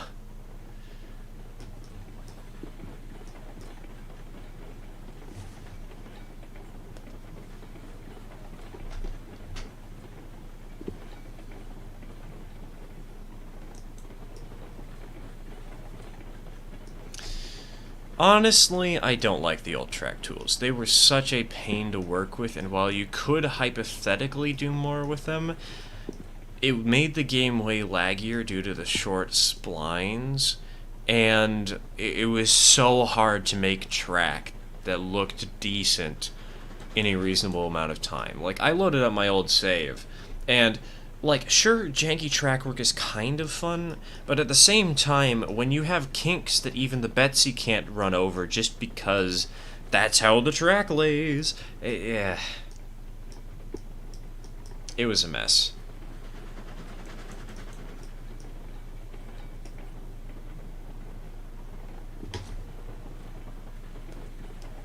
You could do more because of the ballast options being separated, and I wish we had that still. I want us to be able to lay, like, wooden bridge splines without track, or steel bridge splines without track, or stuff like that, you know? The amount of 90-degree pieces I placed on my old save. Yeah, exactly!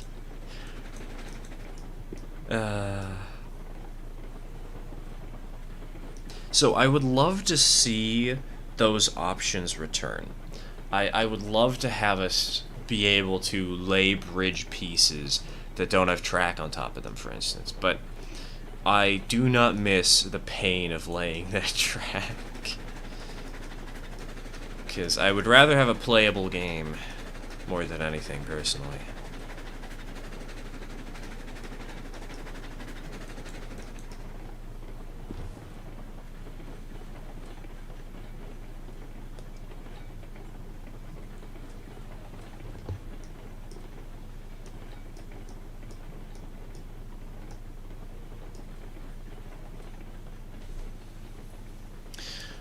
Honestly, I am kind of tempted to do an immersive railroading playthrough sometime. I don't really know why I would do it, though. But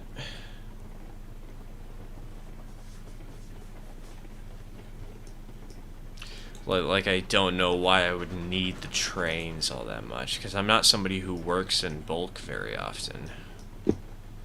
The only reason I can think of is maybe I would host a server.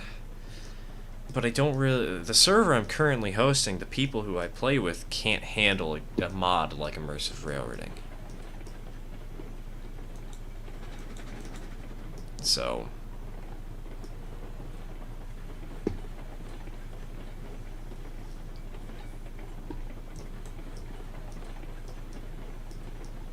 Yes, I think railless splines would be amazing for scenery. I would love to see that. Especially, and also, like, I know we have the groundwork splines already, but why do those not link to the track?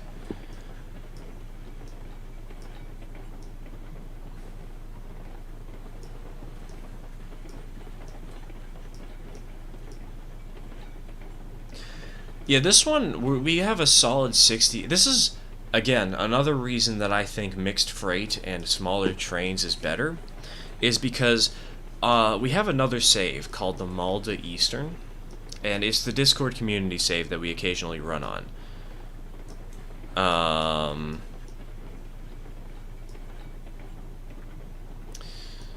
And on the Malta Eastern, we had 1,000 splines of track and 100 locomotives and trains. And on a good day, I would get 20 frames a second when I was hosting the world. On a bad, I would get 5. It was pain. Well, I guess he's just on the side of the train now. Loser.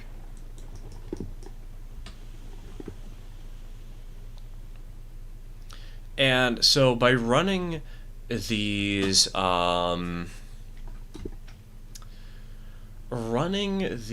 trains that are shorter and having less track to store them means that the game runs smoother because you have less stuff to lag your game. It's just such a night and day difference. What do you think of switchbacks to climb without making something like a 6 or 7% grade? I've done that before. In the last episode that we did for the YouTube series, we have a switchback. Clyde hates it, and he's going to have to run it the most. We have a switchback to get up over to the ironworks here on the map. It comes from the iron mine, goes around, there's a switchback in this region, and then it goes back up. And I think it's okay. Personally, since I don't like running in reverse very much, my rule is that you have to run the train backwards on the leg of the trip where you where the shorter leg of the trip. So on my original iron mine, I actually kept it at a 2%. No switchbacks, no nothing, just 2% the whole way. It was actually really easy to lay. I figured it out pretty quickly, but Clyde, we are wrapping things up in a moment here. We're just parking this train, basically.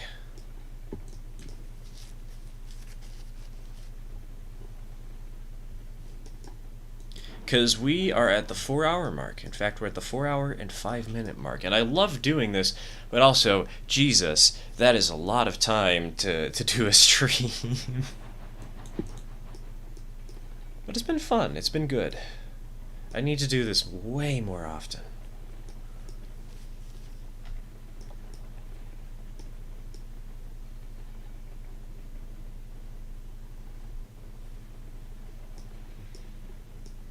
Because it's also way easier to do than than videos. Streams are fun. You get to do things live. Hey, glad to hear you like the content. It's been fun to make, a little bit difficult here and there, because, you know, it takes like 8 hours of work to make one video, but I'm always happy to hear that people are enjoying it, because I am too. And doing something you love and sharing it with other people around the world is kind of just a magical experience. Can you run light engines under the Steel Pegasus rule set? I believe technically no. But I should probably add an exemption to allow for it, because otherwise you could soft lock yourself.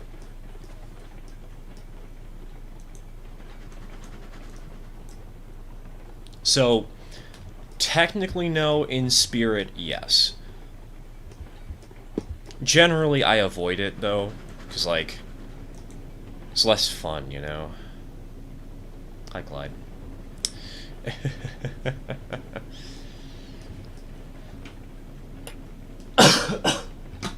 Well, honestly, there's a charity event coming up later in the year, and I'm thinking of doing a challenge for myself where I try and beat the game before 12 hours.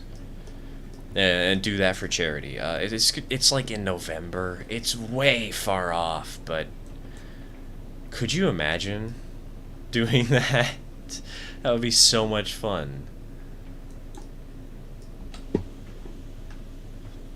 Now, obviously, it would also be really hard, but, oh, right, I'm gonna leave the caboose here. So we got a couple of handbrakes on these cars I need to take off.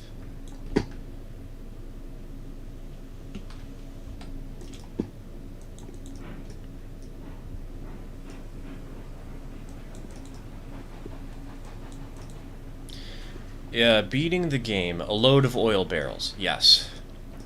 You would have to do a load of barrels with 50%... Actually, no, never mind. Not with 50%.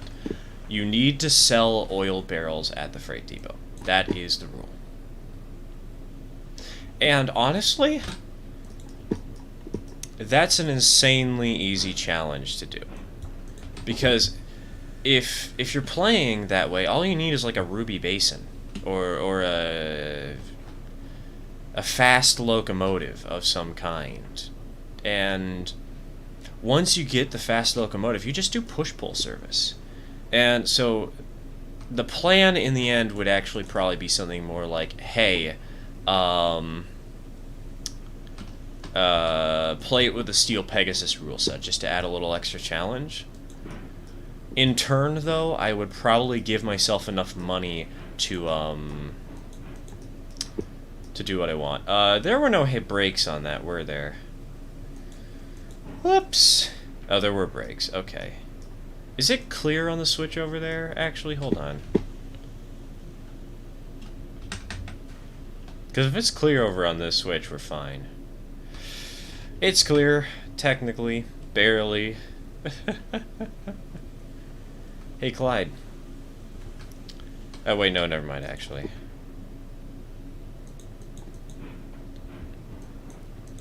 Yeah, even if we... The video idea... Because originally this was going to be a video, and I think it might still turn out to be one, but the original idea was... what was it? It was...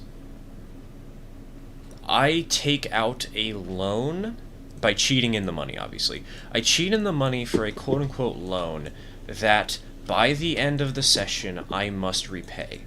The loan is for a locomotive and a caboose. That's it. But within 12 hours, I have to have repaid that loan completely. And I'm not allowed any starting equipment. Nothing. Everything I buy must be bought with my starting money and the loan can only be for the locomotive and the caboose, nothing else.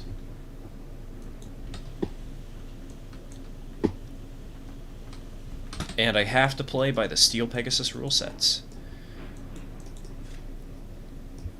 Collide by a Tweetsy. I mean, a Tweetsy would be pretty cool to do a speed run with, where you cheat in the money and stuff. Only problem is it doesn't abide by the Steel Pegasus rule set, so I can't easily do that, but whatever. So we're going to be putting the caboose over on that track, obviously, Clyde. I think you probably figured that out.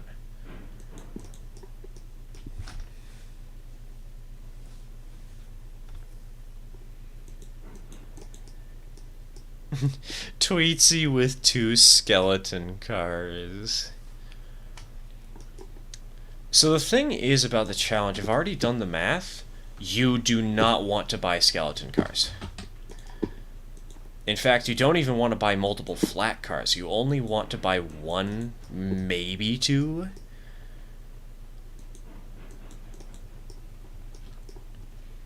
Because it's cheaper that way long term. And short term. Oh, we didn't get the switch stand. Hold on. Did we get the switch stand? You did. I'm impressed.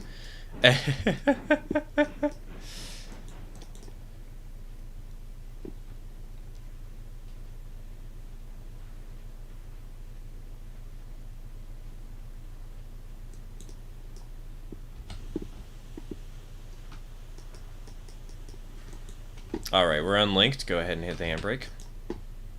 If you haven't already, of course.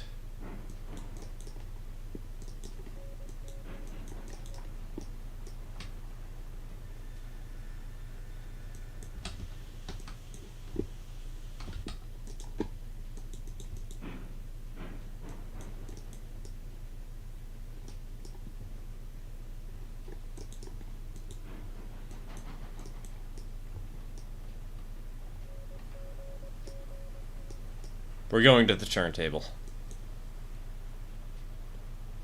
Yep, there we go. Well, fun fact, the world we're playing on now is a test run for the 12-hour run. That's how it started. And the answer is yes. You need 12 cars to beat the game.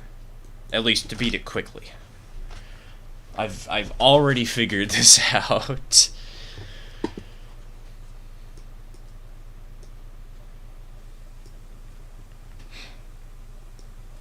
And that is including your caboose.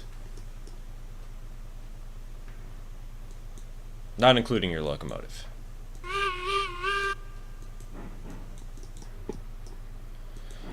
To have every industry full, that's insane. 1 car per hour? Now that's an interesting challenge. Every hour I am allowed to buy 1 more car of any type, of any tier.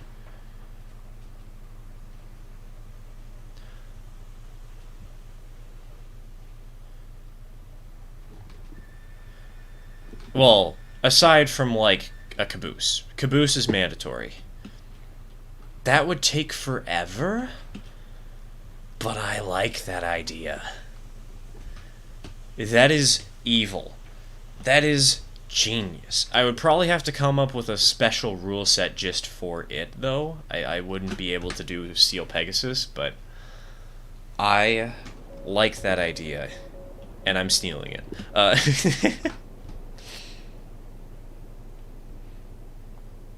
Because, like, on hour 1, all you would do is just spam logs back and forth, back and forth, back and forth. Get yourself some easy money and experience. Now, question. Would you have to buy the car around that hour mark? Or would it just be, you can buy it eventually? And does the starting equipment from the default map qualify?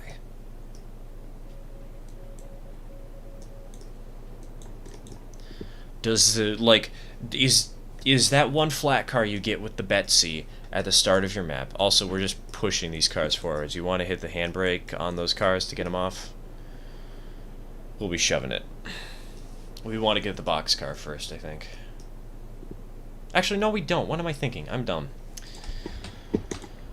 But we still need the handbrakes off. So... Alright, I've linked us.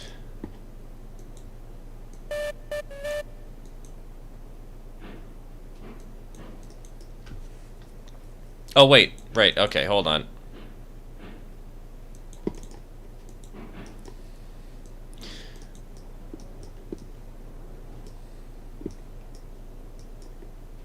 Honestly, that does sound like a really fun... Well, that's what I was thinking was, you literally get... You can only buy a single car every hour. That's it. That was the idea. But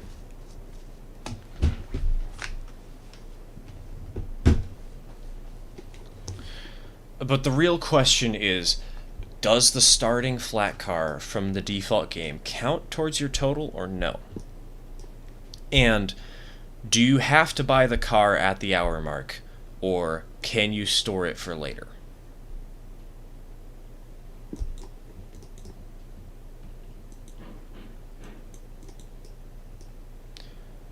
I assume the no there is to that everybody said.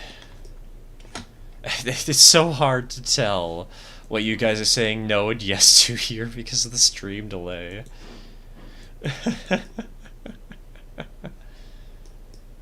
Also, we are running low on boiler pressure. Clyde, do you want to run the Shay or Porter here for a second? So that I can unload this raw iron myself?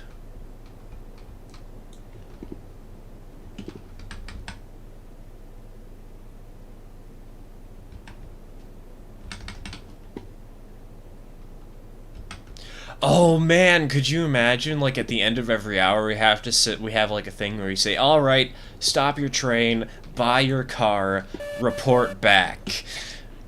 Oh, this would be such a cool event if we got multiple people doing it for charity and like a big live stream or multiple live streams going on, maybe. Or people recording it and posting their videos later. Oh, that would be... We're good, Clyde. We're lined. I'm writing down this idea. This has to happen. It just has to.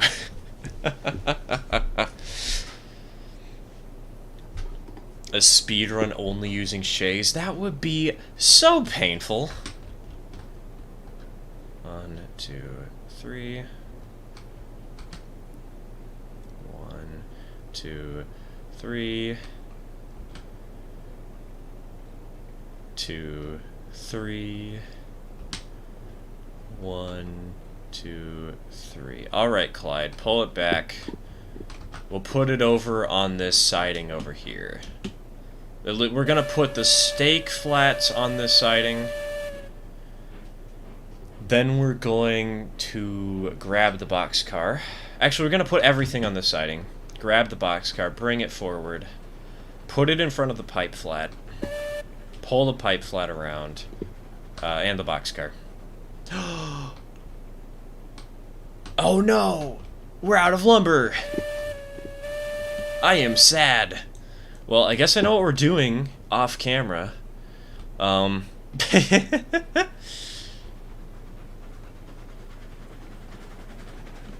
remember that you don't need to have it at 100% regulator the whole time. Just a reminder. Because those engines do not hold very much water. And, if you flip the loaded car, you lose the cargo. Oh, man. Now that's a fun one. Clyde, you're wasting a bit of steam by running the engine so hot. And with these porters, we need that steam. Desperately. Because they don't have enough.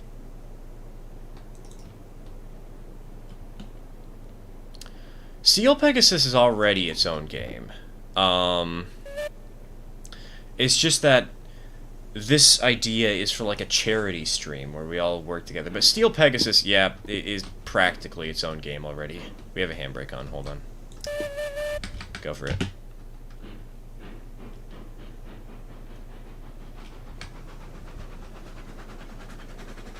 Yeah, if the car stays upright, you keep the cargo.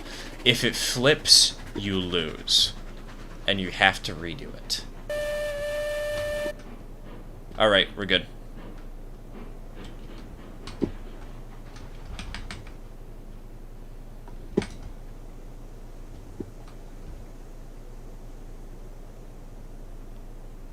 Oh, hold on, pull forward.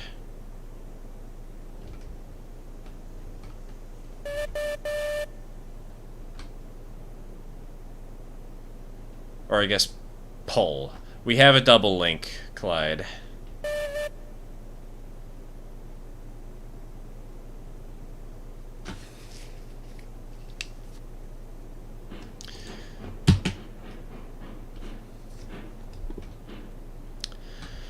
You know, we're going to have Railroads Online esports.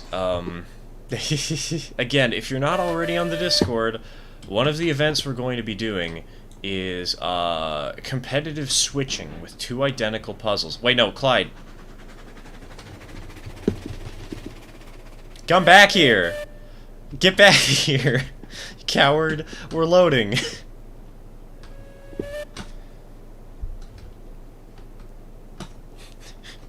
The violent screen shake.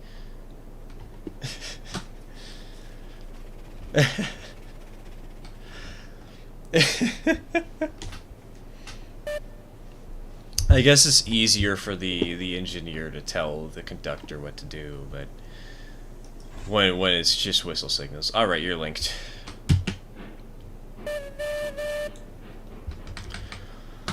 But yeah, no, Railroads Online Esports, we have done races before, as like the first video, or the last video before my channel blew up, we did a race. We did 2v2, and we also have switching puzzles in competitions, so... Steel Western and Atlantic Locomotive General, circa 1862, colorized. Reenactment. Please do not mind the fact that we literally have a child for a locomotive. Clyde, you really should not be using that much steam. It's extremely wasteful. Because that thing does not have the power to do what you're doing right now. Please stop.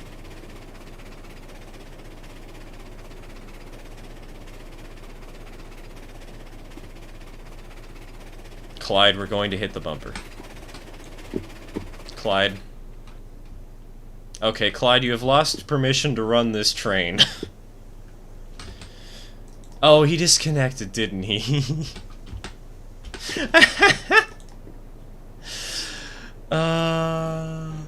That would explain it. Clyde, if you hear this, get your goddamn internet fixed. Oh my god.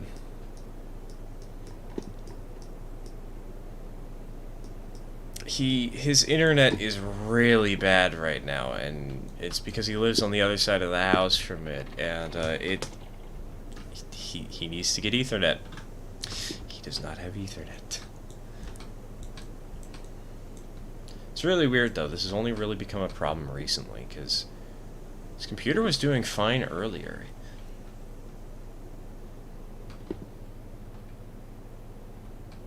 How many pipes do we have here? 7? 7 is exactly enough to fill this car. Nice. It's fine, Clyde. We only derailed slightly. I was a bit yelling, like, hey, stop, along the way. But I understand. So, I think we're gonna spot this boxcar and call it there. Because we've been going for 4 hours and 30 minutes. And I don't want to sit around waiting for the boxcar to load.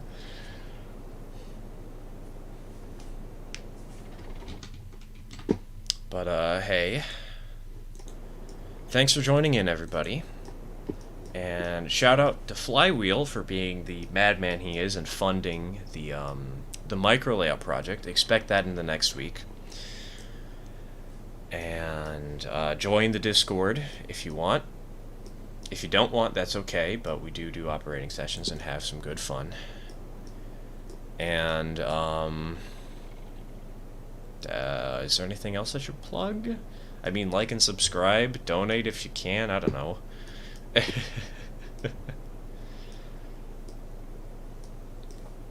Yeah, it's that 11:30 a.m. That is earlier than I woke up today. I mean, obviously, like, time zones, but ignoring time zones.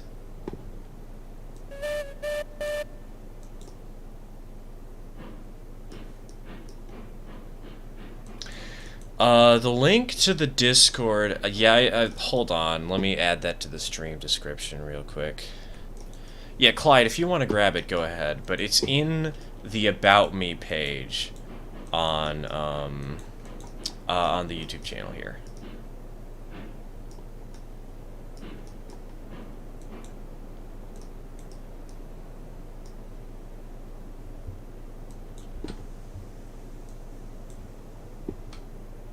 $2:26 a.m. Whoops. Look, man, that's been me recently. There's one person who commented on the channel a couple of times, and I've been joining their streams a lot. Eon Raptor, and I have stayed up till 2 a.m. so many nights in a row. But hey, it's fun. It's good. And, well, now we have a 4-hour-long VOD that people can watch. Hold on. Clyde, since you don't have it yet, let me go ahead and just go to YouTube Creator Studio. Customization. Basic info. We want Discord server.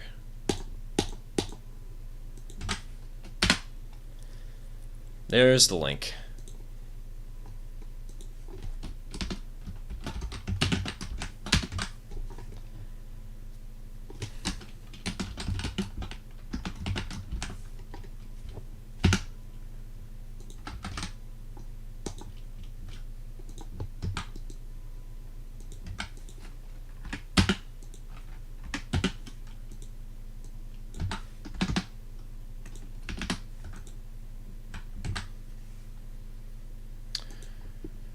Did YouTube delete your link? Because I'm not seeing anything. It's like, oh, deleted message. Huh. So, Crane Watching Simulator 2022. 2023.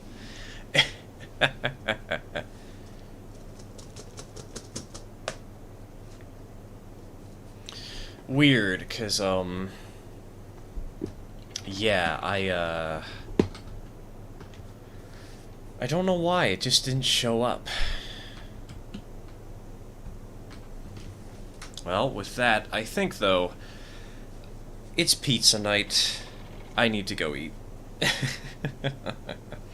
And I will see everybody around another time. Obviously on the Discord, because I am actually very active there. I try and make sure that I'm a part of the community. And I might even be on tonight playing this world, so maybe see you if I'm around. And cheers, everybody. Have a good night.